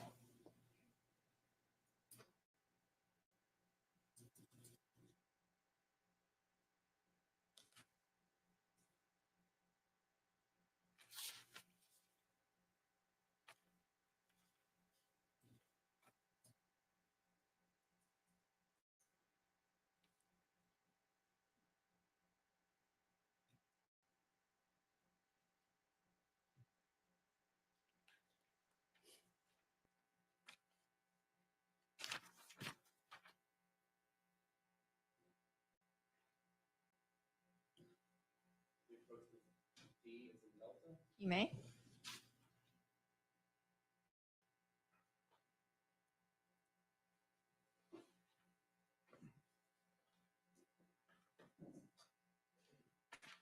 Do you recognize D for identification? I do. What do you recognize it as? These are 3 wooden slats with suspected blood that I collected from the bed frame in the upstairs loft. You did this on April 30th. Yes. Your Honor, at this time, the state will move D for identification of evidence. Without objection, number 26.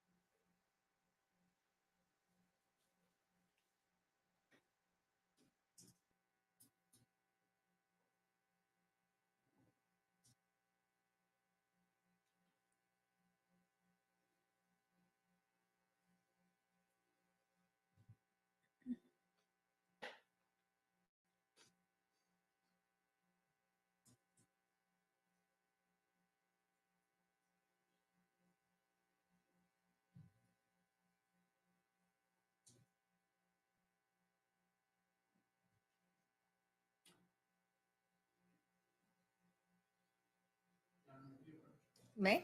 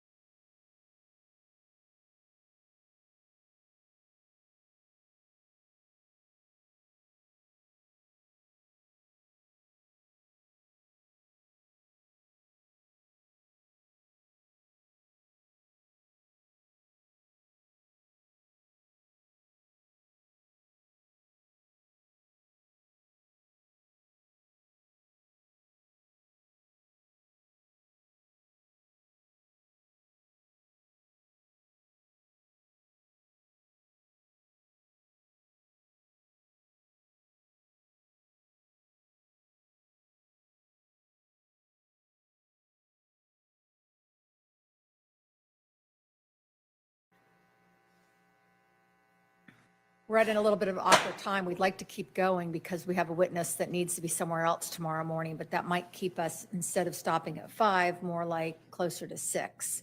I want to check with everyone to see where they're at on that today.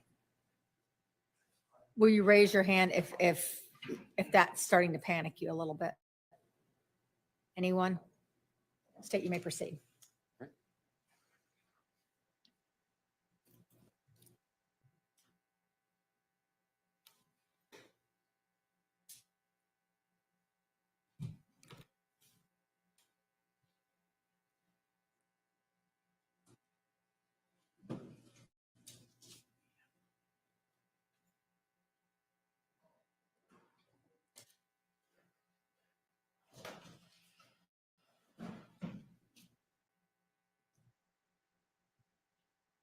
May I approach with BM for identification? You may.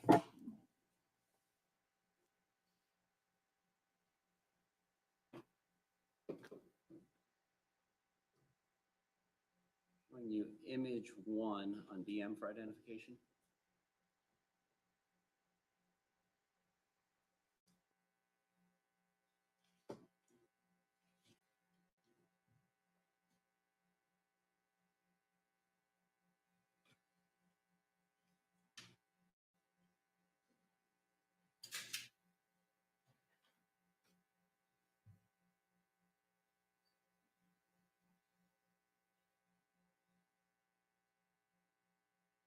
You recognize these images on BM? I do. Or at this time, the statement would be BM for identification. Any objection? No, ma'am. 27. Permission to publish? May.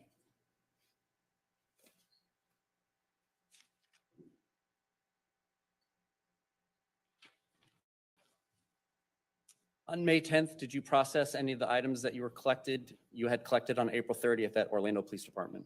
I photographed them, yes.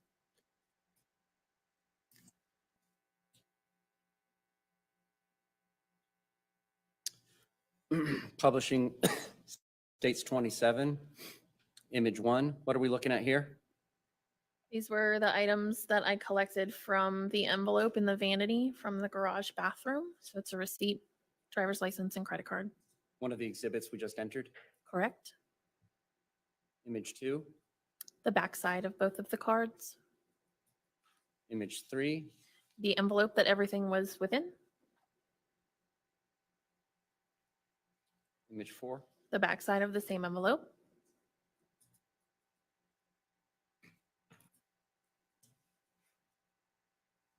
image 5, The $200 in cash that was inside of the envelope.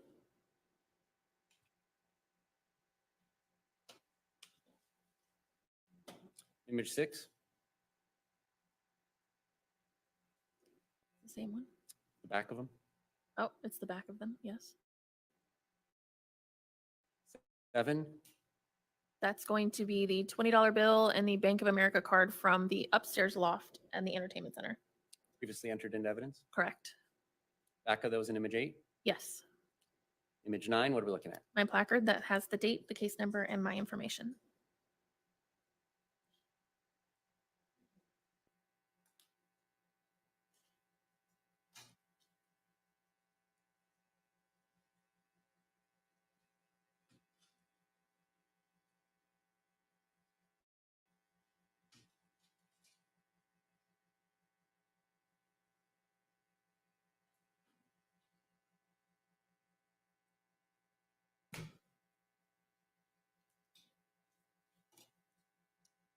On April 19th, 2019, did you have the opportunity to go to Polk County, Florida, specifically Lakeland?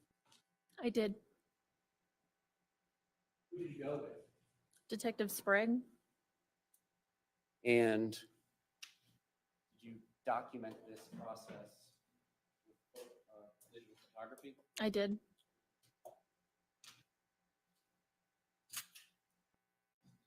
May I approach with BU for identification? You may.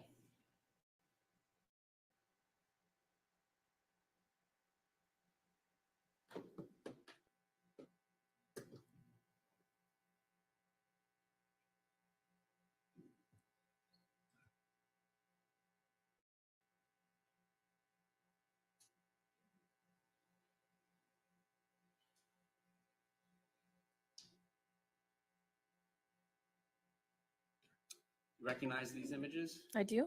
What do you recognize them as? These are images that I took at the address in Lakeland, Florida. Your Honor, at this time, the state would move BU for identification and evidence. Any objection? We have a moment. Yes?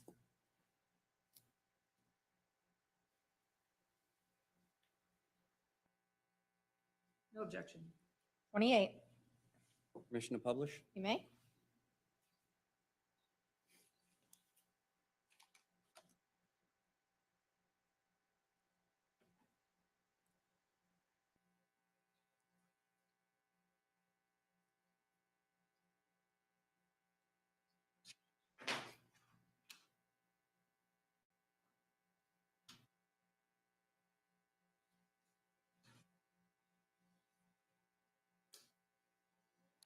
Starting with the last image, 156. Do you recognize this image? I do. What is it?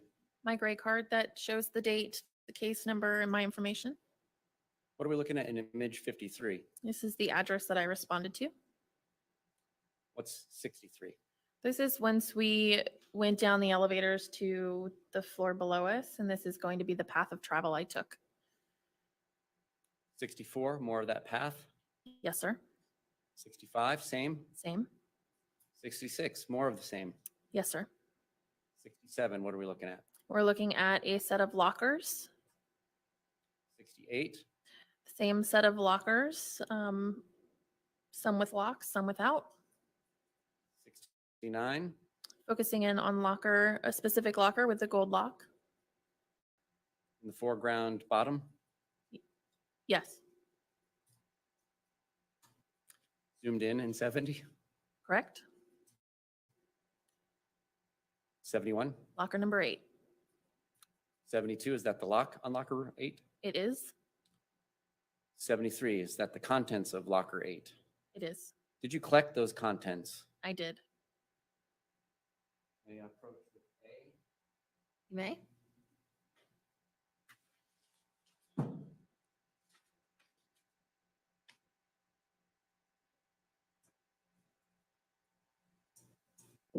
Showing you A for identification. Do you recognize A? I do. What do you recognize it as? This is one white fitted sheet collected from Prison Break Investigations in Lakeland, Florida. On that date, Yes, at this time, yes, you packaged it, yes, labeled it, yes, sealed it yes, in similar fashions as we described with previous exhibits. yes. Other than any FDLE tape that might be on it, is it in substantially the same condition as when you last saw it? It is. Your Honor, this time the state will move A for identification. Any objection? No, ma'am. 29. May I approach with B? May.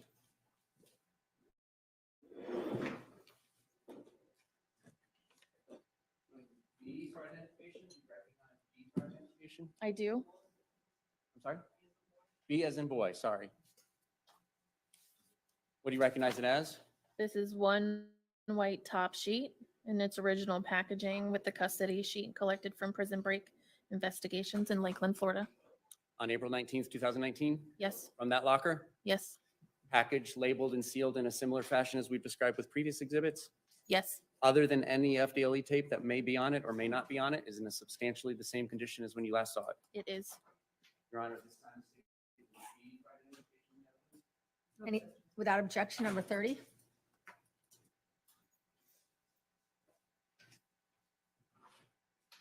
May I approach with K for identification? You may.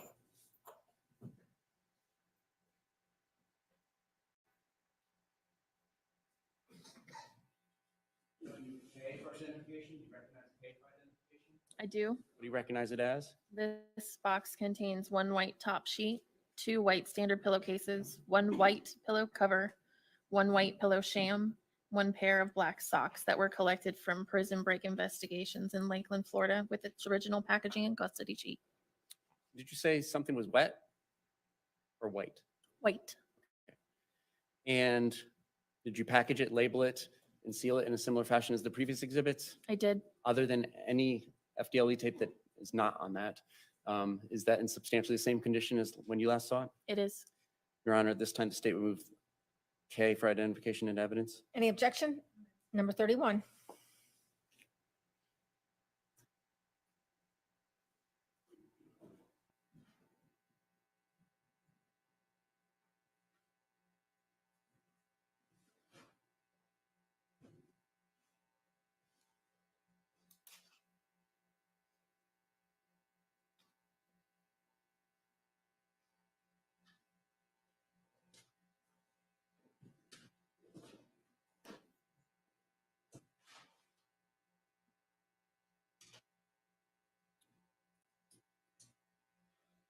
Image 74, This is going to be one of the bags with the attached chain of custody sheet from Prison Break investigations.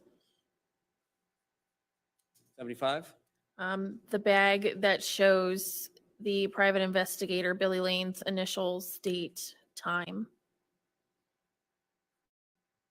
76, an overall view of the building that I responded to. 77, This is an additional overall view of one of the bags containing all of the case information as well as the Prison Break investigations chain of custody sheet. 78, A close-up of the chain of custody sheet, 79, all of the information that was written on the bag, 80, closer view of that information. 81, I believe the back side of that same bag, 82, close-up of the seal on that bag, 83, closer view yet of the same seal, 84, an additional set of initials and the seal as well. 85, Same bag, same seal.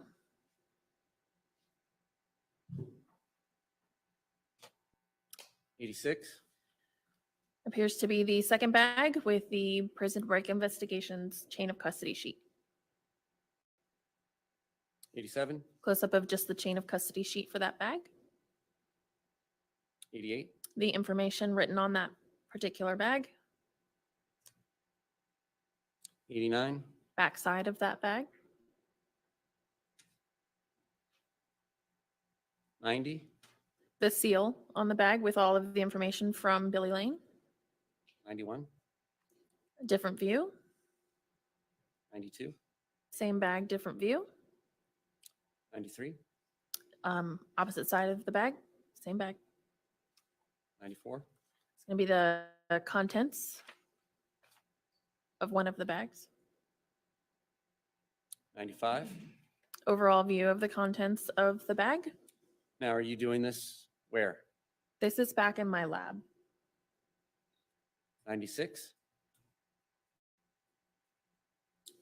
Another view of the white item. Madam Clerk, can we cut the lights again? Thank you. 97, This is the item spread out onto paper, and then we were marking areas of discoloration. who's we? Myself and Detective Sprague helped me initially. 98, Additional stains marked with scales.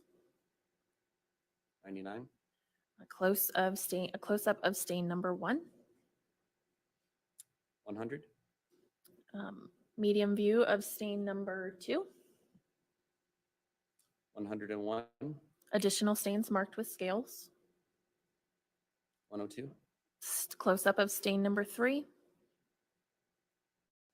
103, image 103, Close-up of stain number 4. image 104, Overall of additional applied scales to other stains. 105, Close-up to labeled stain number 5. 106, Close-up of stain number 6. 107, Overall of multiple scales. 108, Closer view of multiple scales. 109, Close view of stain number 7. 110, Up close view of stain number 8. 111, Overall view of multiple labeled stains. 112, Close-up of stain number 9. 113, Close-up of stain number 10. 114, Close-up of stain number 11. 115, Close-up of stain number 12.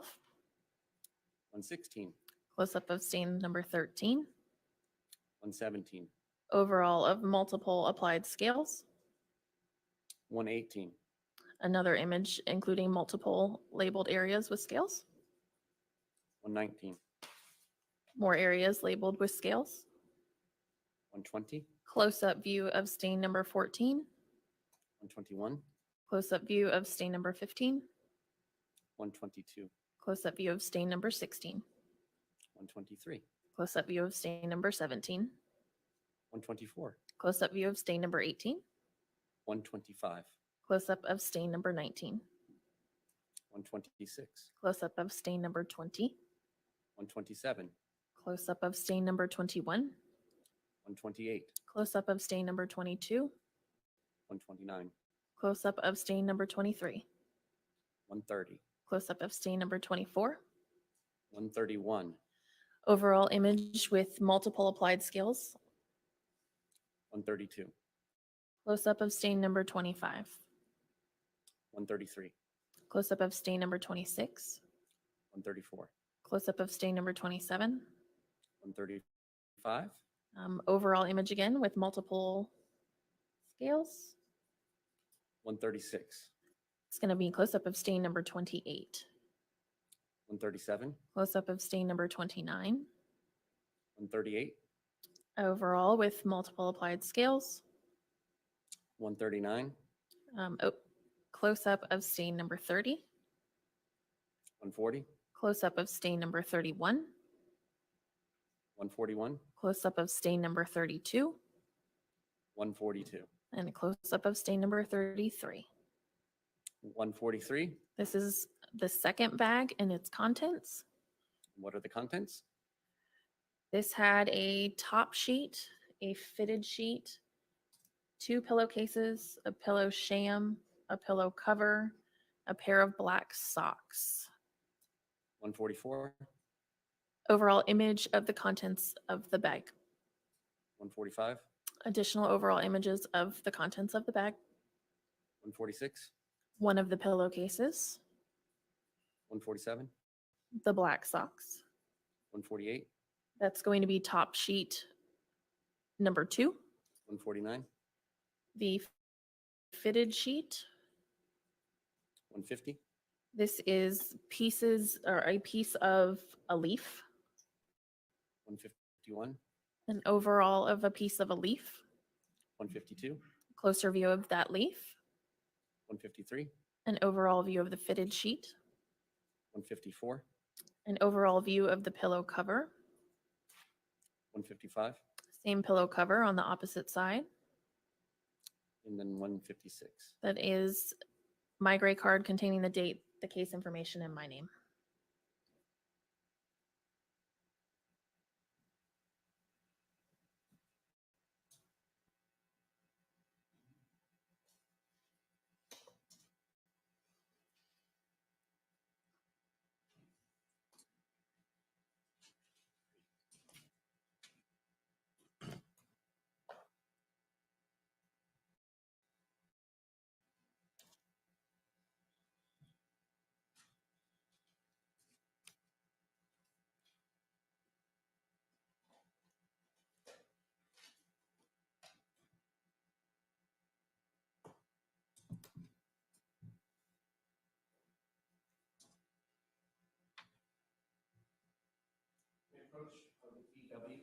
May? B as in boy, W as in Will.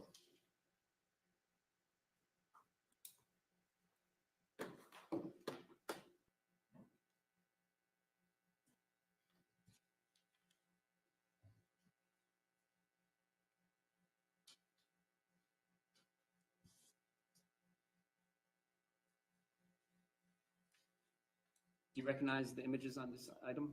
I do. What do you recognize them as? These are going to be the contents of bag number 2. At this time, the state will move BW for identification and evidence. Any objection? Number 32.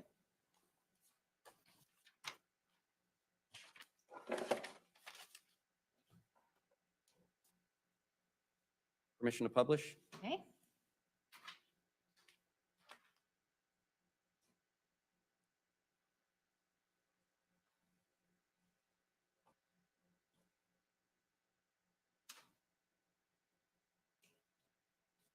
Starting with the last image, 38, what are we looking at? My gray card with the date, case number, and my information. And where were you doing these photographs? This will be at my lab. Image 1, Pillowcase, image 2, backside of same pillowcase. 3, Pillowcase with applied scales to stained areas. 4, Close-up of stain number 1. 5, Close-up of stain number 2. 6, Close-up of stain number 3. 7, A second pillowcase. 8, Opposite side of that pillowcase. 9, Pillowcase with a scale applied. 10, This is an up close of stain number 1 on pillowcase number 2. 11, The back side of that pillowcase. 12, Up close view of stain number 2 on pillowcase number 2, on pillowcase number 2. 13, Close up of stain number 3 on pillowcase number 2. 14, This is the pillow cover, 15, back side of the pillow cover, 16, overall view with applied scales to stained areas. 17, Stain number 1 on the pillow cover. Stain number 1. 18, Stain number 2 on the pillow cover. 19, Stain number 3 on the pillow cover. 20, Stain number 5 on the pillow cover. 21, Stain number 4 on the pillow cover. 22, The pillow sham. 23, The back side of the pillow sham. 24, The overall of the pillow sham with applied scales to stained areas. 25, Pillow sham stain number 1. 26, Pillow sham stain number 2. 27, Pillow sham stain number 3. 28, This is the back side of the pillow sham with applied scales to stained areas. 29, It's the pillow sham stain number 4.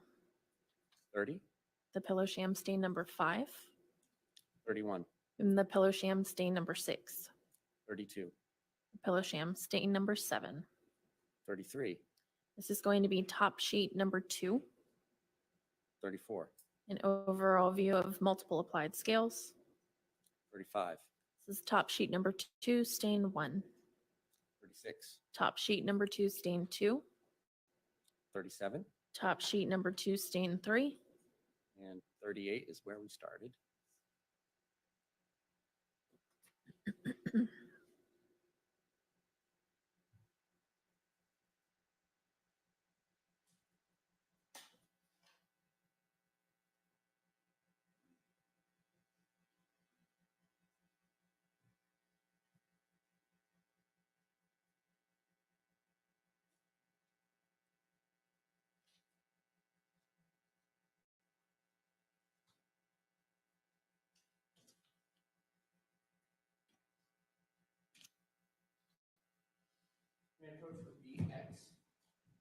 You may.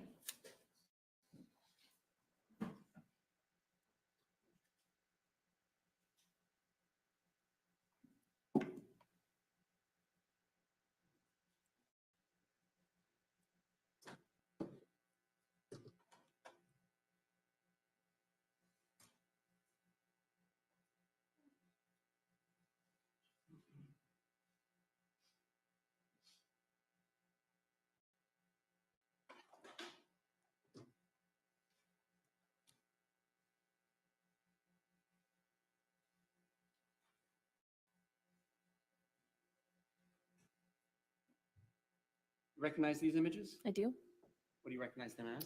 These are going to be additional images of the contents of one of the bags. At this time, the state would move BX for identification into evidence. Any objection? Number 33. Move to publish. May?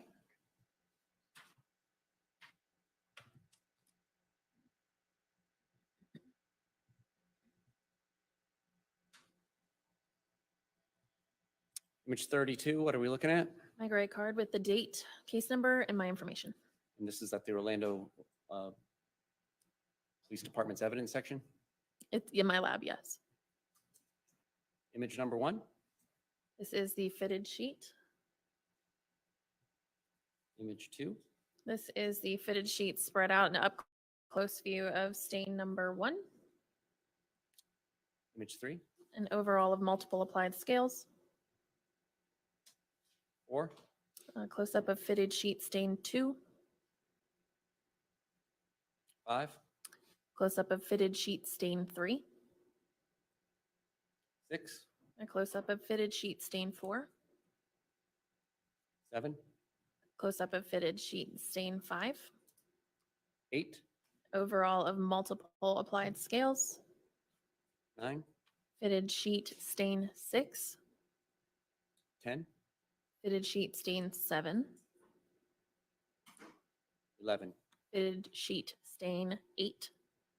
12, Fitted sheet stain 9. 13, Closer view of the fitted sheet stain 9. 14, The fitted sheet stain 10. 15, Closer view of stain 10. 16, Overall view of multiple applied scales.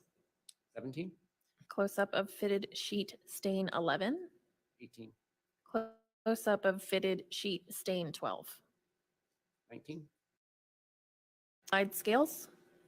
20, Close-up of fitted sheet stain 13. 22, It's going to be a close-up of fitted sheet stain 15. did we skip 21? Is that 14? It is. Image 23, Close-up of 2 applied scales to stained areas. 24, Close-up of fitted sheet stain 16. image 25,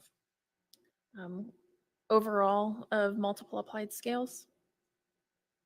6, Closer view of stain 18, I believe. 27, Closer view yet of stain 18. 28, Overall of multiple applied scales. 29, Going to be a closer view of stain number 19. 30, Closer yet of the same stain. 31. Overall view of stained area.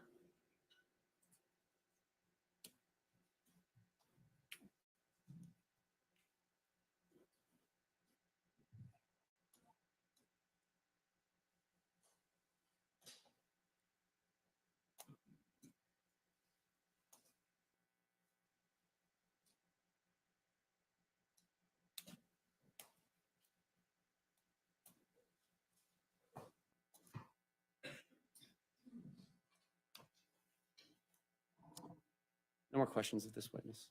Thank you. Ross?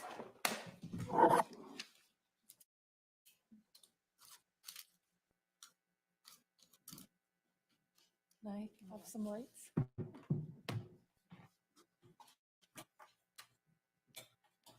want to be able to see Investigator Monroe. Good afternoon. Good afternoon. Now, going back to April 30th of 2018, you went to the scene at 218 East Copeland, correct? Correct. I think you testified that you went with Detective Sprague. Detective Sprague and Detective McClelland. Was anybody else there? No. Do you recall whether there were any dogs present? I do not believe there were. And what was the primary purpose that you were going there? I was asked to respond for a search warrant. Okay. And to your knowledge, had the scene already been processed previously? It had been processed, yes. And a number of the items that have been admitted into evidence today were items that you collected on April 30th, correct? Yes. So about 6 days after the initial processing. Yes? Yes, ma'am. Okay. You collected a number of items that were left behind after that first scene process, correct? Shower curtain, yes? Don't believe I collected the shower curtain. Okay, but you took some photographs that may not have been initially taken, correct? Yes. Okay. Bath mat? I collected a bath mat. What about a white towel? I did collect a white towel. I thought we saw a white towel there hanging in some of the photographs you took. Some sheets, some pillowcases were also collected by you? Not from the initial scene, no, ma'am. Right, but you collected those? collected those items that weren't initially collected during the first processing of the scene. You collected those, correct? I'm not asking you about what date. Just in general collection of sheets, yes, I did collect sheets. Okay. On April 30th, you did some other things at the scene also, didn't you? You took some photographs of the main residence? I did, yes, ma'am. Okay. What was the purpose of taking the photographs in the main residence? That was at the request of Detective Sprague, just for documentation purposes. Do you recall there being construction items there? It was very much under construction, yes. All right. Do you recall ladders? I would have to refer to my photos, but I'm just asking if you recall. I don't recall ladders. Also on that day, did you do something with regard to a washing machine? I did, yes. What did you do with regard to the washing machine? I did overall photographs and then also swabbed the basin of the washing machine. And what was the reason that you were doing that? So that was in conjunction with Detective Sprague. We decided to swab the basin and test it for suspected blood, which was negative.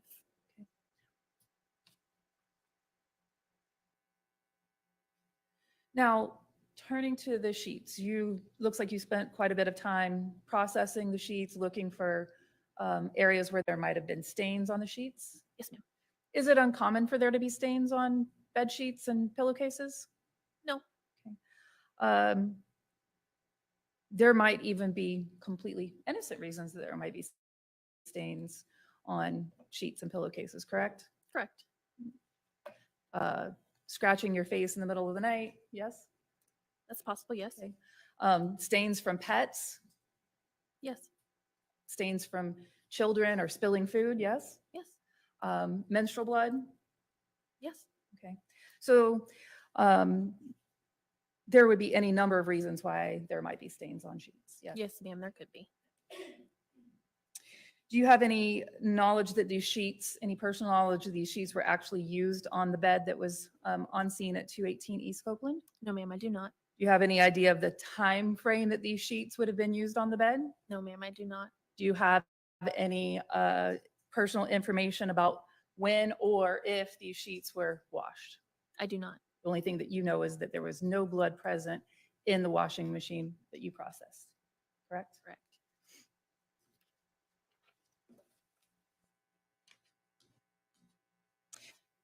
Turning to the nightstand that we saw the photographs of, that was directly next to the bed. Yes, ma'am. Who opened up the drawer?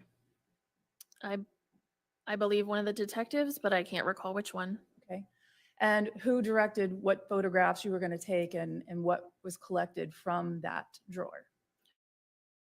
So when evidence is located, it is common to do an overall mid-range and close-up of the item, and then it is collected. But who made those decisions? Ultimately, it is the detectives, and we work in conjunction with them. Okay. Turning to the ring, do you recall who directed you to photograph and collect the ring? No, ma'am, I do not.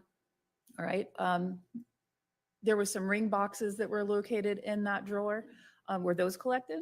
I did not collect those, no, ma'am. All right. So there were items that were left behind in the drawer that weren't collected or processed, correct? Correct. Do you personally know whether that drawer was completely empty? I do not. All right. Did you empty or go through any other drawers? No.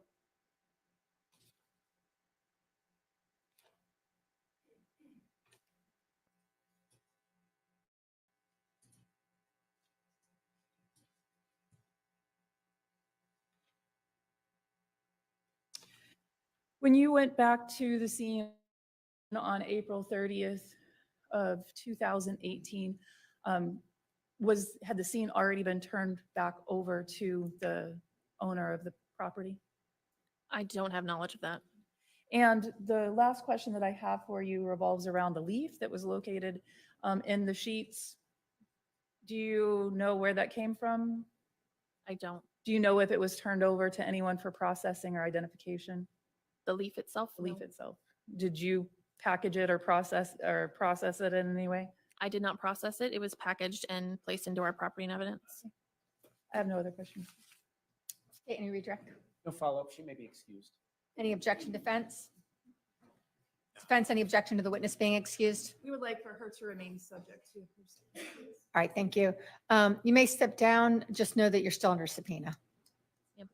Excused for the day. Of course, absolutely. Just stay in touch so that if they need you back, they can reach you. Yes, ma'am. Thank you. State, you may call your next witness. Your Honor, the state calls Lewis Kane.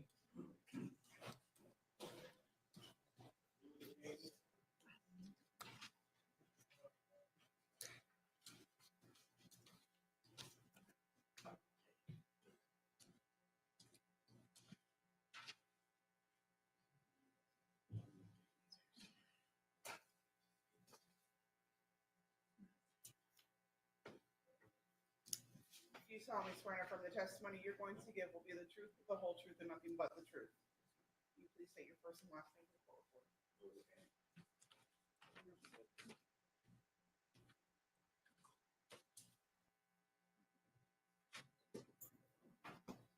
Thank you, Your Honor. Good afternoon, sir. Good afternoon. Could you introduce yourself to the jury and spell your last name for the record? Lewis Kane, Cain. And where are you currently employed? Right now, currently with TSA as a TSO. And how long have you been in that job? I started processing in March, but I started August 14th. At some point prior to working as a TSA agent, did you work as a CSI? Yes, sir. What agency did you work for a CSI for? Orlando Police Department. And if you could just give the jury a brief idea of what you had to do to hold that position. I was a crime scene investigator for 20 years. What I'm saying, what sort of training you had in order to? Oh, I'm sorry. I beg your pardon. I went through photography training, then 3 phases of training with a field training officer, which consisted of a month. So approximately 3-4 months, including the photography. And then once you reach that capacity, you are on your own and you're a certified crime scene investigator. And then you take the necessary steps, practical tests, as well as written tests to get promoted from crime scene investigator 1 to crime scene investigator 2, and then crime scene investigator 3. Were you working in your capacity as a CSI for the Orlando Police Department back in April of 2018? Yes, sir. And did you have occasion to respond to Orlando Police Headquarters on April 24th of 2018 around 17:15 hours? Yes, sir. And at that time, were you tasked with taking photographs of a suspect by the name of David Tronnes? Yes, sir. Have you had an opportunity to review those photographs before testifying here today? Yes, sir. Let the record reflect I'm showing opposing counsel for more participation as state's BK.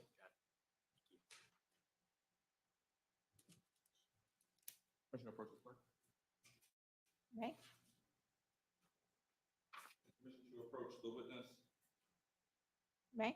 Let the record reflect I'm showing the witness what's been marked for identification as state's BK. Do you recognize this? Yes, sir. How do you recognize it? They're my initials in today's date, the CD with the photographs on it. Okay. And is this the photos of David Tronnes that you took? Yes, sir. They have fair and accurate depiction. Yes, sir. At this time, the state offers into evidence what's been previously marked for identification purposes as state's BK. Any objection? None. Read number 34.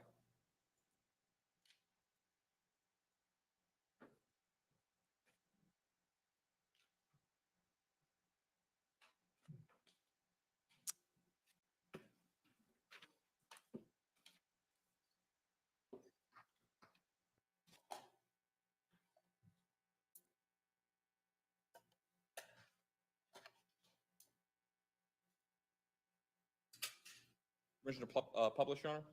You may.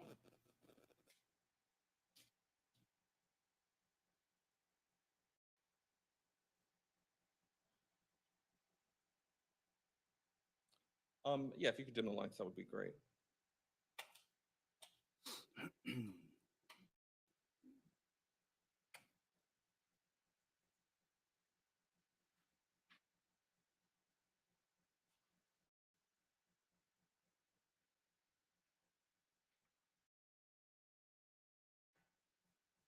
All right. Can you see that on your screen? Yes, sir. Can you tell us what we're looking at in this photo? That's my camera case and our grade card that we use to depict the date and the agency case number, and you can see my name down at the bottom as the photographer. Going to photograph 2 in this exhibit. What are we looking at here? That's the interview room number 6 at Orlando Police Headquarters up in CID. And what are we looking at in photograph 3 of this exhibit? That's the defendant I photographed. Is this just a closer view of the defendant you photographed? Yes, sir.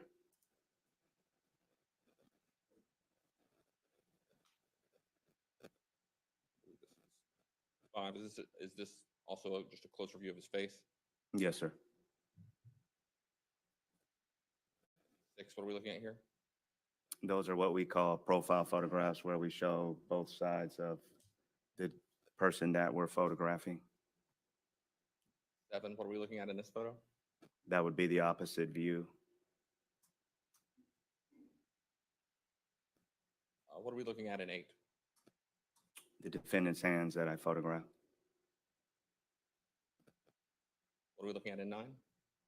The palms of the hands. And then 10. What are we looking at?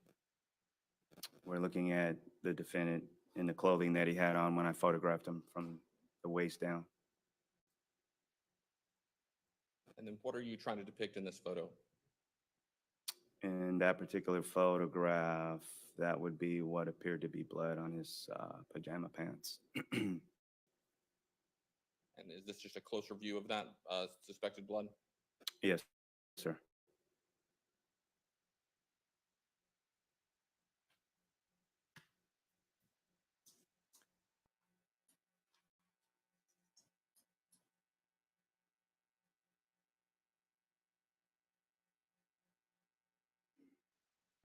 And is this the suspected blood with measuring? Yes, sir. We use a scale to depict the area that we're photographing for a one-to-one comparison to see how big it is. Just another angle. Yes, sir.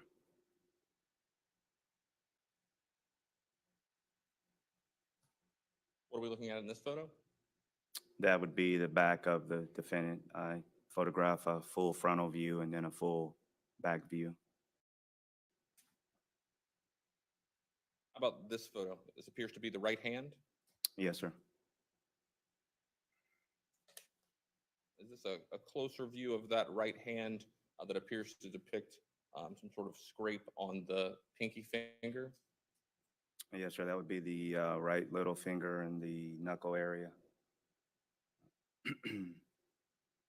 Just another view of that scrape on the right little finger. Yes, sir, but with the scale. All right, are we back to the top?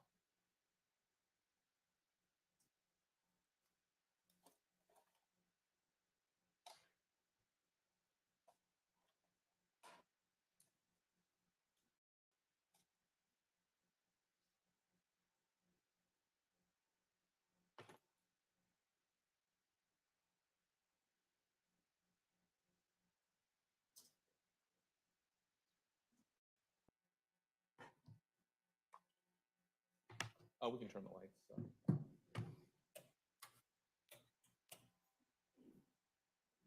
In addition to taking the photographs we just looked at of the defendant, did you also take what's called a buccal or a buccal swab? Yes, sir. And can you just explain to the jury what that is, how you do that? It's a procedure that we do for obtaining a standard for DNA analysis. We take a sterile swab and it's got a cotton tip and we insert it inside the mouth. And what we're looking for are the cells from the cheeks. It's not the saliva, it's the cheek cells that they use to obtain the DNA analysis. So we just insert it in the mouth and, vigorously rub it in the cheeks, both sides. And that's what our DNA standard is. And did you do that related to the defendant in this case? Yes, sir. In addition to taking the buccal swab, did you also take fingernail clippings and hand swabs of the defendant? Yes, sir.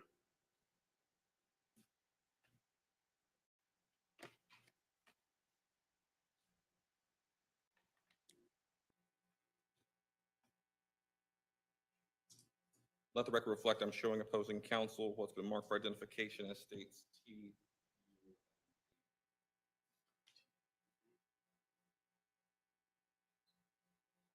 Commissioner, approach the witness. May? Let the record reflect, I'm showing the witness what's been marked for identification purposes as states T, U, and V. Can you just take a look at these exhibits? Let me know once you've had a chance to look at them.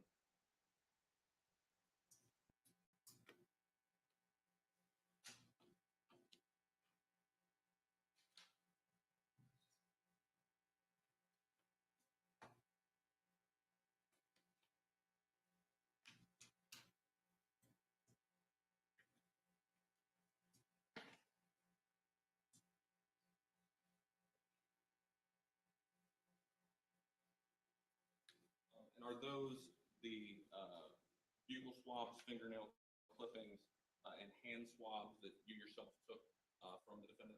Yes, sir. And did you package them and mark the packaging? Yes, sir, with my initials and the date at the time that they were packaged. And are they in a substantially similar condition to when you packaged them up?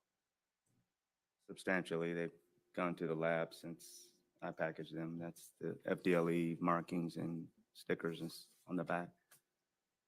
At this time, the state offers into evidence what's been previously marked for identification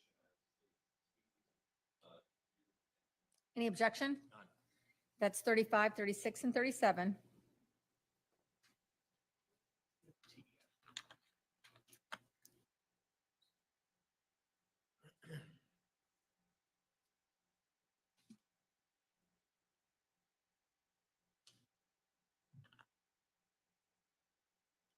in addition to those items, were clothing items collected from the defendant? Yes, sir. And was that a tank top and those pajama pants that we saw him wearing in those photos?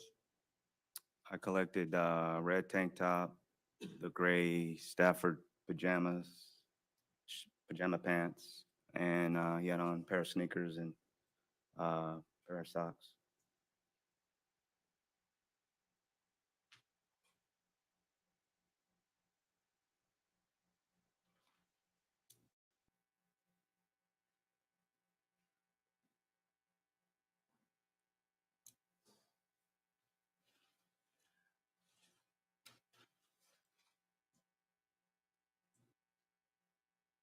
Showing opposing counsel what's been marked for identification as states L and states M.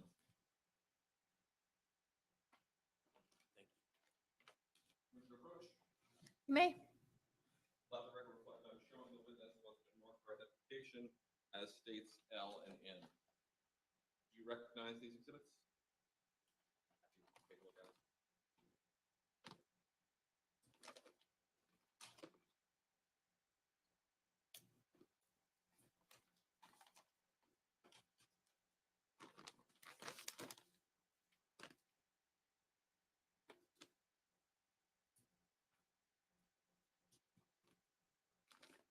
Yes, sir. Is that the tank top and pajama pants that you took into evidence? Yes, sir. And did you package those yourself? Yes, sir. And other than potentially being sent off, is the same substantially similar to when you packaged them? Yes, sir. At this time, the state offers into evidence what's been previously marked for identification as states L and states M. Any objection? 38, 39.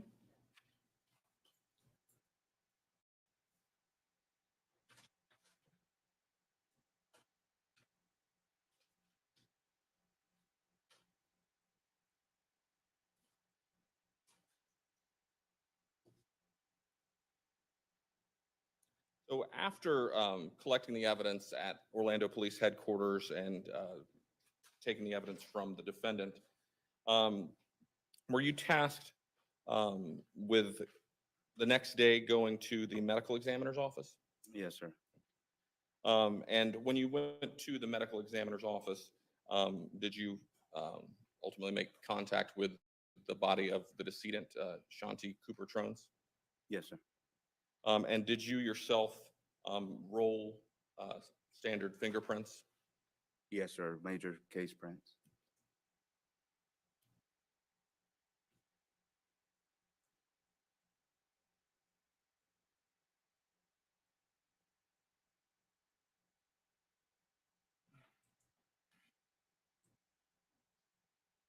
Let the record reflect, I'm showing opposing counsel. It's been marked for identification as states BB. Permission to approach? May? Let the record reflect, I'm showing the witness what's been marked for identification as states BB.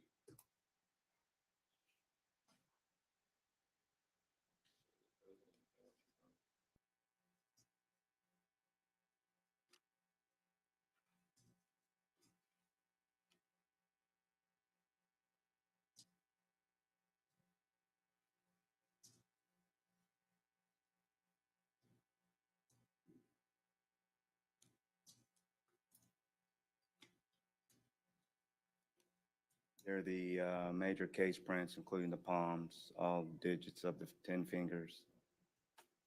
And these are the major case prints that you rolled yourself from the decedent? Yes, sir.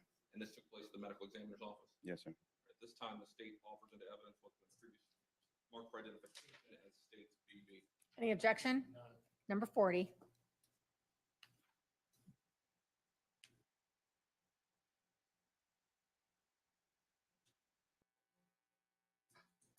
In addition to rolling yourself the major case prints, did you collect other items from the medical examiner? Yes, sir. Did you collect an earring? I collected it, yes. Maybe 2 pair of earrings, but I know at least an earring. Did you collect the decedent's shorts and shirt? I collected her clothing that she had on. Did you collect anal, hand, and neck swabs from the decedent? I collected all of the swabs that were conducted during the autopsy that they took. Yes. Did that also include vaginal and oral swabs? Yes, sir. Did you collect a DNA card of the decedent? Yes, sir. And did you collect some pulled hair and fingernail clippings from the decedent? Yes, sir. When you say a DNA card, can you just explain to the jury what that is? At the time of the autopsy, they take a blood sample and drop it on a cardboard card, and that's the standard for the deceased. And then they put it in a manila envelope once it dries, and then we go and pick up the clothing that the deceased had on, as well as any swabs that were conducted or anything in addition at the time of the autopsy, and transport it back to Orlando Police Headquarters.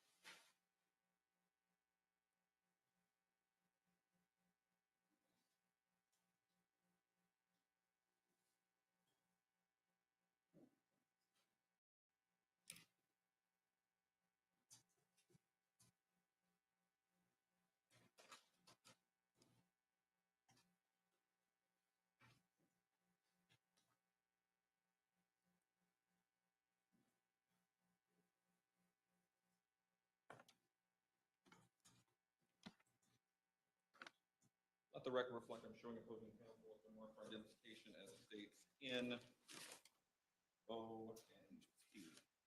Mr. Approach the witness. May? Let the record reflect, I'm showing the witness what's been marked for identification as states in, states O, and states P. You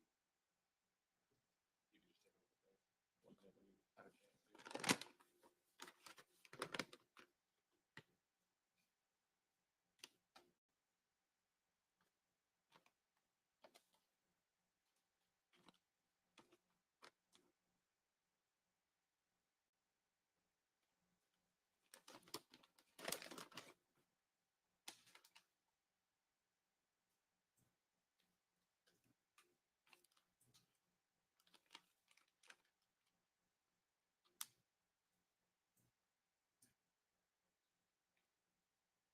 Have you had a chance to look at those? Yes, sir.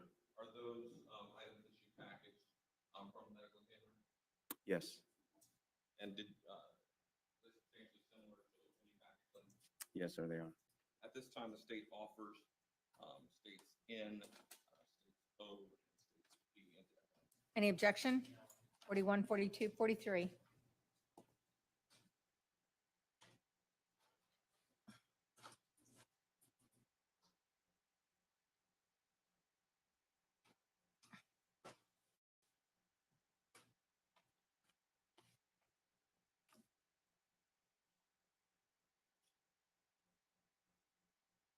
Let the record reflect, I'm showing the opposing counsel states Q, R, and S for identification.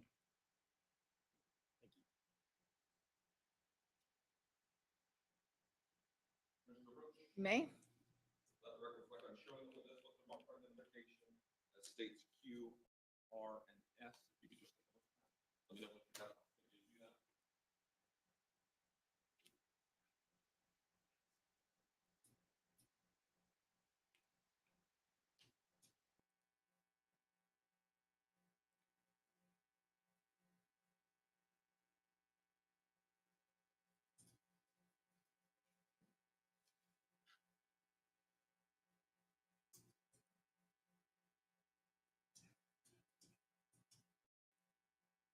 Did you have a chance to look at those exhibits?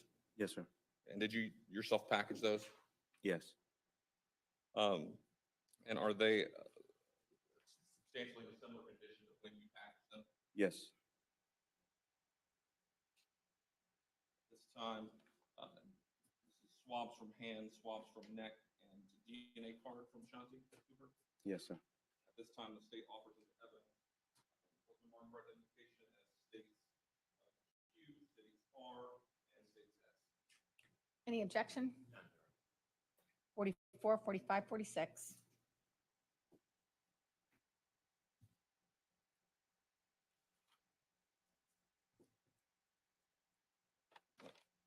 Finally, I'm showing opposing counsel with the mark for identification as states X, states AI, and states AJ.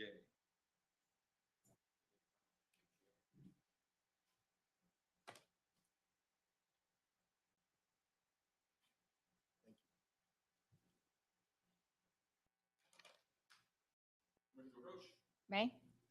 let the record reflect, I'm showing the witness with the mark for identification as states X, states AI, and states AJ. You can just take a look at these and let me know if you have an opportunity to do that.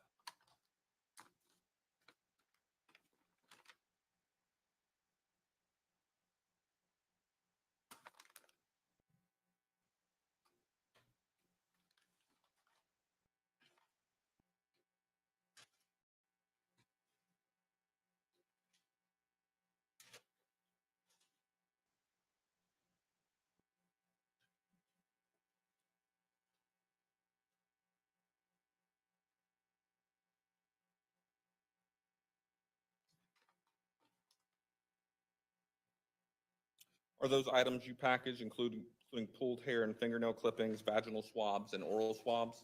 Yes, sir. And are they in a substantially similar condition when you package them? Yes, sir.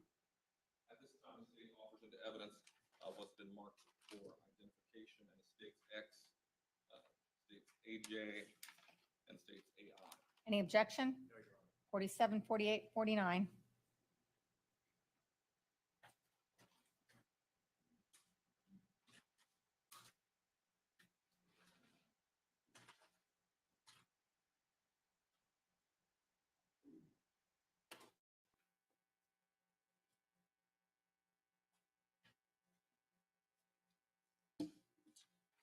No further questions. Thank you. Defense, cross? Good evening. You were called down to the station to take photographs and at the direction of Detective Montford, Yes, sir. and you arrived at the police station around 5:15 p.m. Yes, sir. Was Mr. Tronnes under arrest as far as you're aware?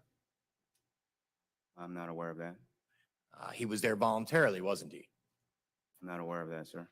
Are you aware if there was a warrant or anything of that kind? I'm not privy to that knowledge. I was assigned to take photographs, and those are issues that, as a civilian, I'm not involved in, sir. Okay, did you observe an attorney present with Mr. Tronnes? Not at the time that I was photographing him, sir. No. You collected all of his clothing. Yes, sir. You saw photographs of them. Yes, sir. You collected some pants. Yes, sir. You describe them as pajama pants. Yes, sir. You see the picture of them. They look like jogging pants, casual wear, don't they? Is that a question, sir? Yes. No, they appear to be pajama pants. The material on those pants to you resembles something that somebody would wear as sleeping wear? The brand name Stafford is a pajama men's. So Stafford, Stafford, yes, sir. as far as you're concerned, Stafford doesn't make anything but pajamas. I'm not saying that. I'm saying, I'm answering your question, sir. It appeared to be pajama pants to me. That's the way I described them. And you don't walk around in this day and age and see people wearing clothes like that out and about at exercising or at the grocery store or such? Objection, relevance, calls for speculation. Sustain? You did collect the clothes. Yes, sir. You swabbed his mouth. Yes, sir. This was all voluntary, wasn't it? Did he cooperate? Yes, sir. You clipped his nails Yes, sir. without issue? Yes, sir. Did you photograph them before his nails were clipped?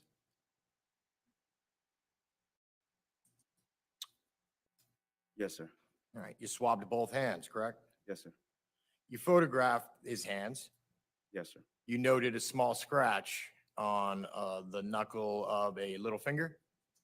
Yes, sir. Didn't it appear to you as if the scratch was in the healing mode? Objection, calls for speculation, foundation. Sustain?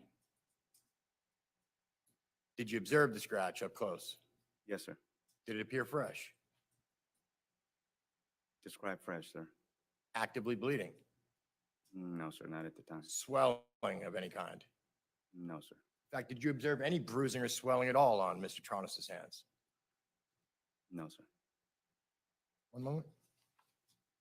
Nothing further. Any redirect? No, Your Honor. Will the attorneys approach?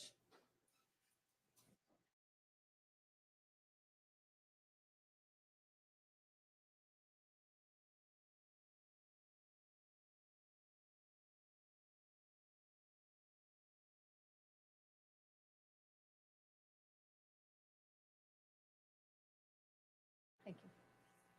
We're going to go ahead and be in recess. We're going to be in recess until 9:30 tomorrow. Again, I want to remind you not to talk with anyone about the case. Don't let anyone say anything to you.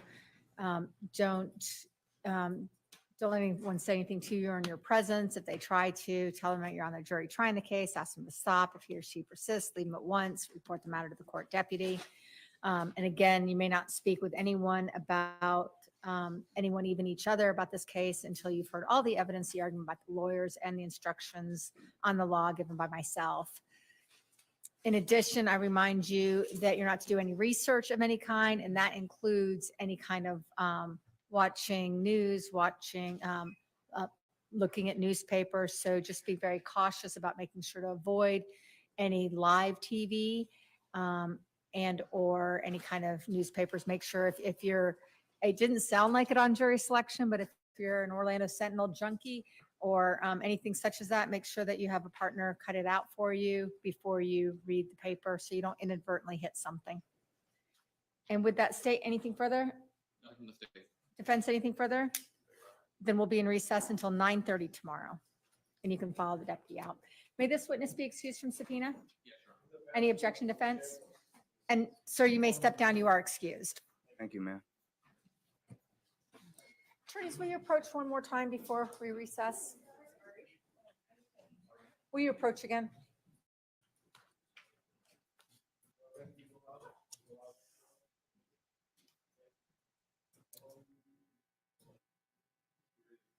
I'm sure you probably realize this, but the camera is right ahead, right behind you guys.